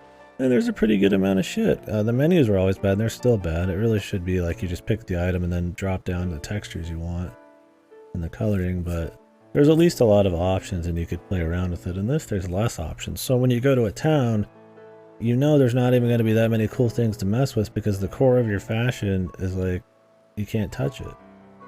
So it means that there's literally nothing to do in towns that you care about, that you're not going to be excited for, right? It's just the gyms. And then it's like, oh, okay. Well, the gyms then. Well, they're fucking office buildings, dude. They're not dungeons, which it's fine if you don't want to do dungeons, you know?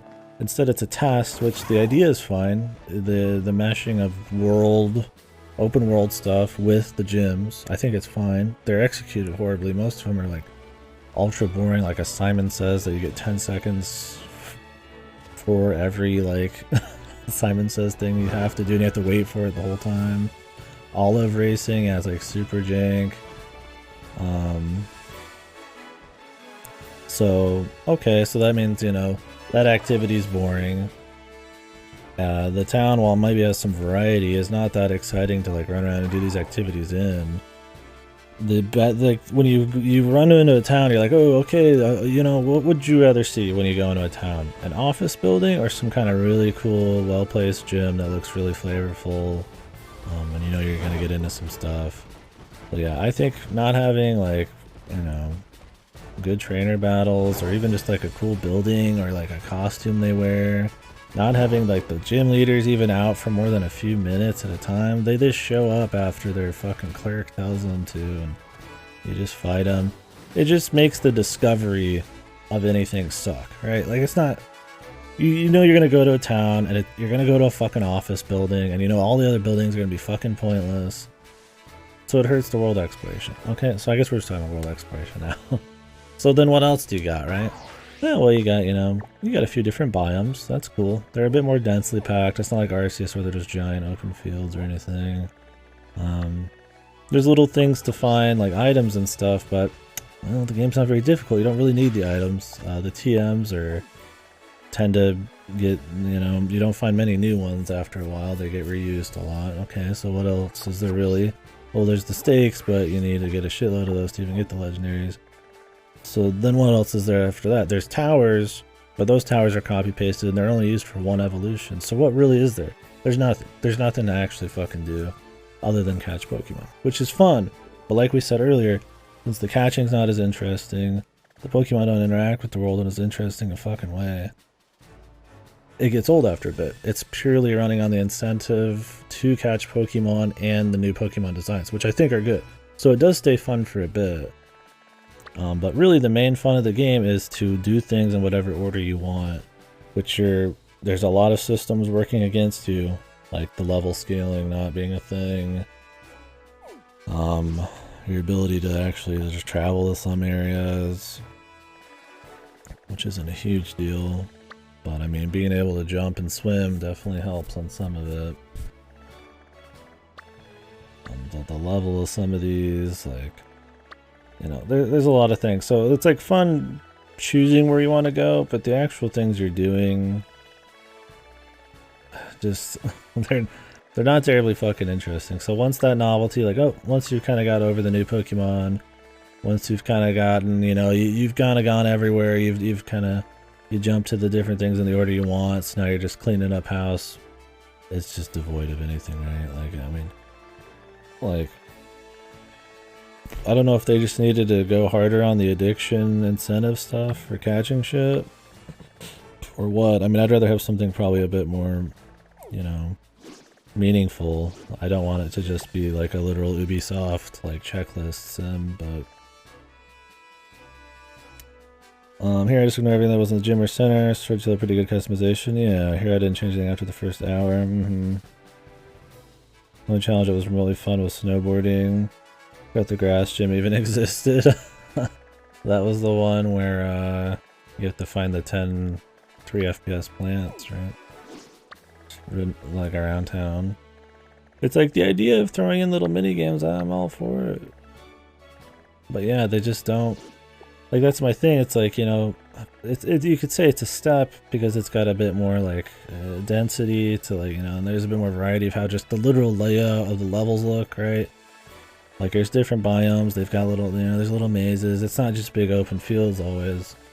But Jesus, man. If you don't have something nice to look at... Okay, this is a Xenoblade thing. Like, Xenoblade, even if the area is really boring, it's gonna look good. So you're really interested in seeing that. If it doesn't have the interesting combat, you know, say like SMT5 or something, so you actually want to actually go fight all these little things, or it doesn't have like the breadth of side quests of either of those, if it doesn't have like a Breath of the Wild, like, you know, just natural way to interact with the world, you know, like little, you know, that game has like physics shit you can use, or, you know, little puzzly areas you can discover and stuff, then it's like, well, I mean, what's going on, right? Like, that's the thing, is like, it's got that kind of like baseline feeling of freedom, which is cool, because if this was just purely linear, while it might feel more rewarding on a battle level, it would feel less rewarding in the exploration style. But like, that's just such a basic hit, man. Like, it's just the feeling of freedom, and while they facilitate that, it's like, it's just so fucking poorly executed almost everywhere, man. Yeah, the stakes are the only thing, and those are only going to be like something that you've been doing post game, essentially. There's nothing like the Korok puzzles, obviously wouldn't be much. No, there's nothing like that. You can find the Gimme Ghoul coins, like I mentioned, the big towers. You'll kill mimics and there's Gimme Ghoul coins in those. But those are literally only to evolve a single guy, Goldman.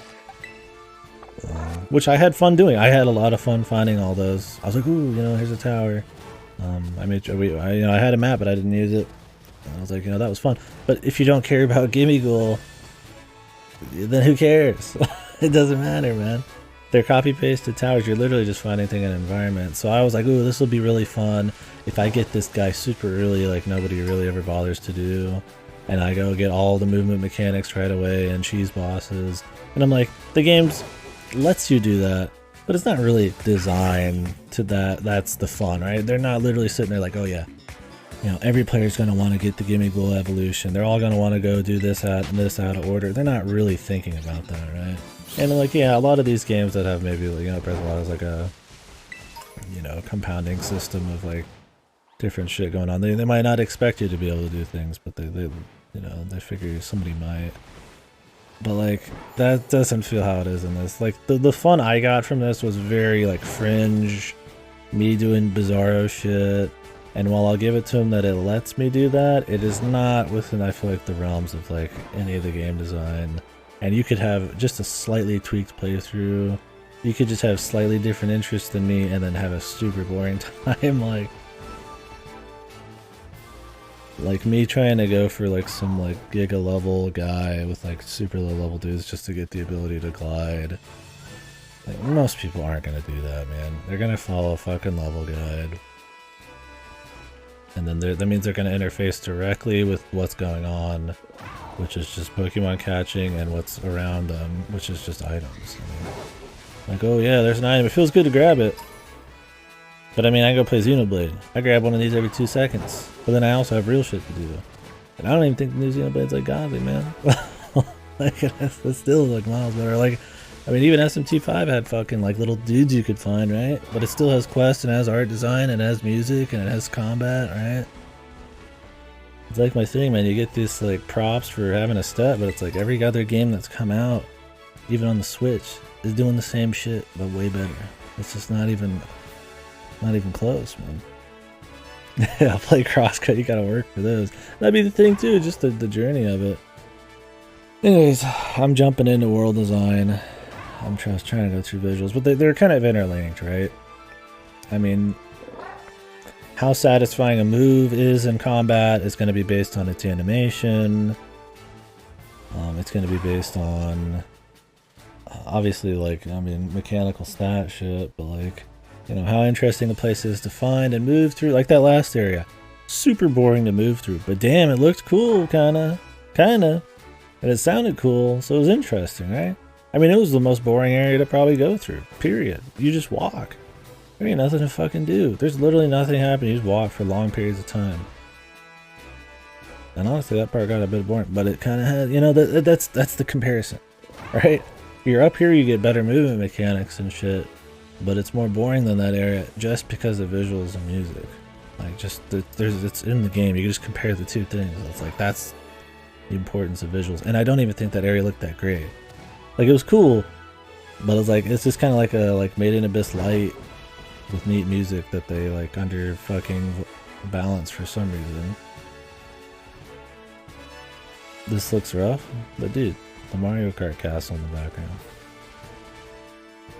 What do you mean, man? I love that cutscene too, where they like get you up on the fucking tower and they're like, look at the beauty of the world, and it's just like low-res pictures of the fucking environment.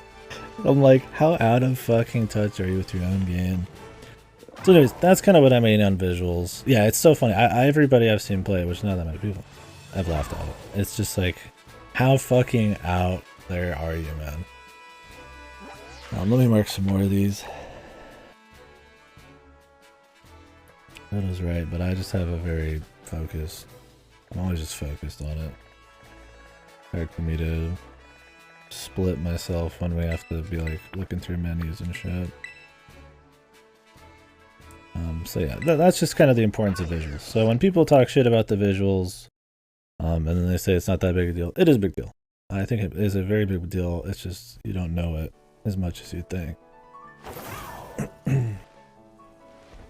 I think it's something you can ignore, but if it was there, it would be huge. I don't think the game needs to be some kind of powerhouse, but some kind of art direction they could actually pull off. Like I said, you know, at the end there, they're like, hey, there's prehistoric areas, you know, there's future shit. Try something like that. Let me dip into some shit like that, something interesting. Or just something that just visually is cool, even if it's not thematically crazy. Just something, right? Like, I'm literally just walking through the same old shit. And while it's like, the freedom and all that they allow you is like, kind of makes it interesting, and it's not just these huge empty areas, it's still, man, it's not super crazy, man.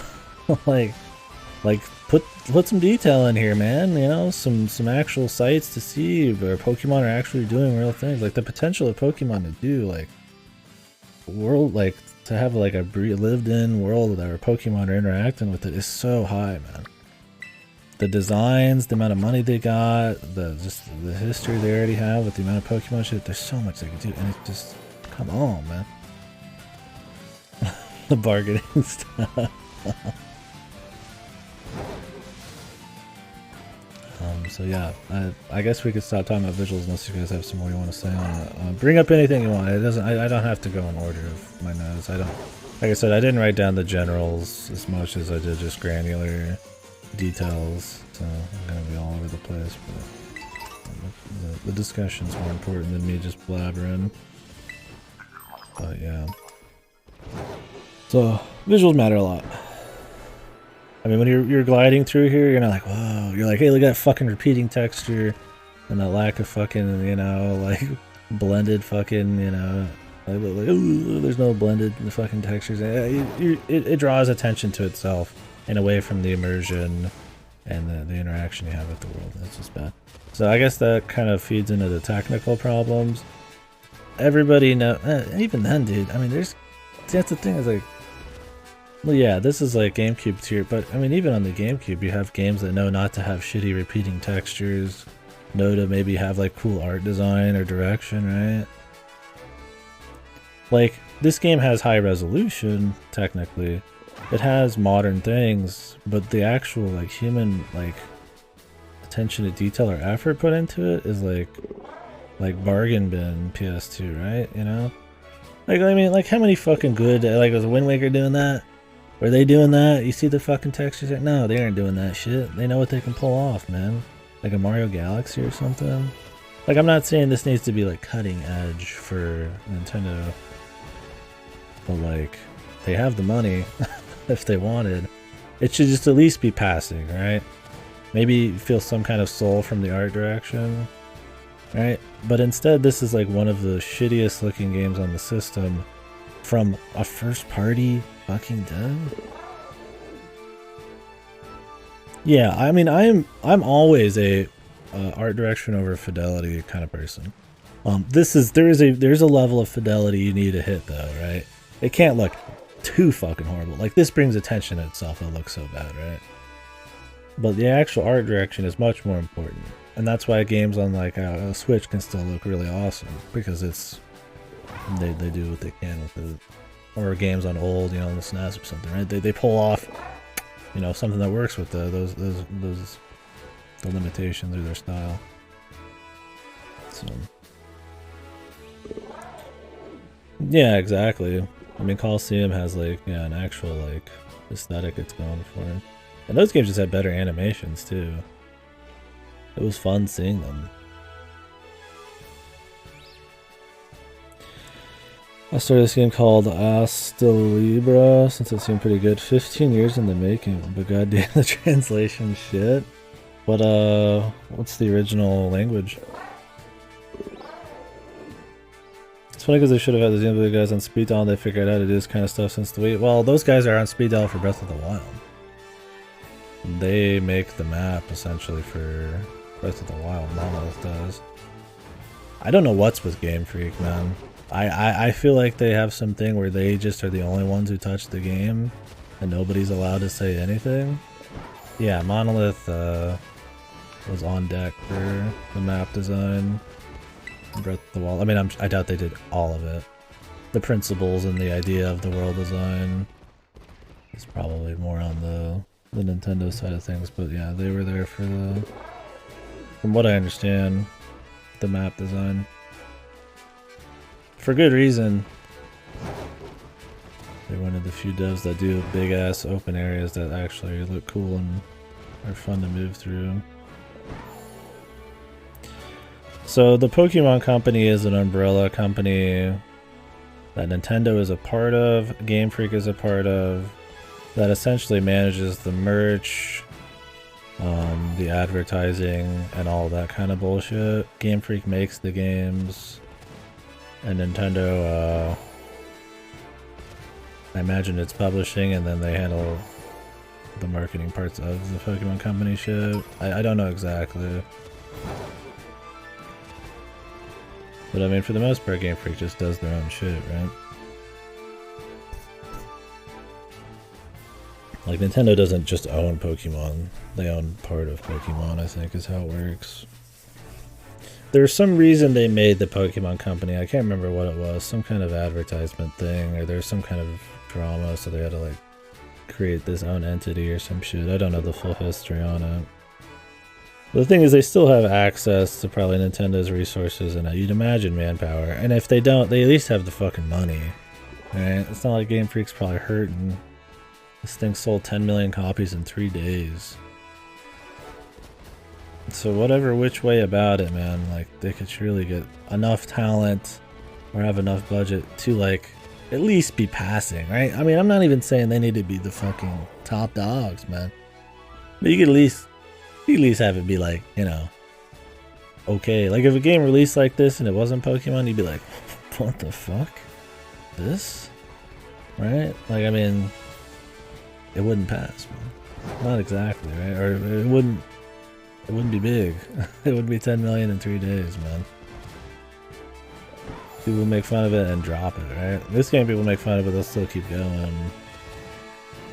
Because it's Pokemons, but... Anyways, the technical side of things, super fucking horrible. This game should not have been fucking released, dude. I get they have to release like 2 to 3 Pokemon games a fucking year. Because they fucking make insano money. And now that the standards are clearly so low from people buying it, that they can do whatever they want. I get that they just don't have a lot of time or something, maybe, but like, they should have delayed this like a year at least, man. Yeah, like, it's so, they make so much money. Like, it could at least be a passing video game when it comes to technical problem. Yeah, I mean, that's the thing, is it has so much history. They have the fan base for it. Like, it prints money. The games arguably get worse almost every time, and they make more money every time.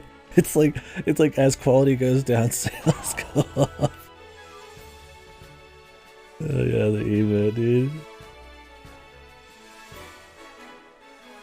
Yeah, you guys haven't seen nothing, man. If you want my full list of fucking time-stamped glitches and shit, I've got quite a few. We'll go through some of it. But yeah, if you guys haven't looked around at all the glitches online, I would say I generally got away pretty light. With only, like, you know, a couple dozen. There's some people I've seen that have some insane shit. Yeah, I would say it was still immersion breaking, and there's always some kind of glitch happening, but you got used to them. But Jesus, dude, the stuff I've seen online, I'm like, how the fuck? It's almost like the game was designed to have these glitches be like real things, man. Like, how did some of these even happen? Like the googly ass shit, the one where you have like the seizures, like there's just so many crazy ones, man. But anyways, the one dude getting stretchy, yeah. Oh, dude, I saw one earlier today where the Pokemon gets like bigger. So there was this like duck with the bag or whatever, and he was just like the size of a mountain, just like walking around, dude. And it's just like, it's just so fun, dude. I had plenty of glitches where like all the filters and shit would stay. So I could put like fisheye on, I could put retro on, and it would change the world. So I was walking around with like every filter. That was just in the first stream within the first few hours and stuff like that. But yeah, the technical issues in this, it affects frame rate, which affects immersion. Obviously when you're doing like the grass challenge where there's like 10 creatures following you and they're all right next to you and they're moving at like 3 FPS, yeah, you're going to notice it. You're not going to care about the challenge of it anymore. You're not going to care about the immersion anymore. You're just going to laugh at the glitches. And it's just going to make the game feel like a very just kind of mediocre amateur type of thing. And it draws attention to itself so often there. Not good. Should released as is. When you have to reset the game a lot, when I crash the game a lot, you know, it's every time little things like that happen. It chips away, and like you might not care a whole lot, but if they weren't there, it would be better. Like, but I think the amount of technical problems in this is astounding for the biggest franchise on Earth. A game should not have this, period, and be the biggest franchise on Earth. There's just no fucking, there's no full stop. There's just nothing you can say. Look at the windmill now. Do it. There's just literally nothing you could say. And when people say, "Oh, yeah, there's just some glitches, the rest is fine," if they really let this through, do you think their game design had the? Well, that's where all the attention to detail went. Bullshit, man. The godly game developers, man, they're fucking making sure all of it's good, man. They're not just like, you know what? It's barely gonna work. It's gonna be a huge piece of shit technically, but man, you know, we put all of our time into this part, the gameplay and shit. Like, no, dude. Like, maybe some of it can be pulled off, but like, you know, man, you know when you see this shit in the trailers, man, that if they're okay with throwing this out, what else are they okay with throwing out, man? And it shows. There's all sorts of issues in the fundamentals, man. You're only gonna see people talk about the tech shit, but it is not just the tech shit. I still had fun with it. But it is definitely a fun that I created for myself, and I give very little credit to the game on other than its new Pokemon designs, facilitating my freedom, and little things here and there. Like there's some variety in music that was nice, especially at the end. There's actually some bangers, slightly better world design, you know, stuff like that. But Jesus, man, like I hardly feel like I even give it to them. It's the thing is, SMT5 has FPS issues, but like the game looks 20 times better and has better fucking art direction. Xenoblade had none, right? I don't remember it having any FPS issues like in any big way. And the areas are definitely bigger in this with bigger draw distance.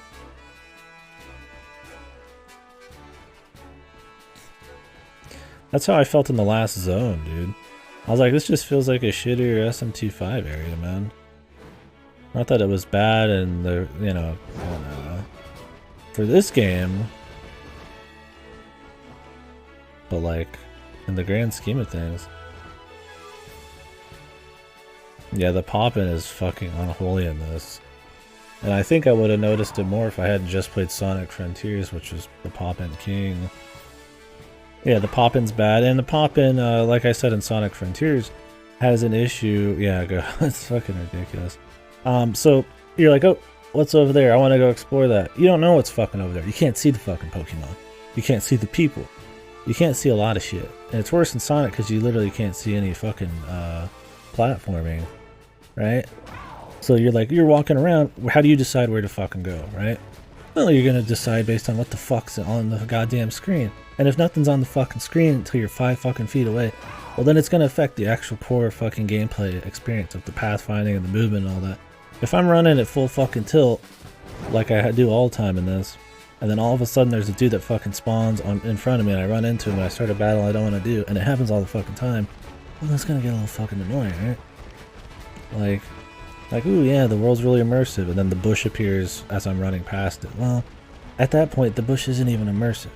It's just fucking in the way. Because all of a sudden it's like, whoa, there's a bush there. That's not what bushes do.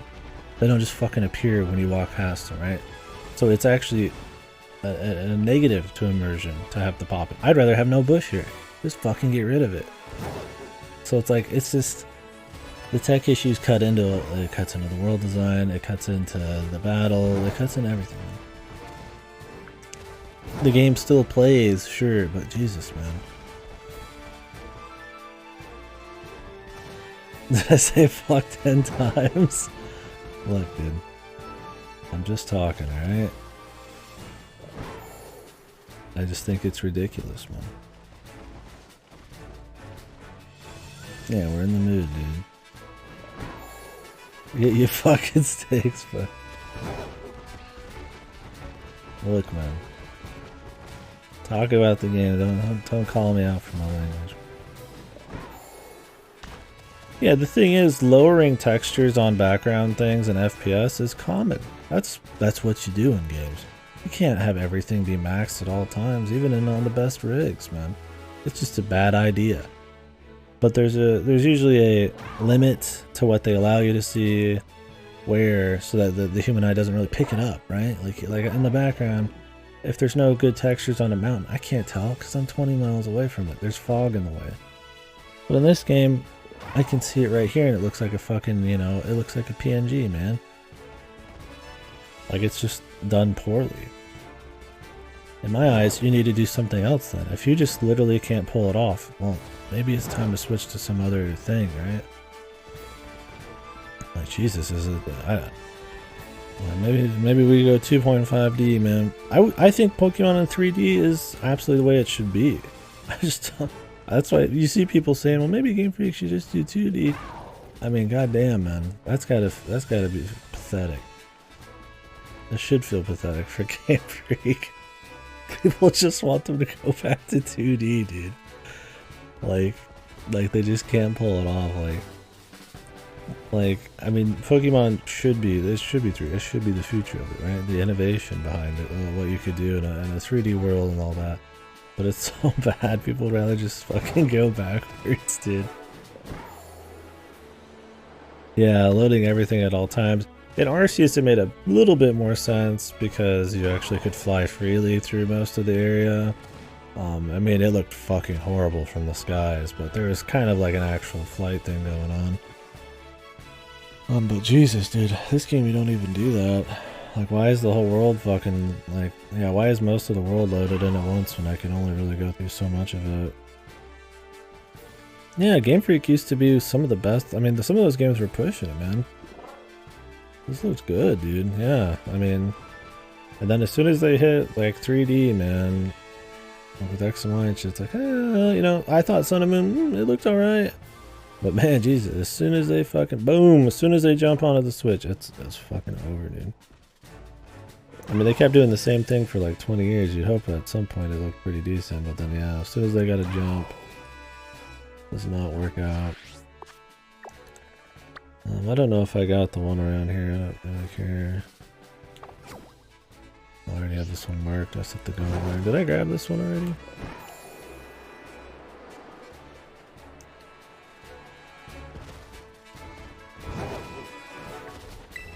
But yeah, I don't know. So the technical issues are, it should not be released. This game should not make the money it does with these kinds of tech issues. I just think they should feel bad for releasing something with this much tech issues. And I would say I got off pretty light. You know, some crashes, some essential soft locks, crazy immersion breaking and shit, but for the most part, I would say I'm light compared to some of the shit I see, so... up there with Cyberpunk, for sure. I think X and Y was not good. It was really boring.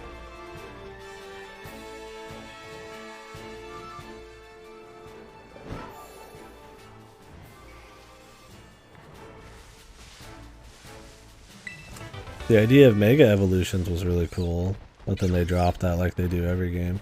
I guess that's another thing we could mention real quick, since I'm kind of just going down the list now. Like I said, the mechanical side of things, we just talk mechanics, the battle system, it's the same shit. Yeah, I mean, X&Y is like, there's the worst team on it.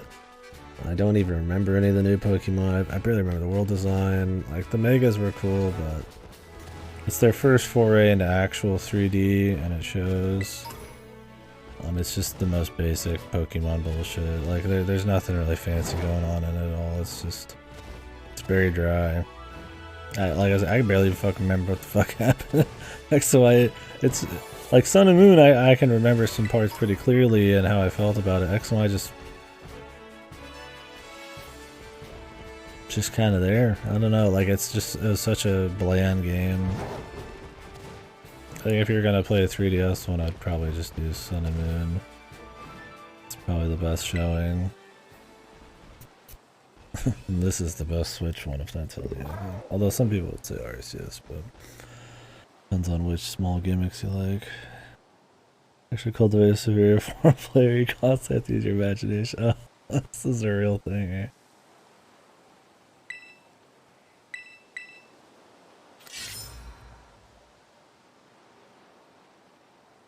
Yeah, that was such a wild take. That works for something like visuals and other mediums like books and shit.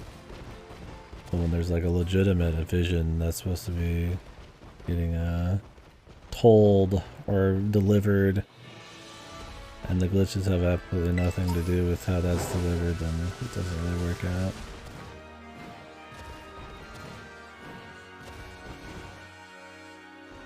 The pacing is insane.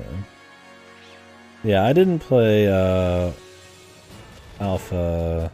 I didn't play any of the remakes on 3DS. I mean, I played Ultra Sun and Moon. I didn't play Sun and Moon. I didn't play Alpha Ruby or anything like that, or Let's Go, or not the new Platinum or anything. I heard that looked really bad. I tend to stick to just the new ideas Pokemon games at this point. We could do Alpha Ruby or Mega Ruby or whatever for shits at some point, just for comparison, but some of these games take it out of me, man. These new ideas, yeah. I mean, yeah, you know what I mean. But yeah, what was I getting into? Oh, the battle system. Oh, yeah, we can talk about the battle system. I'll get back into world design and shit in a bit. I had a big old... I've been kind of jumping around, but I do have, like, huge sections for each of these. Doing a lot off the cuff. That's why I try to... I should have wrote more general thoughts in a section. Yeah, like I said, the catching... not very interesting. They really could... I don't think that the catching system having a bit more depth, or at least ways to mitigate the RNG using the environment and stuff, would really hurt. I guess if you just really love the collectathon, just mass quick collectathon, that might slow down the pace too much for you. But I think they could find a way to mesh those two things together. But as far as the actual battling goes, it's still got the problem where you sweep too easy, the one-shot battle system, buffs, I mean, we're talking PvE too. PvP I don't really consider much of anything, right? I mean, it's cool, but like, it's not a massive, super huge part of like 90% of what people play. Like, most people aren't touching PvP. And I think you could still have good PvE and PvP. So I don't really care if this fucking PvE, the actual single player, is like suffering for PvP, and the game is like predominantly a like PvE focused game, then I think you just fucked up.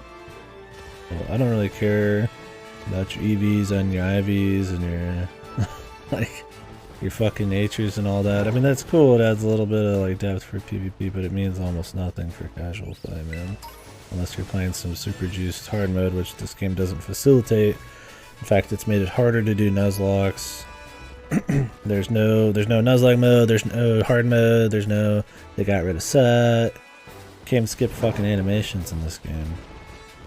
So I think if the game hasn't fucking like actually nailed an interesting battle system, I could give two shits how the PvP is, man. Who's got the cheapest bullshit, man? But yeah, anyways, the battle system, it's still just very one-shot. I like the idea. I've always liked the idea, and it's what's kept the games kind of interesting of, you know, customizing your dudes and picking your team out, and covering your weaknesses, and knowing what, you know, having this kind of test of knowledge, I guess, who's this guy and who's that guy, and who am I going to throw in to counter him. It's a cool thing, but at the end of the day, as long as you know your typings and your Pokemon, you've won the battle. Like, that's over. And even if you don't, the games tend to be so goofy about level scaling and XP and just the challenge of the fights. You could just, I mean, I was killing dudes with the Croc, you know, that were counter typed in one shot. So that kind of stuff without even much effort is super possible. I just think it's kind of ridiculous. I don't know. I don't know if I'd say they need to up the health pool. The idea of bosses kind of helps there. It does, you know, maybe you'll use dots, maybe you'll use buffs and debuffs more because they'll stand longer. Something like Monster Sanctuary is a good example of taking a Pokemon combat system and actually building off of it. It's way too much depth for Pokemon. They'll never actually change it. How are the Journeys of Jimbo? We're just finishing up. I'm talking about the game. But we saved the world. Mostly just talking now, though. Oda wants me to go do stakes and then be distracted because he's a meanie head. I can multitask, but it's like when we're talking about the game, it's super focused. Jimbo Jr. Chad Squire out. Yeah, he's rich. He's loving it. Now I forgot what I was talking about, girl. You know, everybody can multitask, but it depends on how much fucking depth they want to go into each task.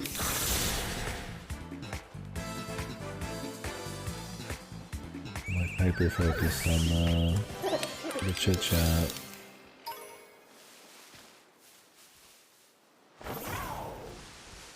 Anyways, the battle gameplay. Yeah, I would just say the battle gameplay. It just needs a shake-up, man. I think you could still have that core type against type gameplay.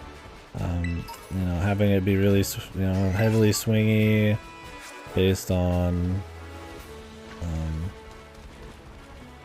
what type you're playing, when you throw it out, knowing stuff about other knowledge. I don't think they'll ever change the core Pokemon. The simplicity of it is kind of the whole deal. I think having moves that like combine buffs and debuffs with offensive shit is probably a good idea. They've been doing that a little bit. That gives you more thought without I mean, because the game's so one-shot swing heavy, there's very little reason not to just pick like a move that just fucking one-shots everybody. But when you get when you combine those things a little bit, you might have some other thoughts on it. I think difficulty options, adding more systems on. They try to add a new gimmick every single time. They just end up being so piss poor because the combat itself is just there's so probably little wiggle room to really do a whole lot. I think leaning into doubles more would be nice. They had those rotations in the past. I thought those were cool. This has a single doubles area, giving more difficulty options, more wacky shit for you to do there. Limit the team building, like with like a Nuzlocke or something. Just do little things like that. I try maybe incorporate some of those into the actual gameplay somehow, or have them as optional modes. That can help make that basic Pokemon gameplay something you have to explore a little bit more. I do think just the core needs a little something more. Either it's just more HP, which they'll never do, and honestly, I don't even know it's the right call, because, I mean, yes, it might be a better game, but these games pride themselves on the casual nature of it, the simplicity. But I mean, they try to do things like Megas and Gigamax and Terras and stuff. I think finding something they could actually change and actually keep with for a long time, that shakes up the gameplay would be smart, but they just don't. It always just feels like there's always gimmicks and shit. I think Terra sucks, man. I don't know. Terra is cool for post-game and PvP when you could pick what you want and it could counter weaknesses. Dude, that could be a cool thing, right? You pick the Terra you want, you know you're going to a certain fight, maybe you pick a Terra on this guy, and you pick when to use the Terra to counter certain things. But in this game, Terra is essentially just a fucking stat buff, man, in PvE. What does it really do?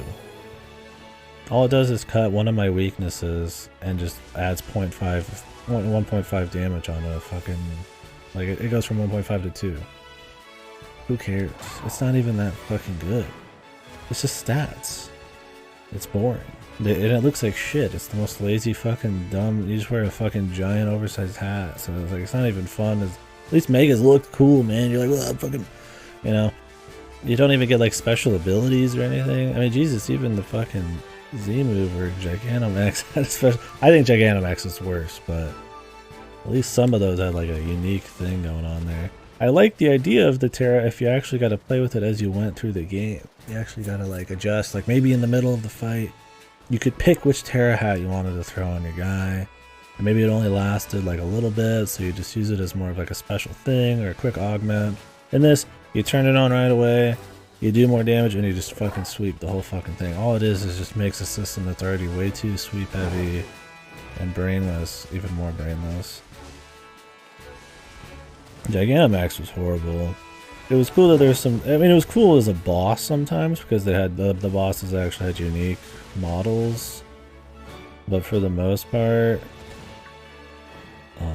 it was just boring. It was just bigger. It was just stats, and they just look goofy. And it's the same as this, man. Like, I think if you could actually customize it in this, and not just in post-game, like, I don't care that it's in fucking PvP. I don't give two shits. I'm not... Most people aren't playing PvP. It just does. I mean, I think the PvP is really interesting, and I don't mean to say it's not like a valid thing to talk about, but in terms of just like what most people are going to be doing is the PvE experience. It's dull. It's weak. It's not a resource you have to think about. It's not something you swing. It's not like time. It's not something you can customize. It's not something you can strategize. You just fucking turn it on the guy you want, and you just do shit. If you could find more Pokemon with like different Terras and use them more often, it'd be one thing. But Pokemon's usually about picking like a pretty light group and sticking with them for a while. It's not like SMT where I'm just gonna fucking switch guys out fucking like every 2 seconds. And so I'm gonna get this Terra guy and that Terra guy and this Terra guy. It's like, not really. I mean, usually Pokemon's kind of picking out your favorites. So it's like having some way to maybe customize the Terras more often would be better. Yeah, the downside is it's just a flat improvement. Yeah, I mean, I think that's kind of what I mean is more like, you know, limit the turns and stuff like that. Berry farming. Yeah, I mean, there you go. I mean, that's another thing to get into. Features. There's just not a lot. Yeah, then there's no secret bases. Berry farming, like you mentioned. All that kind of stuff, right? I mean, you could be customizing clothes and shit. There could be all sorts of fun little features and stuff going on, right? It is very devoid of like extras like that I feel like a lot of the old ones had. Like in this, you get multiplayer. You get raids, which are super easy and dull. Oh, the world just almost exploded. they're better, I guess, than Sword and Shields raids, but they're still just mindless. Just grind fast. You get you get like the outbreaks, which from Arceus, which rarely happen. What else? What else features are there? You get multiplayer. You get you can. I like that you can run around the entire game with your friends. I think that's really cool. Give more stuff for you to do with your friends. I think that is very interesting. High level raids. Yeah, maybe super post game are. I don't know. Just running through the game though, they're an absolute joke. Up to 4 stars. I mean, that's cool. That's cool if there's post game shit that you actually have to build up a team for, and you have to actually try hard and be more co-op-y and stuff. Maybe try to have some of that everywhere instead of like just in the fringes for the people who already are gonna like have ultra fun, just min-max and everything already. But yeah, from what I played, they're super easy. I did a good dozen. That's cool. They're better later. I assume they have a point to them other than just Terra shit. I'm guessing you get some more rewards at that point to use, maybe to change your Terra type. But that's all very on the fringe, man. And like I said, it doesn't affect like 90% of stuff. It's good it's there, but I wish there was a bit. They tightened it up a bit in the actual playthrough too. Like I wish I saw this and I was like, ooh, I want to go mess with that. But I don't care. Right? It's more, like you said, post-game. And it's like, I don't know, it's good to have post-game stuff, but when the game is devoid of so many features and content and stuff, it's like, well, when one of the few things you can actually interact with in the world is also pointless until like maybe post-game. It's like, well, then it's just one less thing to do. Yeah, the multiplayer mode, I think that's cool. I think it's cool to be able to walk around the world and do stuff with friends. I don't know how much you can actually do other than just, apparently you can do the story, which is neat, but I mean, it's not like there's a whole lot of co-op shit. I think that's the way Pokemon could go as well. People have been saying that forever. I'm not saying you need a full MMO, but like an actual Pokemon world where you explore, you know, maybe some dude's distracting a Pokemon while you sneak up on them, or maybe he's climbing a fucking tree, you know, shake some dude down so you could catch him. You know, just something fucking interesting. Maybe you get into some doubles, you're double teaming some Pokemon or some bosses. Maybe there's some fucking like doubles gyms you go on with your friend and shit. Like something cool, man. You know, like sharing fucking like resources in like a dungeon or something. You know, like. You'd have your little campsite and you could like fucking work together to make little food and shit, you know, like anything, man, anything. It's cool that you can connect, but I don't think there's any content that really is like made for it. I love the first 2 gens combined into one game, new bits of story, new places from the anime. I think that'd be neat. I mean, yeah, make like a big multiplayer game where you just have like this super, maybe like a super map like that. That's one of the parts people I'll always talk about with Johto. While Kanto is still kind of like a quick blast of like kind of just a quick tour of Kanto in the Johto games. It was kind of neat that was in there. That kind of like them trying to just kind of squeeze more content into the games, I feel like has disappeared. It's about how little they can get away with. Like even if Kanto and Johto wasn't that cool to you, that they even just squeezed it in there was kind of neat.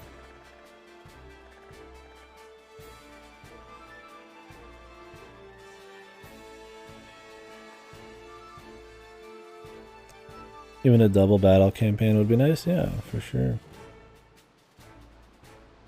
Yeah, it's a fun thing. I mean, of course, just to play with your friends. It's an easy win. And if they could actually like incorporate that better, then it's just more fun with a lot less effort they have to do. So that'd be nice. It's a cool thing, but yeah, it seems very basic. But yeah, otherwise the features, I mean, there's battles, online battles and stuff, which is cool, but otherwise, it's just exactly what you see, man. Very light. What else on mechanics? Yeah, I just don't think Terratualize is very good. None of the gimmicks have been good except maybe Megas, because those actually had some visuals and cool shit to them, but They drop that hot because they don't want to mess with that. Nuzlocke are harder. We talked about capturing. I was mentioning Z targeting. It affects how you like kind of interface with the world. When I have to press ZL like 4 or 5 times to grab one Lechonk and there's nothing else here to get in the way, it just slows down exploration. I don't know what I caught sometimes. I don't know what level it is. Being able to just kind of see information easily and parse it really helps with keeping the flow of the exploration going. When I have to like fucking press Z like 100 times, I have to get right up on him and he's moving towards me, it just sucks. The game that like invented Z targeting, which I think is Ocarina of Time, did it better. Alright, what the fuck's going on, man? I mean, I'm pretty sure Arceus fucking still, you could see everything easily. I don't get what's happening there. It's more of a controls thing than just a raw mechanics thing. But I should be able to just to fucking like Z target to see what something is. And I've seen so many people struggle with it too. It's just like, if it's gonna be there, like, it should be good. You should be able to fucking just snap to something and then go between them. If you want it to be a mystery, then just get rid of it. That's fine too. A surprise, but clearly not. Yeah, at least Megas were a neat concept that if they just added on, it wouldn't hurt it, right?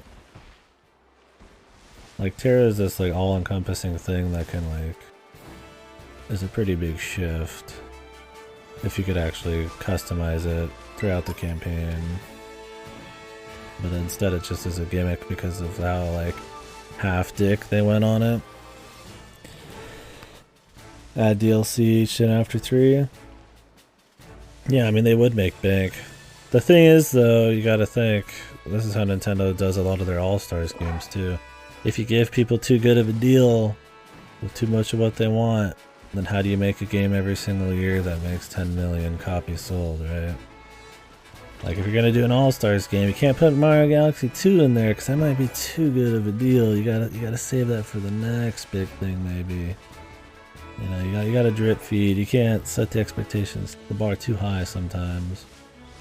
And I feel like that's kind of where Pokemon's at. Like, yeah, they could just do some big, crazy, cool thing, but they make crazy bucks by half-assing it.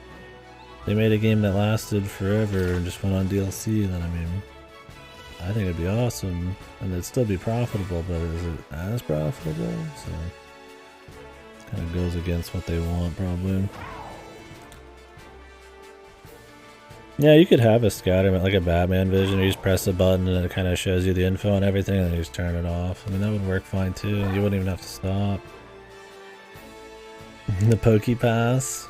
I don't know. I mean, I think the thing is, like, while that makes a lot of money for a lot of games, and they do have DLC pass already. These games get DLC, and they usually you can get like a pass, but the thing is, these games probably cost so little to make and sell so much up front. There's a reason they make 2 or 3 of these a year, right? While a lot of games, like, they might take 5 or 6 years to make, so they make a shitload through DLC. I feel like Pokemon makes so much up front. That's why you always see so many new entries. They're just like, while they'll still do DLC, there's a lot of incentive just to keep cranking out new shit. Is the models the same? I imagine on a lot of them, yeah. Usually how it is in most of these kinds of games, though. In the past, like for the 3DS, they made like a shitload of high quality models and then just kind of would reuse them, kind of like SMT.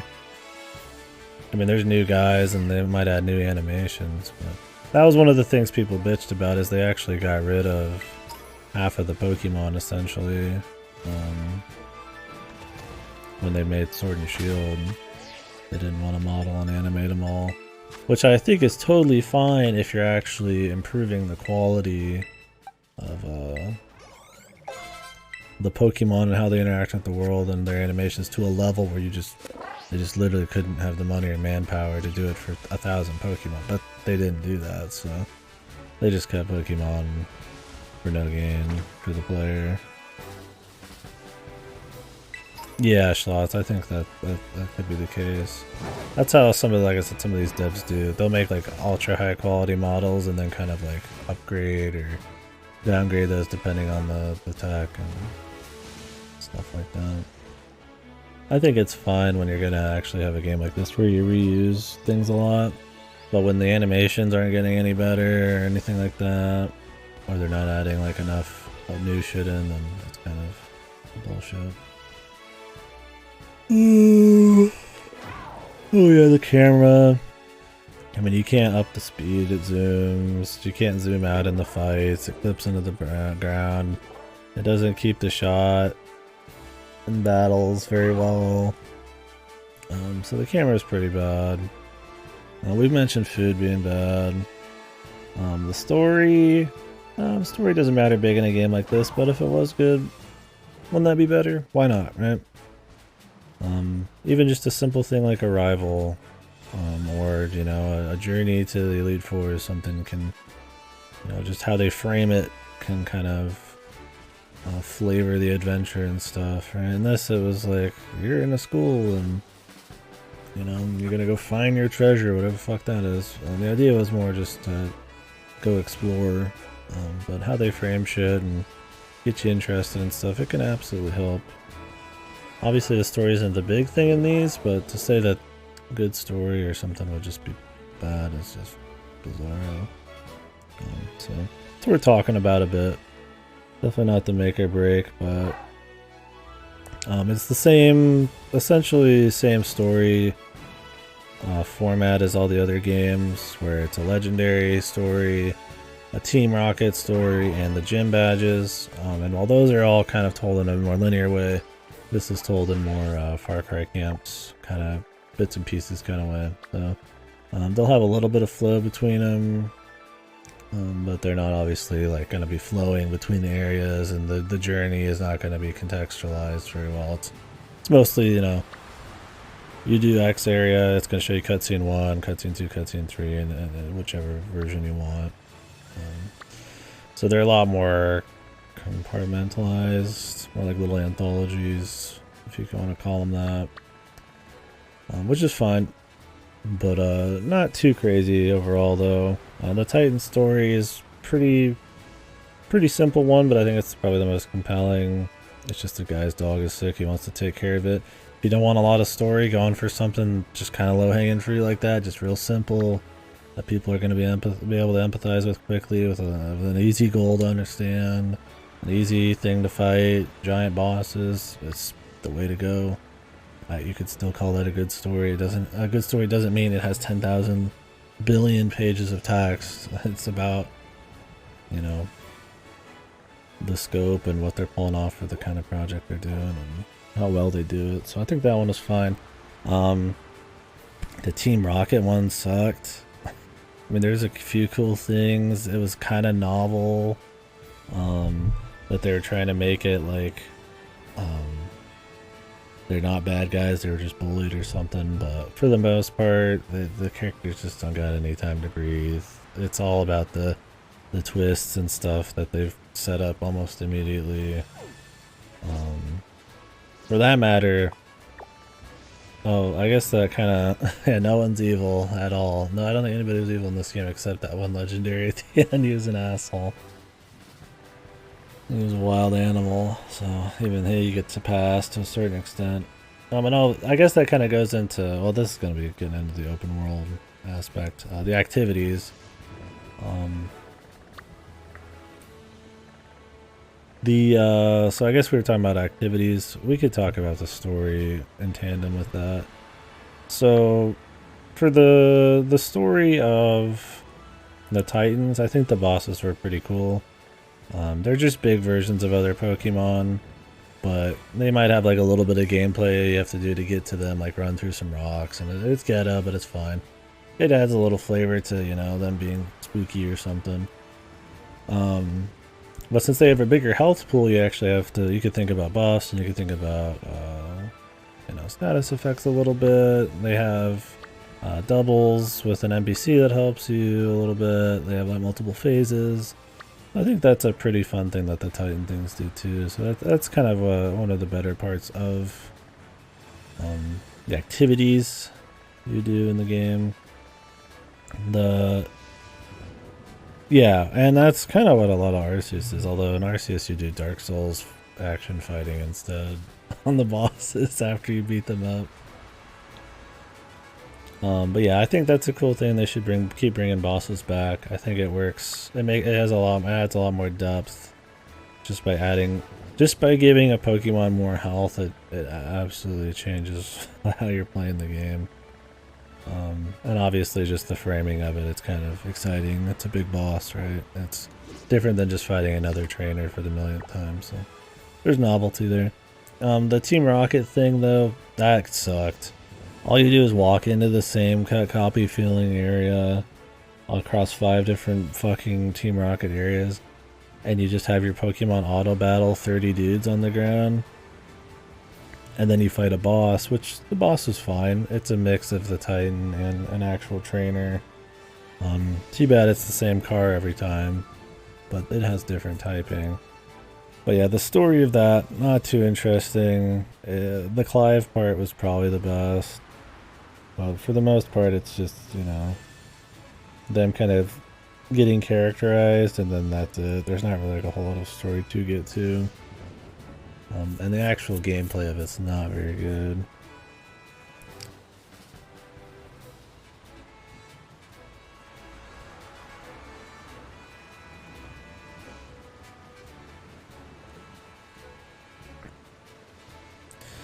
For a moment I was hoping the AI professor fighting it would be literal.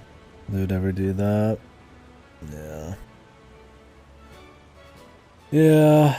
Like you actually fight the professor themselves instead of the Pokemon. Yeah, they wouldn't do it. Too close to you hurting real people with Pokemon, even if it's technically not. Leave that to fucking the anime or something. Ash taking some fucking hits for Pikachu. Yeah, they wouldn't. Yeah, so I don't think that story was very strong. And the activities weren't cool enough, so not a cool way to contextualize what's already a boring ass piece of gameplay. And then the last thing is the badges, which is probably the worst badges in Pokemon. Is that too much? I don't think that's too much. Yeah, Larry's badass. he's good. So with the badges, story-wise, there's a couple good trainers. There's a few fun ones like Larry. There's a few that have nice designs. But in the old games, you might get a nice design. You might get a nice flavored gym from the outside. You'd go in, you might get some puzzles. You might get some, maybe they're wearing some costumes. Maybe you get some cool trainer fights. It was a big thing. Yeah, Grusha's the best. Well, Larry's the best, but then Grusha. And then the other people, right?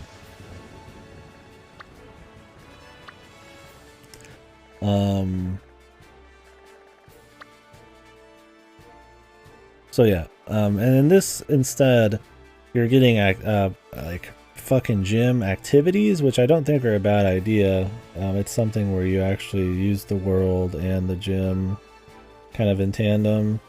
You explore the town, and then there's a gym thing you had to do. The old ones kind of did that, where there'd be like a gym leader, and you had to go do a dungeon with him, or go do a dungeon near him. Didn't Surge or somebody have some shit like that? And then he'd be able to come back to his gym and do shit. So those had stuff like that, right? So that would introduce you to the gym leader. You'd get a bit of story on them. You'd go do an activity in the world, and then you'd come back and have a big hype dungeon, gym fight thing. So these games, instead, you don't get a whole lot of story with any of the gym leaders. They essentially just show up for their fight and they leave. Otherwise, it's just the activities. A lot of the activities, there's no fights in, or you can skip them, like the olive roll. Why you would do a fight in the olive roll section when you could just walk right past them, I don't know. So stuff like that. The gyms themselves, they're just office buildings. They're like doctors' offices. The inside, they're just all wearing business casual. They're just not fun. They got rid of the flavor of the gyms. They got rid of any extra story the gym leaders had. and they got rid of even just the fights and replaced it with just little games that the concept of it is good, but like they're just executed so poorly. And so what's the thread tying these gyms together? It's the rival. She's funny to make fun of. She's just a psycho who's probably gonna chain our guy to a fucking the basement off of a fucking pipe. But for the most part, the actual like journey to be the best is like, I feel like it's very small now. You're not the champion, you're a champion rank person. You go into, there's no victory road or any kind of hype build up. Your rival's already a champion, you're not even like versing them, right? They're just a champion, you're just catching up. You know, you get a fucking interview in the Elite Four in a white room. You fight all the Elite Four in the same shitty glass room, and the music's bugging out. Like, I feel like they sat down and they're like, how can we make this the most boring ass fucking possible, like, path from badges to Elite Four possible, and they managed to do it. There's some fun stuff. Like, there's little highlights like Larry and Bussy Man here, but like, for the most part, dude, and I guess the Ghost Lady got like the one bit of doubles in the game. They're pretty piss poor. Imagine actually exploring, showing up in a town and there's this big cool fucking bug gym and there's like bug shit going on, and you did a test that actually, you know, had something to do with like a cool area you went to. There's like a fucking forest with like bugs in it and you had to do some, you had to fight off King Bug or something. I don't give a fuck what it is, right? Something. And then you learn about the lady and you do a little side quest. And then you come back and you get to do the big bug gym. And it's just like the old ones, but it's in like an explorable fucking world. And it's more interesting. Oh, also, yeah, the music there. Stop with the chanting. It's fucking cheesy, man. I fucking hate the chanting music. It was in Sword and Shield. I hated it there, but at least it made sense because it's supposed to be like a stadium of like soccer people. In this, why are people chanting? It just sounds goofy. And then whenever you just sweep the fight in 2 seconds, it cuts the music off and makes it sound even more like a joke.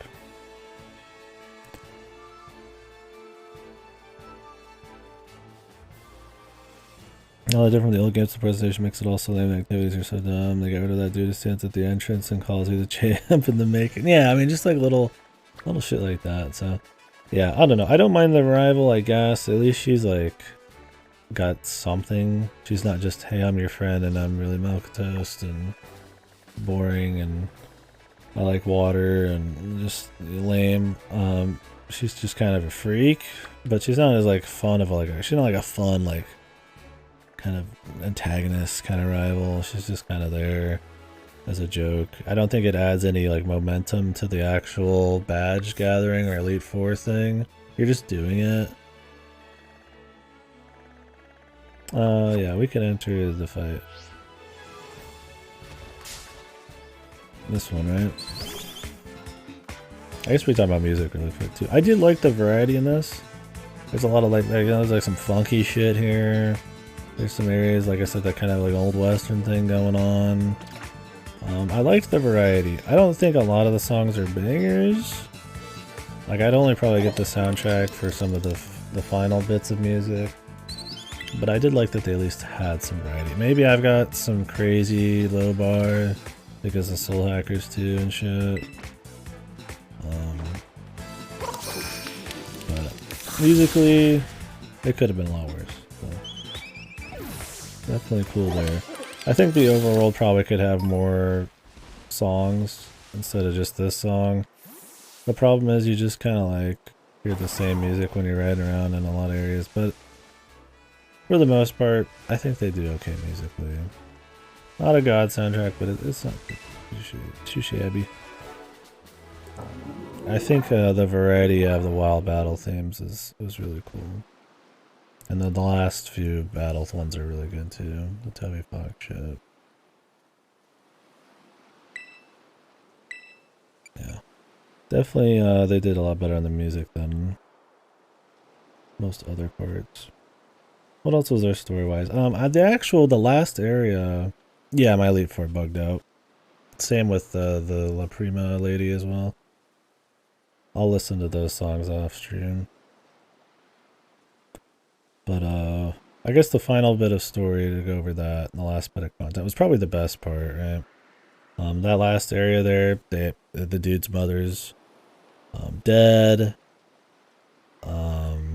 Yeah, I just left it because we were right in the middle of the Elite Four. It was kind of funny at that point. It's good you can fix it though, but the music was fine after that at least. But yeah, actually having his mother be like dead, and them kind of having this like this time travel thing, and then it's actually like some kind of dream machine thing if you dig in. I thought they were trying something, right? I felt like if they kind of touched that kind of stuff, like they actually had some world design that looked neat, right? It wasn't fun to move through, but it sure looked cool, and like they had some cool ideas about like future and past Pokemon, and it's not anything crazy, but compared to the rest of the game, it's like very interesting. If they just made a whole game that was kind of interesting like that, it'd be neat. So story-wise, I thought that was kind of cool. It wasn't just feel good. It was pretty typical JRPG shit, but I mean, for Pokemon, it was definitely a little more ballsy, which was cool. It was somewhat engaging. There's like party talk happening and everything. Which I mean, I only read some of it because you're dodging monsters the whole time, but so I thought that was kind of neat. At the end of the day, it's still not like a crazy area or anything, but I think what they're trying to do with music and visuals and story, it felt like there's like some soul in it. There was something. All right, I was like, ooh, this, what if the whole game was like this? It'd be at least like decent, right? But I can't complain too much there. What the? He's a slug, dude. These are one of the best post-game legendaries. Are they all pretty good? I don't remember any in Sword and Shield. Chinese mythology shit.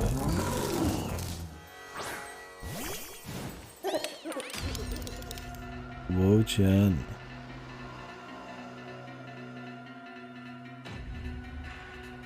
I already mentioned that, but I do think the Pokemon designs in this are pretty good. Unless you hate shitpost Pokemon. If you like really just stupid, goofy shit, this was the one for you. I think the legendaries kind of suck, especially the one I got. Well, the box art legendaries. But I think most of the Pokemon are pretty cool. It's definitely kept me interested seeing new Pokemon, which was one of the few things to care about in the game was the catching, right? So if they were worse, I would have dropped off way quicker. Wo Chen. How strong is this guy? Yeah, music's cool here too.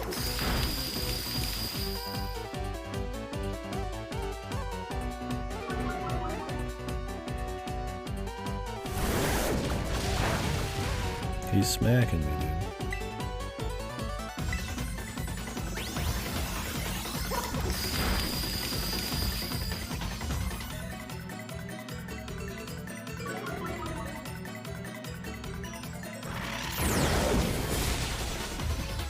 Goldman.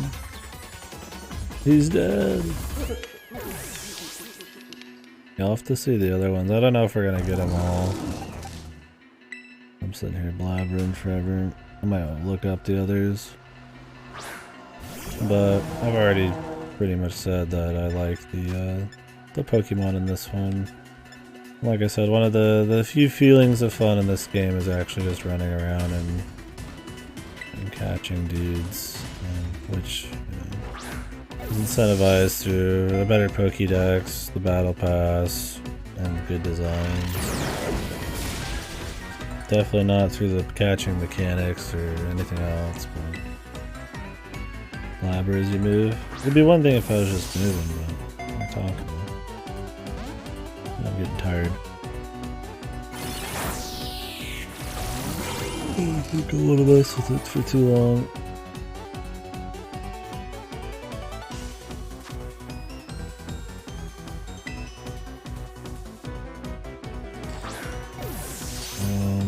so the story definitely just kind of whatever. It's not like as laughably goofy as like Sword and Shield, or as like pure boredom as X and Y. Like, I just remember being in pain playing that game. Oh, we caught. The grudge of a person punished for writing the king's evil deeds upon wooden tablets has caught itself in dead leaves become a Pokemon. What the?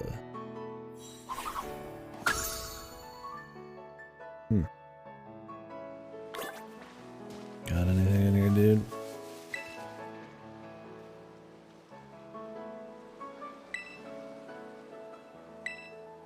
Oh.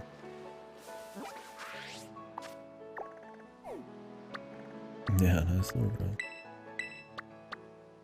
Oh, that's cool. Let me see what else we got cooking with.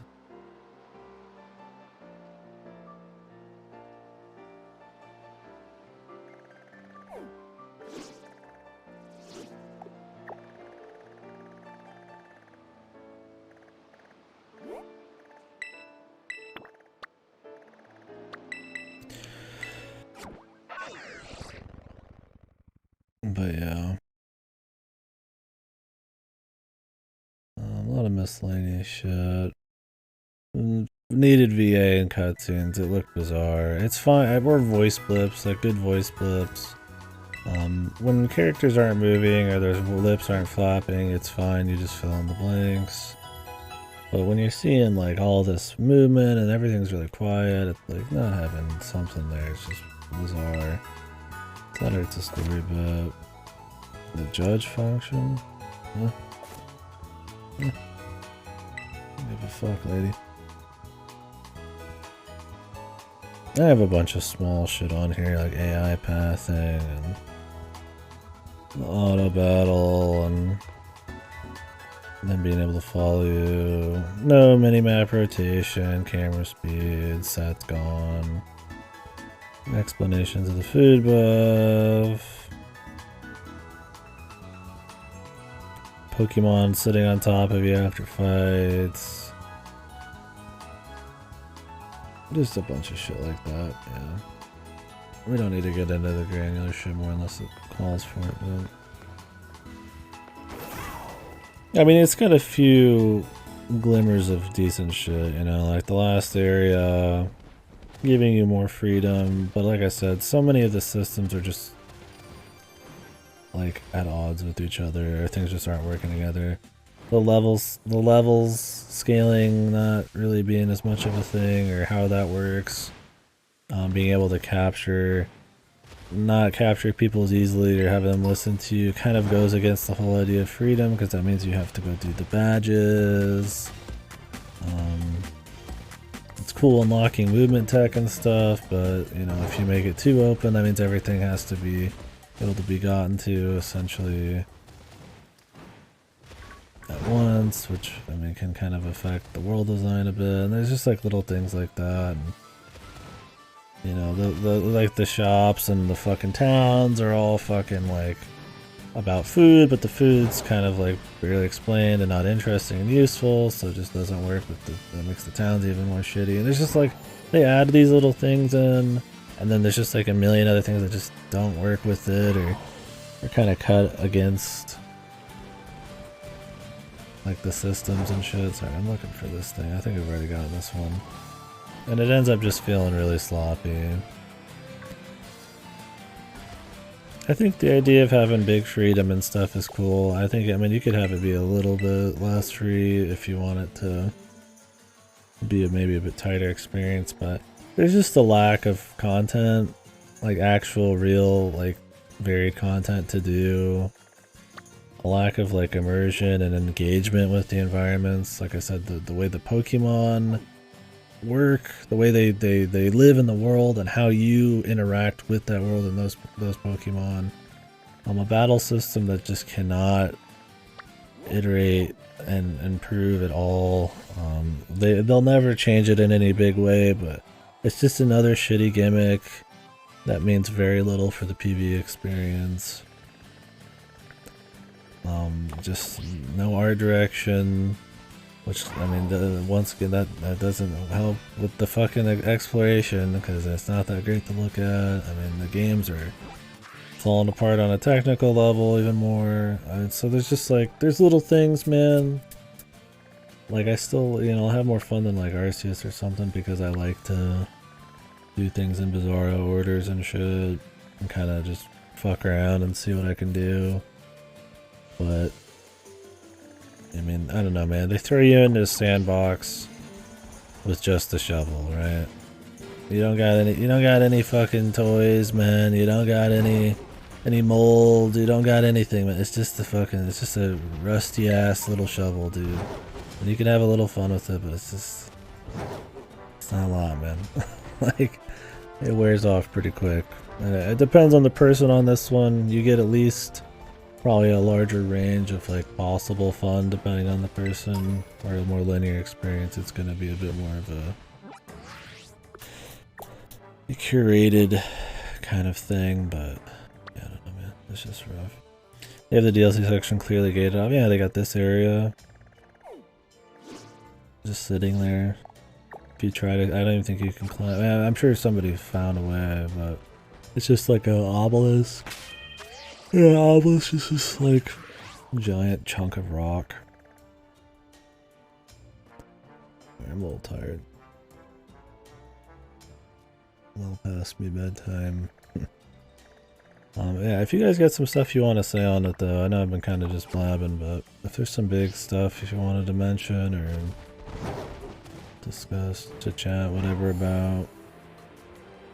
It's like Sin was bringing up good points, you know, there's just a lot, I didn't even think about a lot of that, there's just a lack of features, I mean, there's just a lack of just little stuff, little fun stuff.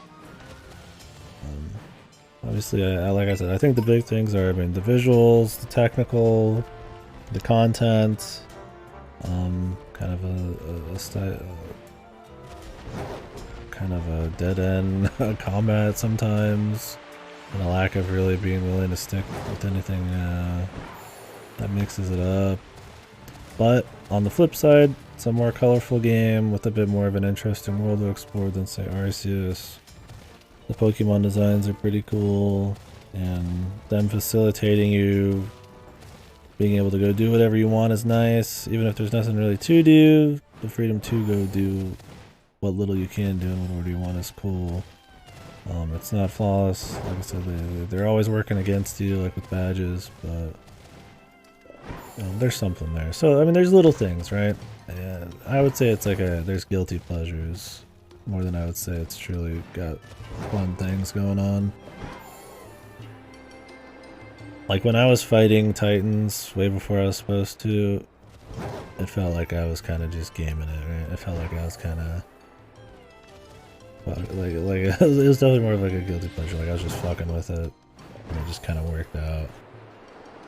Like I like the Pokemon designs because they were goofy and all fat and shit. Not because I think all of them were just like super quality. It's like there's a lot of just kind of like, you know, I'm having fun because it's just kind of silly, and it's like I'll give them credit for that still. But it's kind of a little bit more of a hollow thing, and it's hard to really give them huge props. I still isolate the drawbacks of overall games and focused almost exclusively on them. Yeah.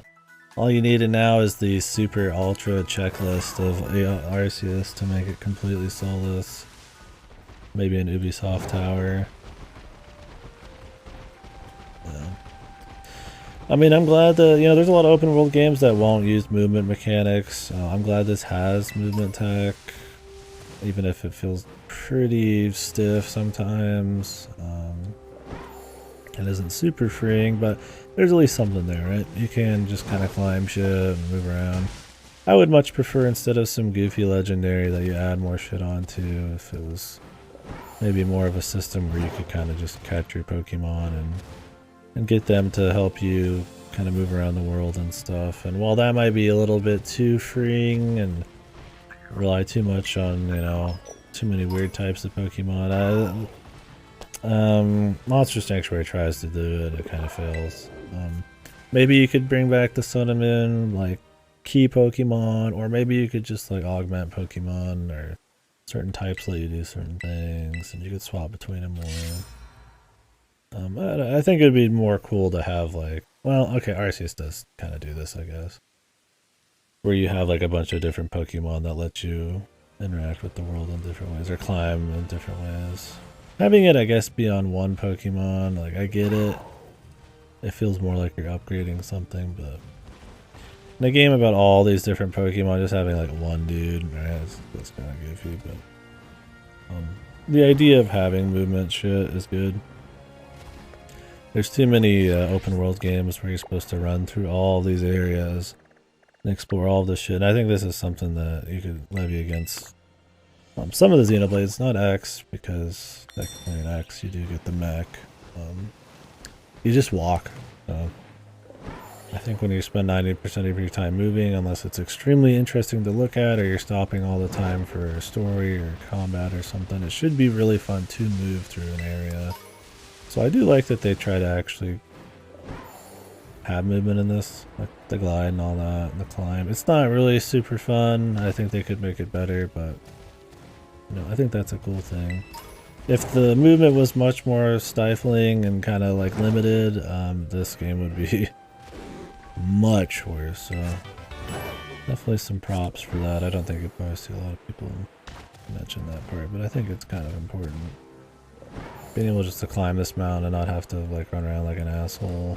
I mean, if the world was more interesting to actually climb up like real paths and find your way up stuff, it'd be fine. But for as simple as the game is, how little content there is, being able just to bust through it is good.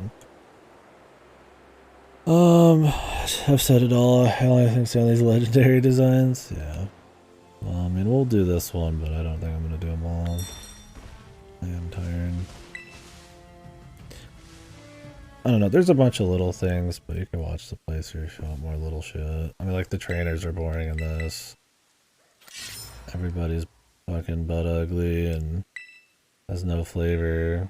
The Sun and Moon had these really cool, like, intros for everybody, and like a bunch of different types of trainers and stuff, and they all had a lot of flavor and shit. And this game, it's like, hey, there's some old fat guy who's a trainer. He's an academy student, and then you see him like 1,000 times, and he doesn't have much of an intro or a personality, or he doesn't look fun or anything. He's just some dude, and it's like, that's fine to have just some dude, but like, I don't know. Wouldn't you rather just have something with a bit more flavor that was a bit more creative or fun? I mean, we're playing a game. I don't need it to be like subversive or feel like immersive in a way that's like, like, oh, he's just like me or something. Like, I don't care. You could do anything. You could be creative. Why make an office building for a gym when you could do something crazy and fun? Like, because it's different. Are we at that point in the series where it's like you have to like jump the shark that hard?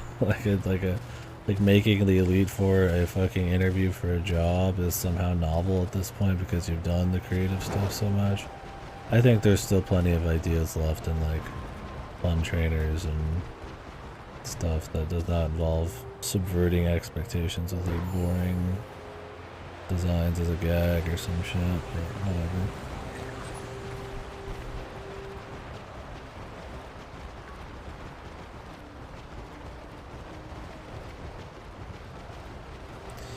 Shoutouts to the snow too, where it's like a filter on the screen, but if you turn, it doesn't look like it, but if you move forward, it stays with you. So I think it's like some kind of panorama like filter that it looks like there's something you're spinning around, but like it's not. No, they're not gonna have real particles obviously falling. It's gonna just be an effect. But it looks kind of goofy.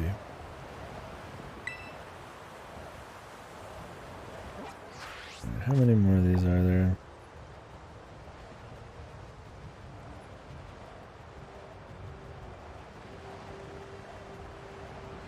I got that one. Oh, did we get this one? Did I go here and grab this? I think I did, right? Or did I forget to check? Anywho, yeah, well, apologize for just going and going on there. I should have wrote more big general stuff. Overall, I think it's the best one on the Switch. I just think Game Freak just, I don't know, dude. I just don't think they got it, man. At this point, give it to someone else, or they really need to step back and look at it. If they care about the quality at all. If they want to just get people with gimmicks and little half steps, it's gonna work. They're gonna make money, but if they really want to make something good, like, it's just it's so far, man. It's not like, oh yeah, they're close. They just need to clean it up a bit. It's not like a Breath of the Wild where there's something really awesome there already, and they could still improve on it a lot. It's not like that. It's so far away, man. Like, there's little sparks here and there, and you could imagine it, but your imagination is doing most of the work, because the game's not giving you that much, but... So, yeah, there's some fun there. Like I said, that's it. I wasn't, like, ultra bored. I think today, the last probably 8 hours of the game have been pretty dull. Like I said, once the Pokemon capturing, the novelty runs out, there's just nothing left. It rides on that. If you're just running through the campaign, I mean, it'll be short enough where maybe you'll stay engaged, but I don't know. When you just play any game, like with all the games out there nowadays, it just doesn't stack up. It just does not. And it's very easy because I do it myself. I notice myself give the game way too much props because of how low the bar is set, dude, with Pokemon. I have to remind myself and think up examples and look through other playthroughs of other games and shit and be like, wait a sec, this is not good. I just have such a low bar from Pokemon because they're so abysmally shit usually.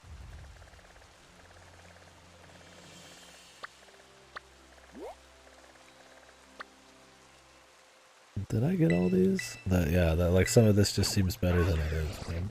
Nothing wrong with having fun with it too, and I'm not trashing people having fun with anything. At the end of the day, who cares about the critiques? Who cares about, you know, improving the medium and stuff? I mean, if you're gonna talk about it, then yeah. And then I'm gonna be a little bit harder on your opinions maybe or something, but like at the end of the day, you just have fun with whatever, man. I've got plenty of guilty pleasures and shit. But so I'm not trashing people for enjoying the game. Who cares? I mean, you only live on the planet once. Have fun how you want. But yeah, if we're gonna talk about, yeah, the medium and the potential for Pokemon and its true quality and setting a standard, when people are throwing around some crazy shit, calling this any kind of industry standard, you are literally saying it's okay to feed you slop, dude. You should always want one. You don't have to say everything's bad. I'm not saying everything's bad in this game, but goddamn, you gotta be real, because I mean, Game Freak, they don't care. Yeah, they don't care. So if you tell them you don't give a fuck, they're really not gonna give a fuck, dude. You're gonna get fed slop straight out of your own fucking ass, man. Right back in your mouth, dude. Like, look at this, man. This shit sold 10 million.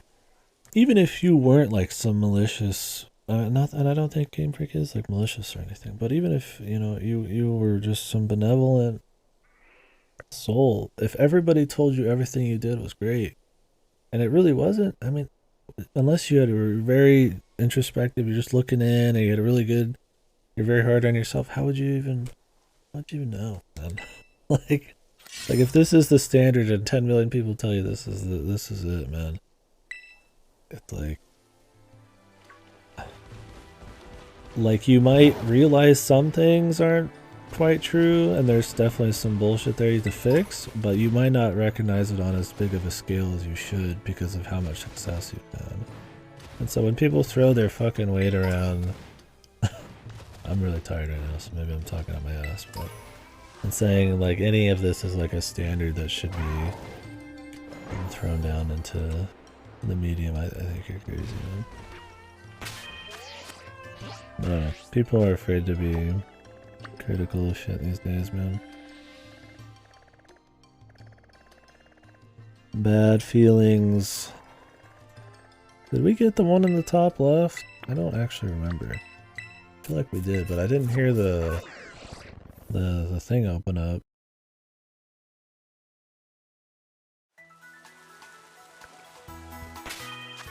Maybe they don't all tell you that they opened up or something? I just think that Pokemon has like a lot of potential to be really cool, man. They have the money. They have access to the know-how with like Nintendo and all that stuff, like Monolith and all that. I'd imagine the big limitations are themselves and probably a pretty strict release schedule to siphon as much money from people as humanly fucking possible.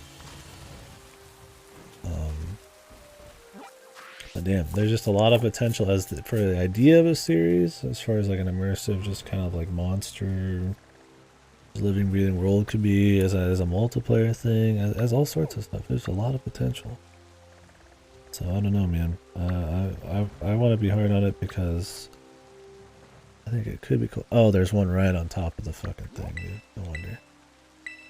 I had to zoom in more. Yeah, I don't know. Overall, I guess I'm just repeating myself. I had some fun, for sure. Definitely more fun than I expected, but an extremely flawed game. And a lot of that fun was self-made, regardless of how much they facilitated it, so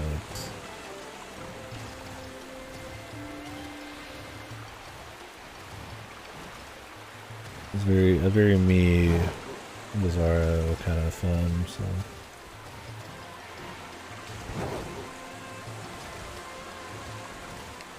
Like, I have fun, like, sweeping teams with level 90 dudes. most people probably don't give a fuck, or doing, you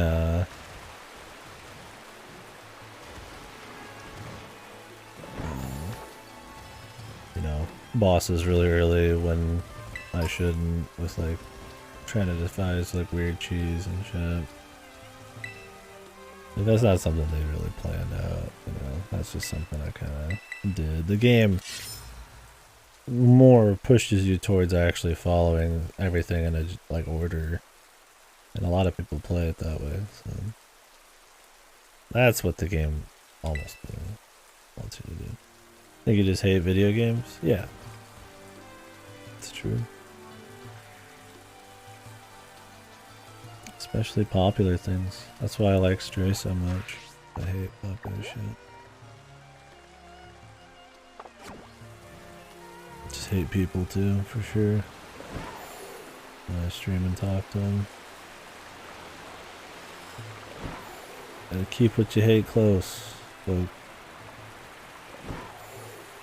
Is this like behind a waterfall or something? What is this? Where is this telling me to go?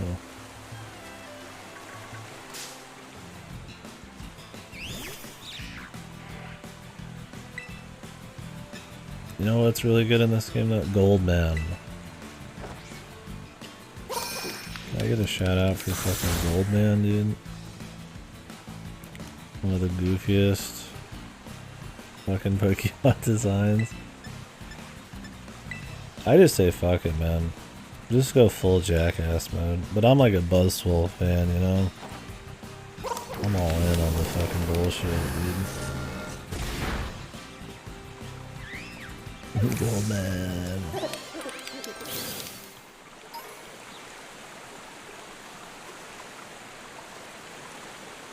Well, can I see where the shrine is even without finding all the things? I'd like to see if it's open or not, but it might not even be like existent.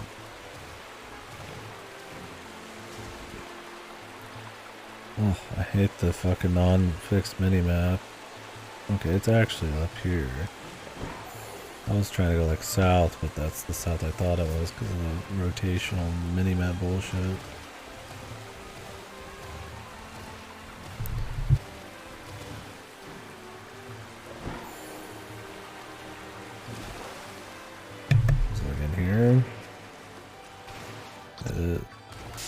Jesus, there's a lot of dudes in here. This is kind of what I mean. It's like, yeah, there's a lot of dudes living around in places that kind of make sense. But I mean, there's just a Doug trio with like 20 bats and there's a random guy here. They're not really doing any. They're not really into like an actual fucking animal wouldn't just be fucking, you know. They'd all just be stacked in here like they're in a fucking warehouse. like just back to back to back like sardines. It's a much bigger step than like Sword and Shield and stuff, but it still leaves a lot to be desired. Yeah, thank God I can see it. I was worried I couldn't. Hey, what do we got? Oh god, I've been awake for a while. There's one more. Really, dude? Did I really not get all of them? Jesus, how many fucking are there, man? Which one am I missing? Oh, we hit all these up, dude. I've been talking, so I probably missed them.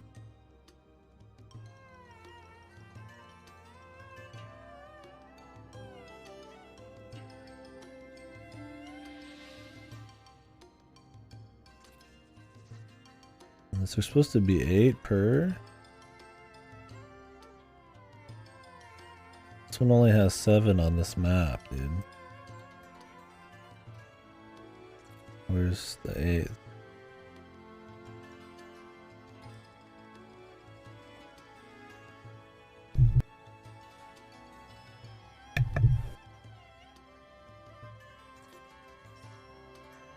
Oh no, wait, there's one way up here, dude. Okay, that's what it is. Jesus Christ. I had to fucking ultra zoom out. Oh my god, and there's nothing to teleport on. Okay, there's one. I chose the one with like the most running. It's like on the beach all the way up north. But okay, we'll get that one.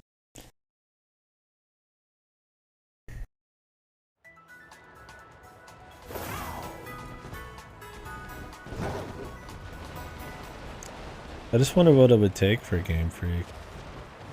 I mean, you think this would have been the wake-up call because of, like, even the journalists, you know, the people who are never gonna rate your game low for almost any reason. Even they did because of the technical shit. Even that I don't think is gonna change much. They might be better about the technical side of things in the next game, but what would it take for them to really go in, man? I mean, it would take probably Pokemon to start dropping in sales, I'd imagine.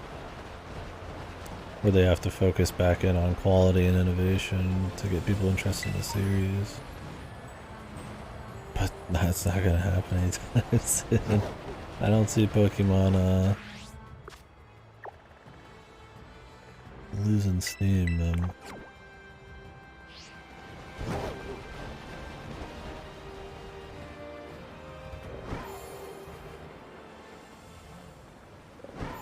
They do just enough to keep it spicy, I think, to people. Yeah, in an open world. You turn it 3D. You do like one micro step. And then it doesn't matter how much you fumble the rest. You get by on just the novelty.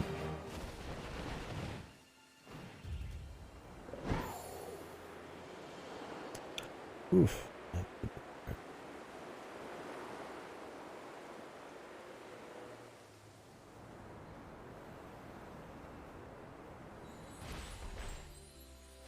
Went right past it. I was looking at that shiny, man. What's up in here?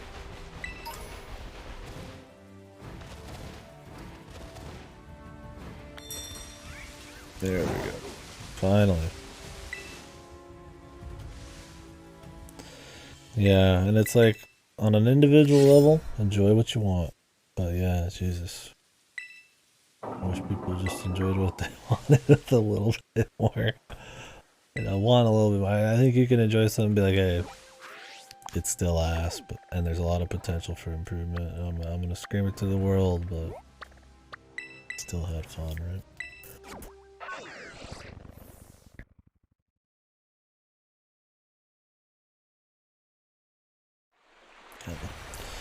It's a twofold thing. You can't just blame the fans or anything too much. I mean, you can, but absolutely.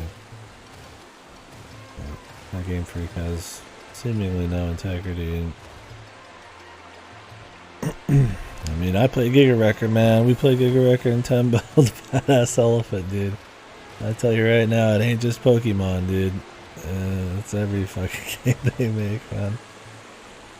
And I've heard Little Town Hero, their newest personal game, is one of the worst.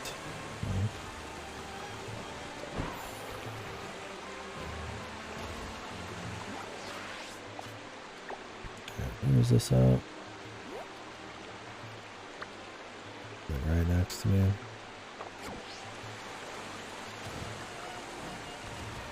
Already forgotten. Oh, there. Yeah, it came out. It has like 5 reviews on Steam or something. Tells you how much people care about Game Freak.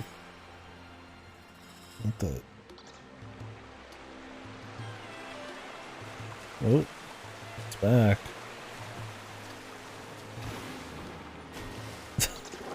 Add another one to the pile. I'm not even writing that shit down.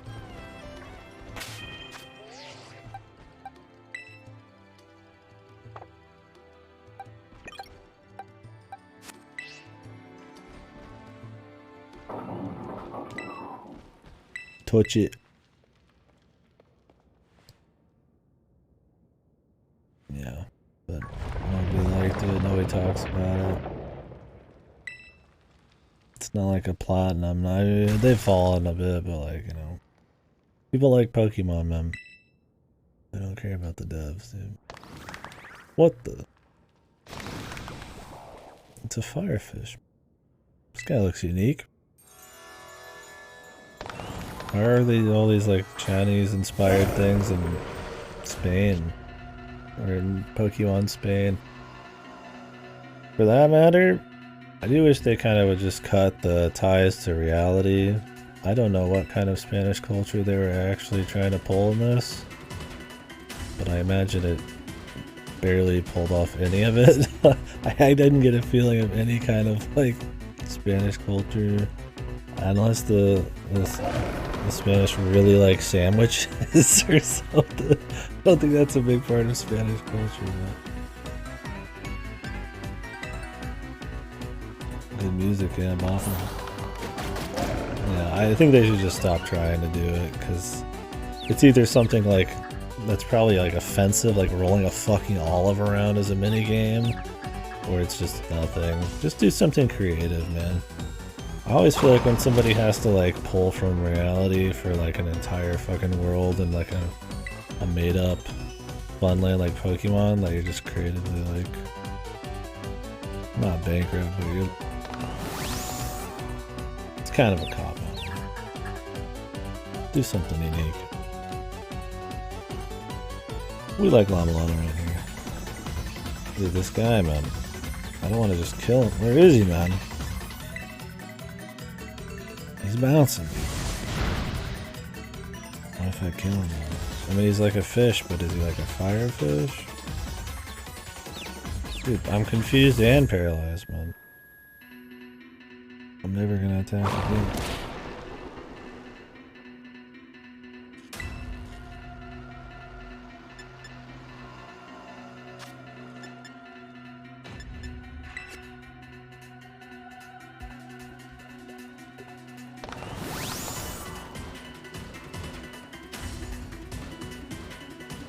Too little, too late. Oh no, he's paralyzed still. He'll never move.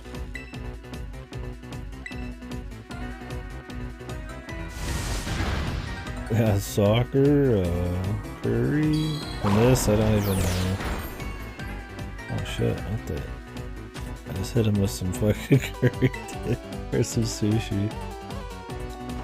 I mean, I'm fine with pulling like little bits from like cultures and shit as inspiration, absolutely, right? Like, I mean, the guy we're playing as right now is a sushi chef. Catfish. Little joke Pokemon, like a, you know, that look like objects, if they're actually fun or cool. Like, you know, like the bug that's like a phalanx, but like entire zones, right?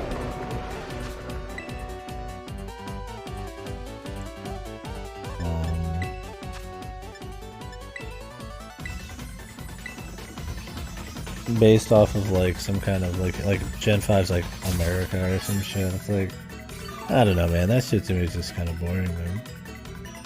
Like, I feel like the human imagination can do more than just make Pokemon worlds that look like America. Like, that's just like, I don't know.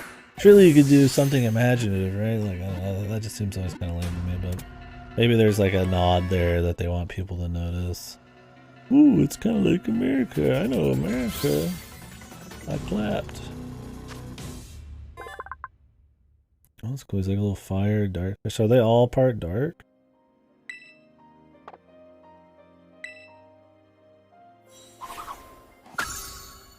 That's neat. Jesus Christ. There's a lot of dudes in here.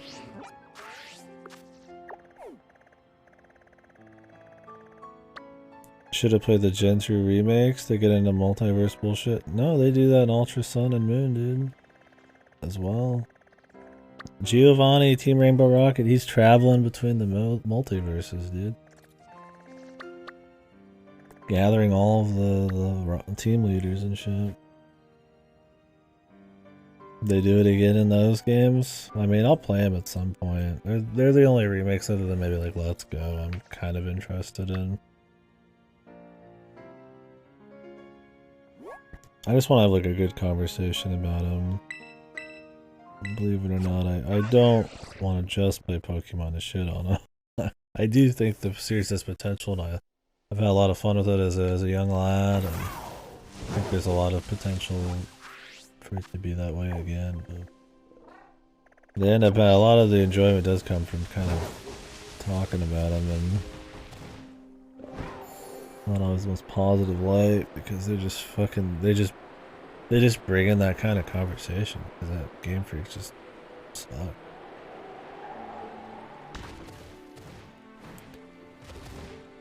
Yeah, I've played remakes. I played Fire Red, I've played Heart Gold.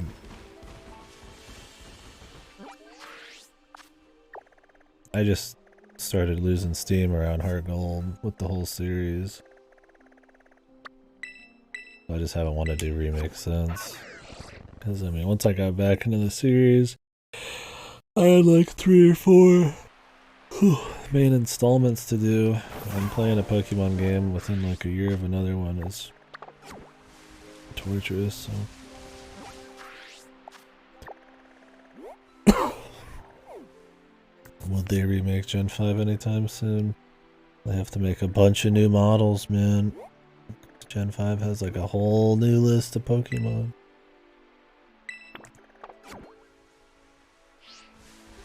I mean, considering the Gen 4 remakes seemed horrible, yeah, that's probably gonna be bad. I don't know, did that one sell okay? That one might have been like critically weak enough that they might actually try harder next time. Well, yeah, but I'm like, to their usual standards.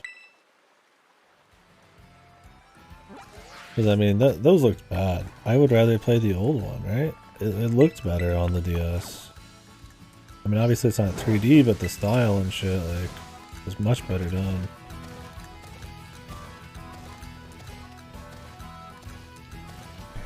Yeah, for how low budget that seemed to look, that's still pretty good sales.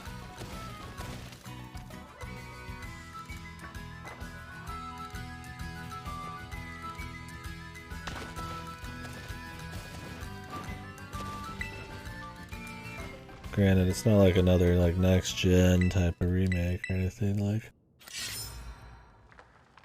Alpha and Omega were selling themselves as, but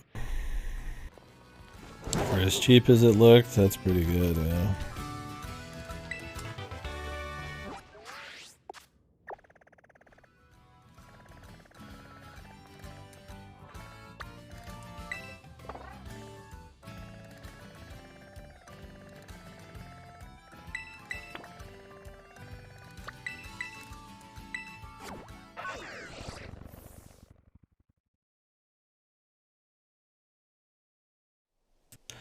Well, that's my thing, is they keep doing less and less, and what they actually do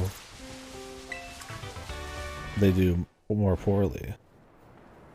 Like, this game doesn't have any kind of like post-game shit. It doesn't have any of those like, you know, fun little features like some of the stuff Sin was talking about. But what's here is piss poor. I mean, it's got a few things that luckily like keep it somewhat engaging, but I mean, the actual effort on display is much less, I feel like, than some of your really old stuff.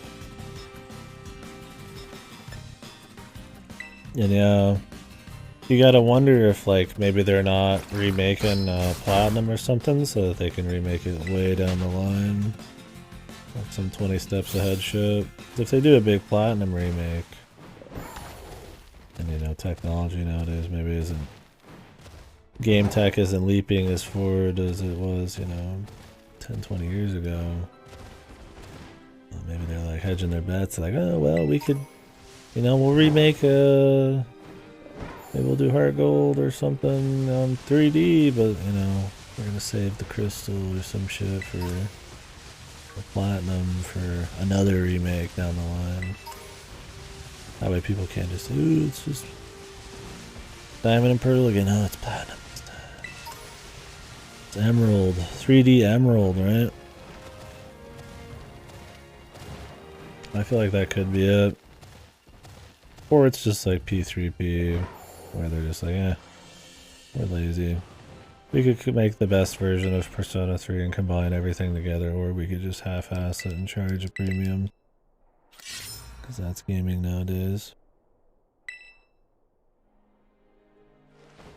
I don't know how many more of these I still have to find. I found a lot of these in the past. Let's go check on our way to the next one. This will probably be the last one I do. Unless you guys have a lot more you want to talk about, I'm slowing down.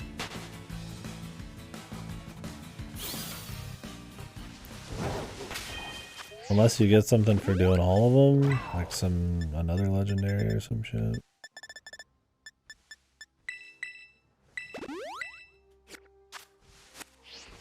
Well, you're gonna have to say something riveting. Gotta talk about Coliseum. Why did Coliseum have more art direction than this game? Because it wasn't made by Game Freak. Next question. Next question.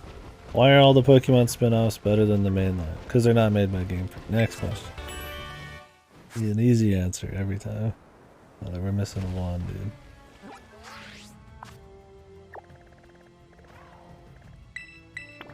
I'm sure they just use opportunity to cash in on selling 2 versions. Yeah, the 2 versions thing probably makes them a lot of money too.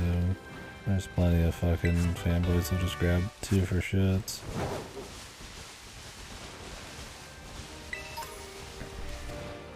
I mean, I'd imagine in Coliseum, one, they have to stray away from the main games. They can't make it look just like the main ones because it needs to sell. It needs to not cut into the sales or raise expectations, right?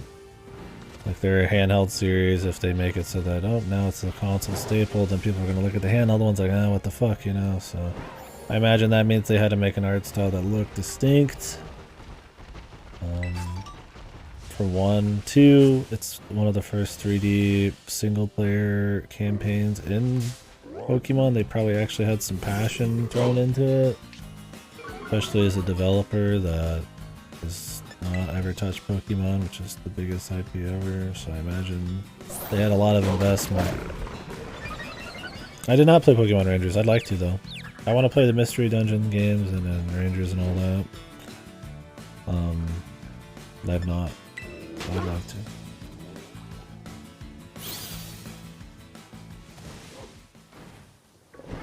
Yeah, that's my thing, is like, I think the graphical fidelity of something, as long as you have a baseline that doesn't like cut into your art direction. Like if this game had good art direction, the fidelity of it would be so bad it would hurt it, right? Like, doesn't matter how good your art direction is when it's got repeating tiles and you know, PNGs that pop in like 2 feet in front of you and 5 FPS animations and stuff. But like, if it just had like a baseline level of graphical fidelity, like, it's all about art direction, man. I mean, always. And that's something that definitely, I mean, it's got more creativity needed. Yeah, I'd like to though. I'm generally usually pretty pleased with Pokemon spin-offs. I think new Pokemon Snap was awesome. It's probably my favorite Pokemon. It's probably new Pokemon Snap. Maybe. I mean, I have a lot of like memories of Yellow and like Gold, and I think those are more of a big deal. They're more influential and very clean games. Very good. But maybe those for their time, but like things that still hold up well, I think maybe Pokemon Snap is pretty damn cool, man. Alright, now let's head back over here. Mark it so I can just move without thinking. If you look at the Breath of the Wild, you can see important marks from very far away in the game. Make a decision about where to go and orient yourself. There's nothing really to see from a distance. Stars, give me a goal. Yeah, exactly. I mean, that's the thing is like, you don't just shit out a world, right? You have to craft it, and there's a better way to craft a world than there's not from scratch. You don't just randomly do stuff and it just doesn't matter, right? Like the sight lines, what you see from where you can see it. Yeah, the colors they use, even stuff like shadowing and stuff that draws your attention, how that interplays with like gameplay and stuff. Can I glide to it? You know, am I gonna have to climb up this thing here? Like, just how all of that stuff is done visually and how you think about the gameplay and stuff. Like, it's all, when it's done right, it's all expertly placed, right? Pacing, where are we gonna put the shrines? Where are we gonna put this? Is this a long stretch of boring bullshit? Where do we spice it up? You know, like there's a lot of real probably thought that goes into like actually making it a legitimate map. A lot of like fucking like like fucking psychological like mind shit with a lot of testing, and like when you really do it well, it makes a huge difference. If you could just vomit shit all over a map and it wouldn't make a difference, then you could just get an AI to do it. Well, I think, oh my god, are we still didn't get enough? There's one more. Thought that was it. So it's like stuff like visuals just, yeah, it just plays into that really hard, man. And when you can't even make some of those decisions about pathfinding and landmarks because your visuals and your tech shit's so bad, then you lose a lot, man. You lose a lot as maybe a dev to like even have in your toolkit to let people have fun like making decisions with.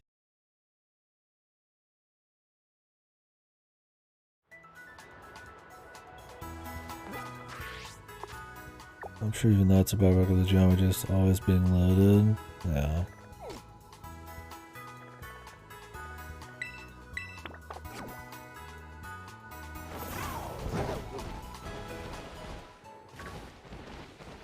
No. Maybe I'm talking out my ass. Pretentious bastard. But I'm up super late. I don't know. I just...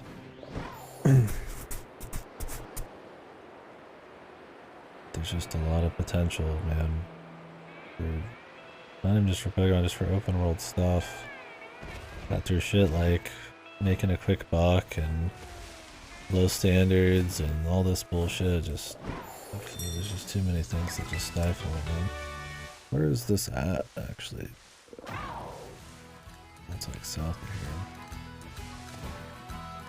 here. I'm assuming this is the one I'm missing. I'm not sure.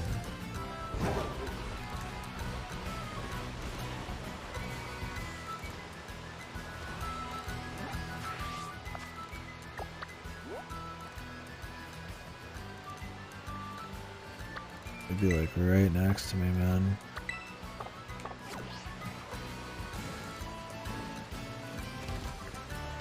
Did I already get this one then? Was it underneath me?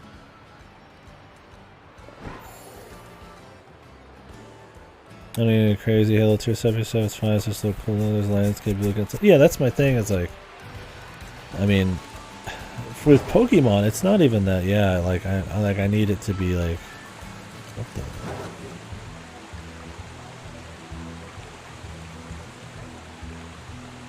that I need to be like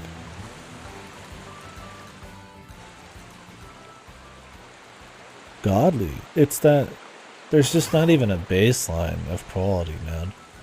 Like, it's just like fundamentally like just kind of fucked in a lot of ways, man. Like when people talk about the graphics on this game, it's not a comparison of like, well, graphics don't matter that much. Graphics do matter. Visuals do matter. It's a visual medium. It does matter a bit. It's when people really are talking about it, they're usually saying like that this doesn't even hit like a baseline where like you can even ignore it in some ways, man. Like it's too much, right? For like even just like anybody's objective standards. It's just, or like that is the thing. It moves into the realm of like objectivity, right? It's just like it's too shit. We've moved past it. The amount of money they got, how it affects the fucking world and stuff. It's just like it's too bad. It doesn't even matter your thoughts on graphics and shit. Can you get used to it and ignore it a little bit? Yes, but it's like you can't just say it just doesn't matter. It's very disingenuous.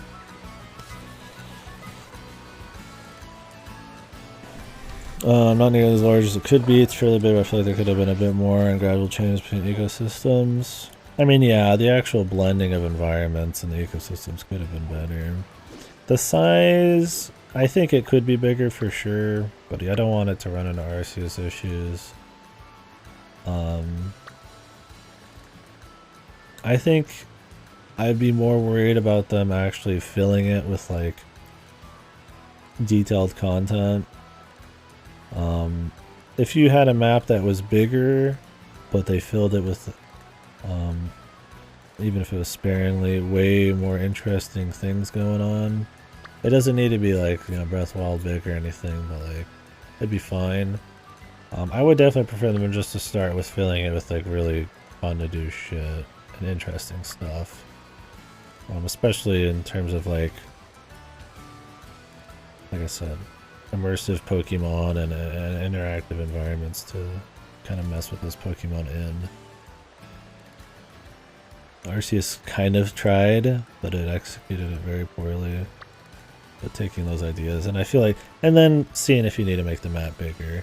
I mean, definitely on art side of things, blending the environments together, not to just be random shit everywhere, would be good. I think it's not as big a deal when you're a bit more fantasy oriented, because most of these environments are just basic, like real world type of shit, like a lake and a you know, an ice area and a desert and stuff.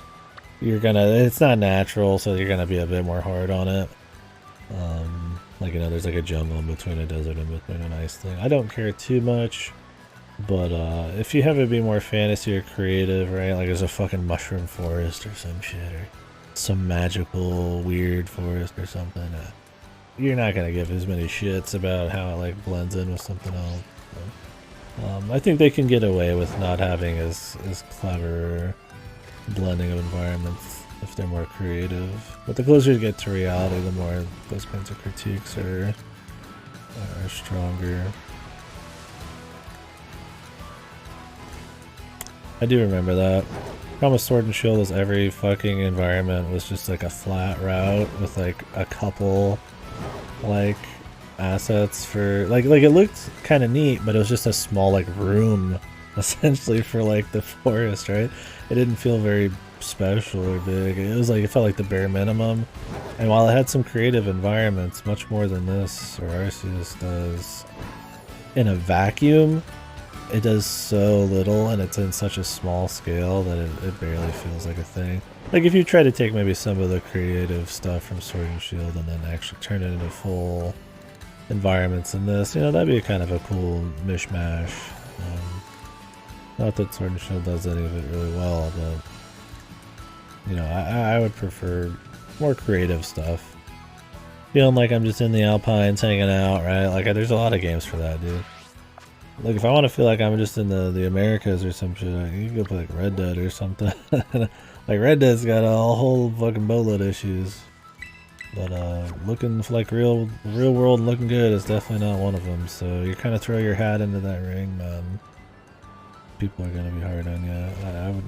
Especially if I'm on the Switch and I've got all this fantastical, crazy creatures and stuff to use, I would much prefer to actually have the world design to match. That's why it's weird when they're like, hey, we're gonna make a game that's like based on Britain. I'm like, who gives a fuck? I don't want an American Pokemon game. I want something crazy. This is a game where there's a fucking like...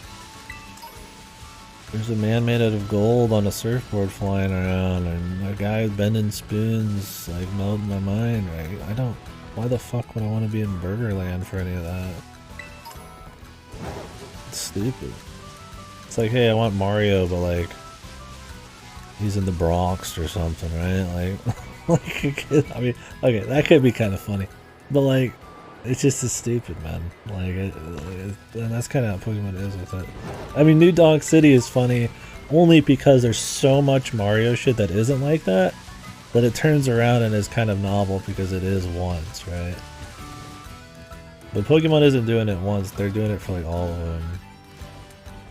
And it just feels kind of meh. I don't know which of these I'm missing, dude. Because I've gotten a bunch of these before. I mean, we've checked the ones on the top. Check the one to the southeast. There must be another one in the cave and I just counted the wrong one. Did we get 2 down here before or just 1? Maybe it was just the one. And we just checked the southeast one. I know I got the ones in the middle. There's one on the left side. Is there 2 on the left side? There's 2. I think I checked those 2.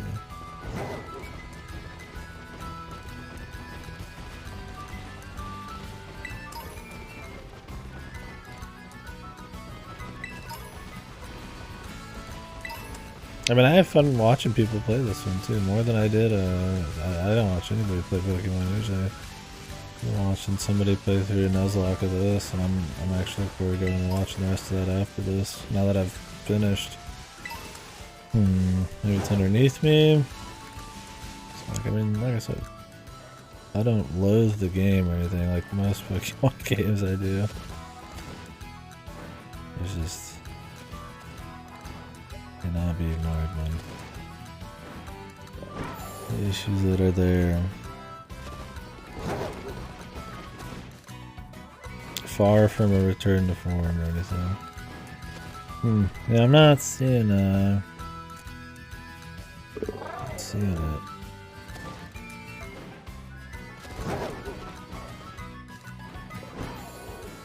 There is a chest, yeah, but we're gonna leave him be. He gets to live.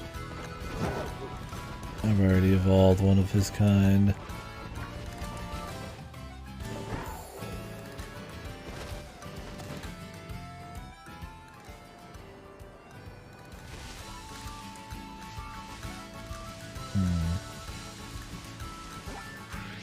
Well, if I got the 2 down here, and I got the 2 there, and I checked the one over here, did I not? Or did I decide not to check that one yet? And go straight to the southeast. I might have made that choice.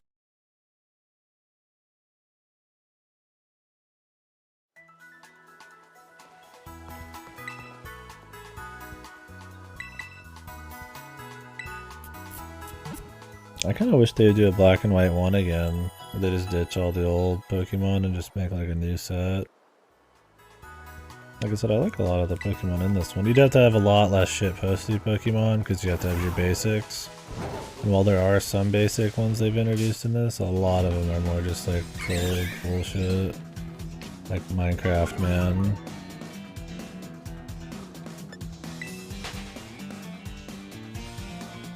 Well, the big fish isn't too troll, but him eating like a sushi thing is a little pretty on the nose, right?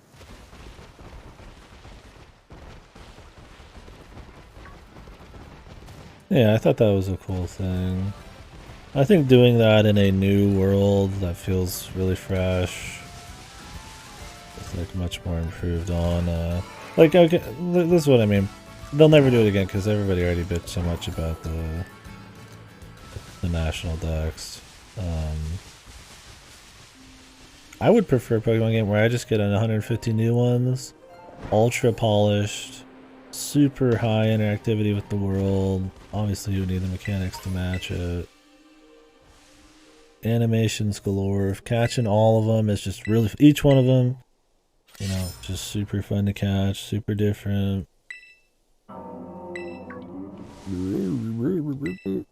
And fuck the rest of Pokemon. Dude, I don't give a fuck if the rest are in. Give me just like an ultra polished experience with like those 150. That'd be fine with me.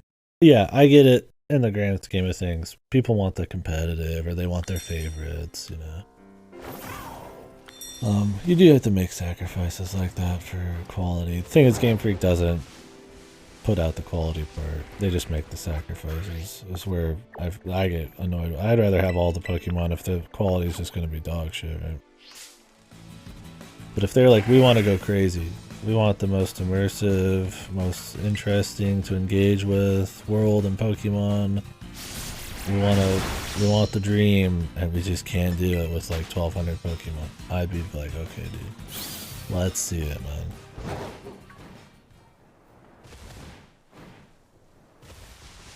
Granted, they have like infinite money, but I mean, you gotta get the right talent, you gotta get the right people in there, and if there's enough quality, you gotta make sure the talents, I mean, pull it off, and sometimes just the amount of hours and oversight's probably just way harder than just sheer money can buy, but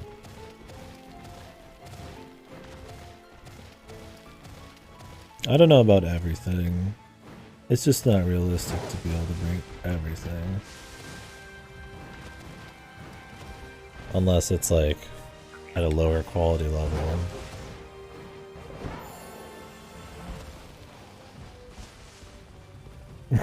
I don't think everything. I really don't. I mean, has it really killed anybody these last couple games? Maybe in competitive? I mean, you don't get to use all your cards in Magic the Gathering competitive. You only get to use the new shit. SMT doesn't carry over everything every time. Like, it's just... I don't think it's necessary. Stock Veracity. I'm just saying it's another example of something that doesn't take everything all the time. Yeah, I mean that they allow you to transfer everything over. I mean, I would rather have everything in a perfect world. But I would much prefer quality over just the sheer amount of dudes, man. Like, especially now that they've broken it, man. They've broken the chain. You can't fucking trade everything anymore. At this point, I would like them to actually make use of the chain they've broken and just fucking actually put out like quality animations, like I said. Make them more engaging.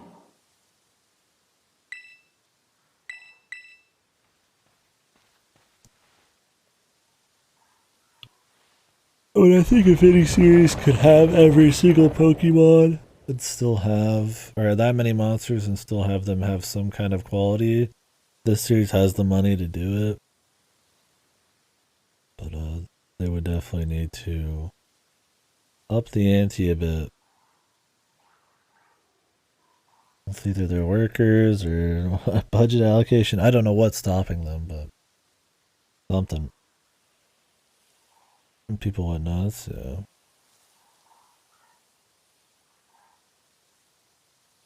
Like, yes, in a perfect world, I would like it all. But even in the biggest series, like, it's not always feasible. I would prefer the quality over the masses. That's what I mean.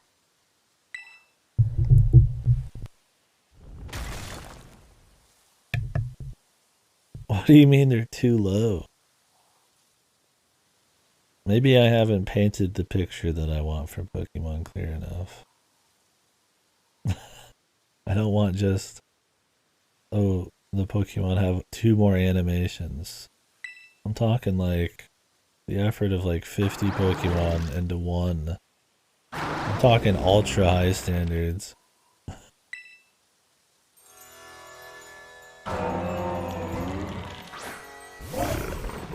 Making it more than just a mindless surface level collectathon. This guy is kind of cool. I'd rather have like new shit. I'd rather have 150 new dudes at the cost of like 200 old ones. Sushi. I'm gonna fill his cup with sushi. Sake.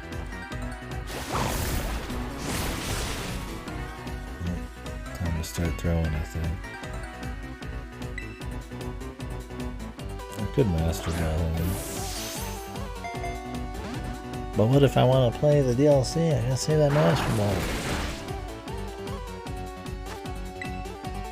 Is there any way to get more master balls? I know you can dupe your Pokemon in this.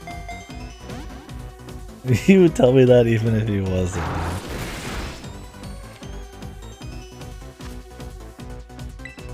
Yeah, the flamingo. Yeah, for every cool guy in this, there is a kind of like a what? The flamingo's a little too close to reality for me, for sure.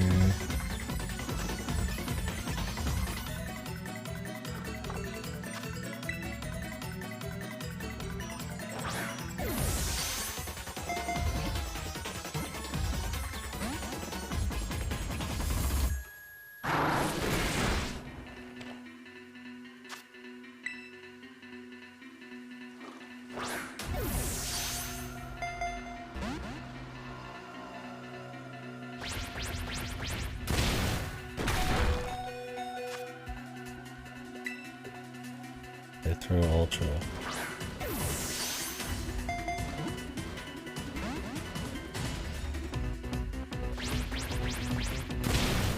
This guy had a little bit more health, so I could like chip him down more.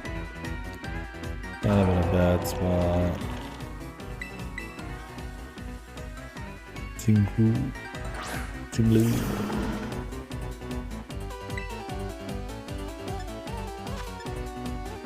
I don't know what typing is. It's probably rock. I might kill the poor bastard. Oh well.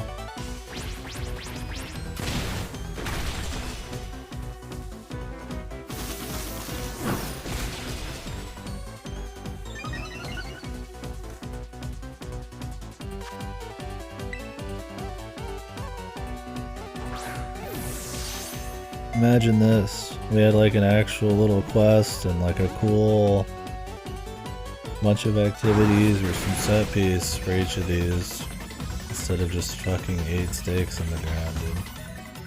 8 stakes in the ground to unlock a legendary is fine if the game was full of cool shit and it was just a bonus thing.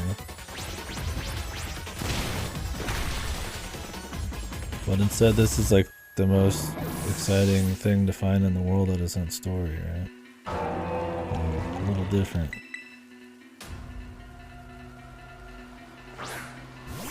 Braille puzzles, yo. Whoa. When is timer ball at its max? How many turns? Nobody know.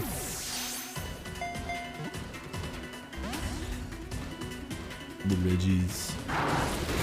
I always tried to figure those out when I was young. I was always wondering what all the little runes were for, and I never understood. I was back before we were looking up anything.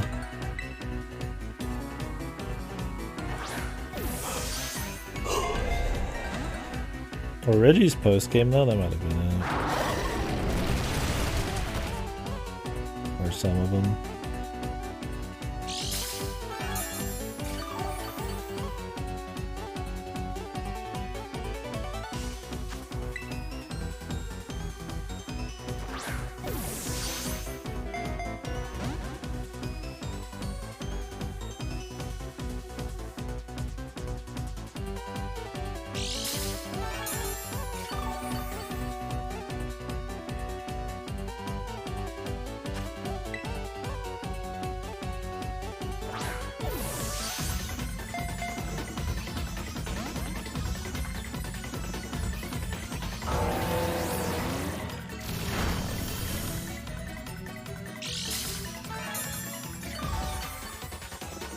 .30 turns.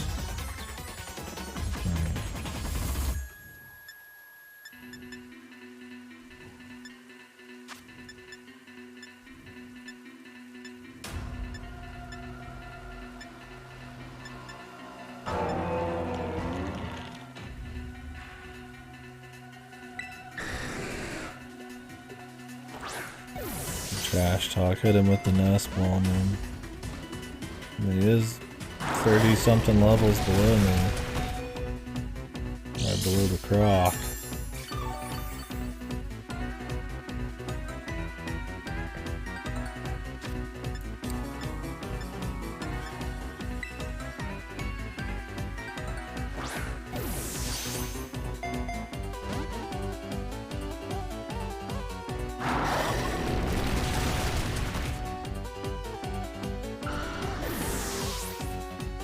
I'll Master Ball him if we're gonna win. Because this will be the last one for me. I'm tired. I'm gonna watch the rest of that Pokemon playthrough. I'm probably gonna fall asleep. I can still talk more. I'm tired now.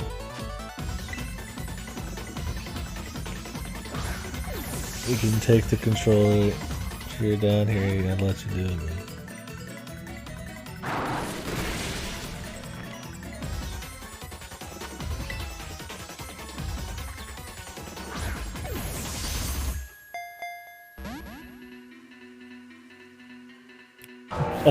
There's all this conversation. I waited 3 or 4 hours to play Pokemon because of this, man. And now I'm compensating, man.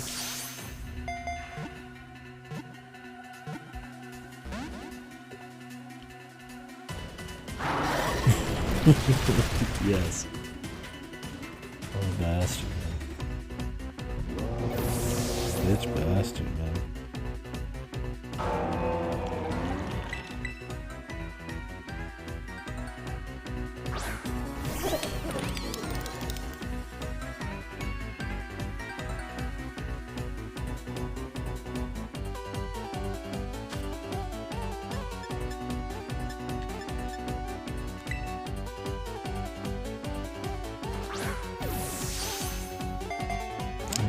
Publish this one. I'll cut the VODs tomorrow for this stream. I'm too tired to do it tonight. I've already uploaded the rest of the Pokemon stuff, but this one I'll highlight and upload tomorrow. All the copyright shit with this one.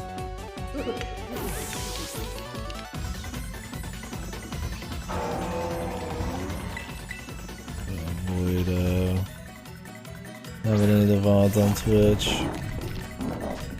for the most part.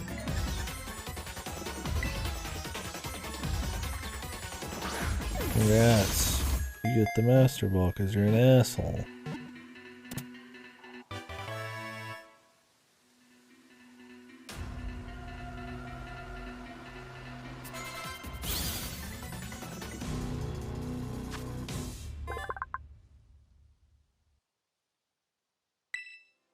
This guy's got some edgy Pokédex entries. Just link me him, Godo. Just link him. Come on.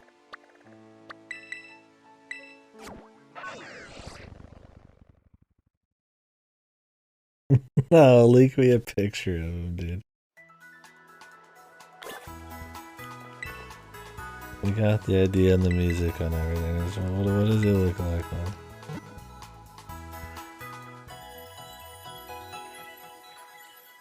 Oh, this guy. I've seen this guy. Huh. I didn't know he's a legend. He looks cool. Got like a crazy teeth, man. What typing is that? Like ice water? Or dark ice?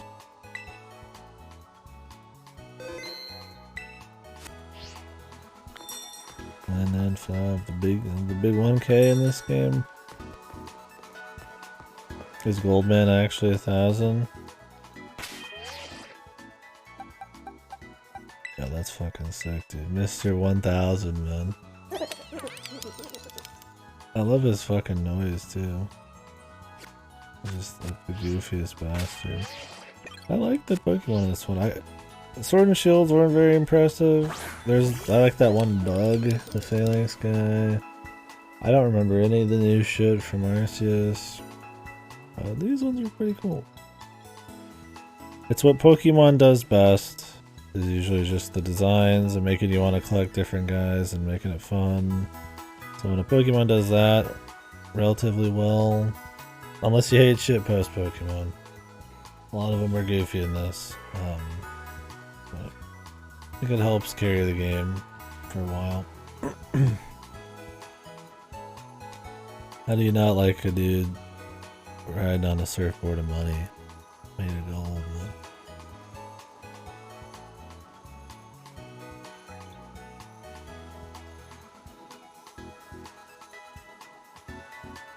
Anyways, I would do a tier list for Pokemon, but I'll be honest, yeah, I have no idea. There's so much of that that's probably nostalgia, and I haven't played in like 20 years. So much of it is like hard to compare in a vacuum because it's the big problem with the series is like lack of innovation, decline in quality. You could say arguably this is maybe it's better in the first 3 gens in a bubble. These just released on their own, but you gotta think about the history with Pokemon a bit, and development over time, and it's been too long since I played some of the other ones to really have a good like tier list thing. In terms of the Switch ones though, this is definitely the best one. For me.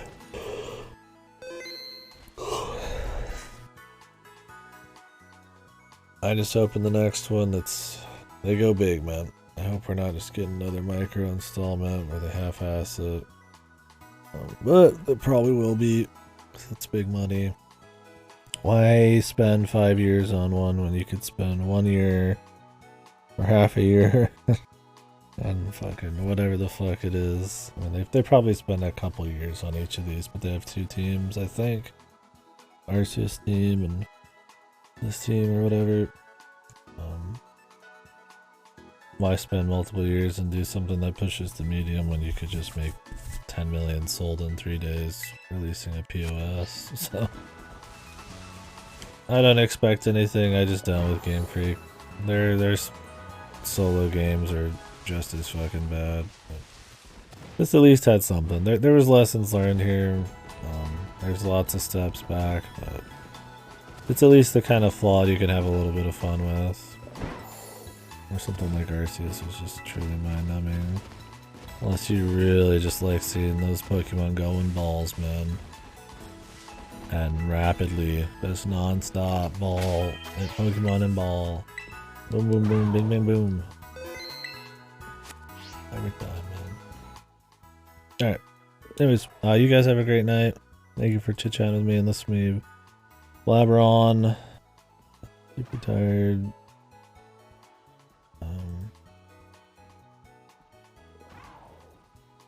It was a good time. It was a good time playing this. Next game will be Space Warlord Organ Trafficking Simulator. That is Space Warlord Organ Trafficking Simulator. I think that's what it is.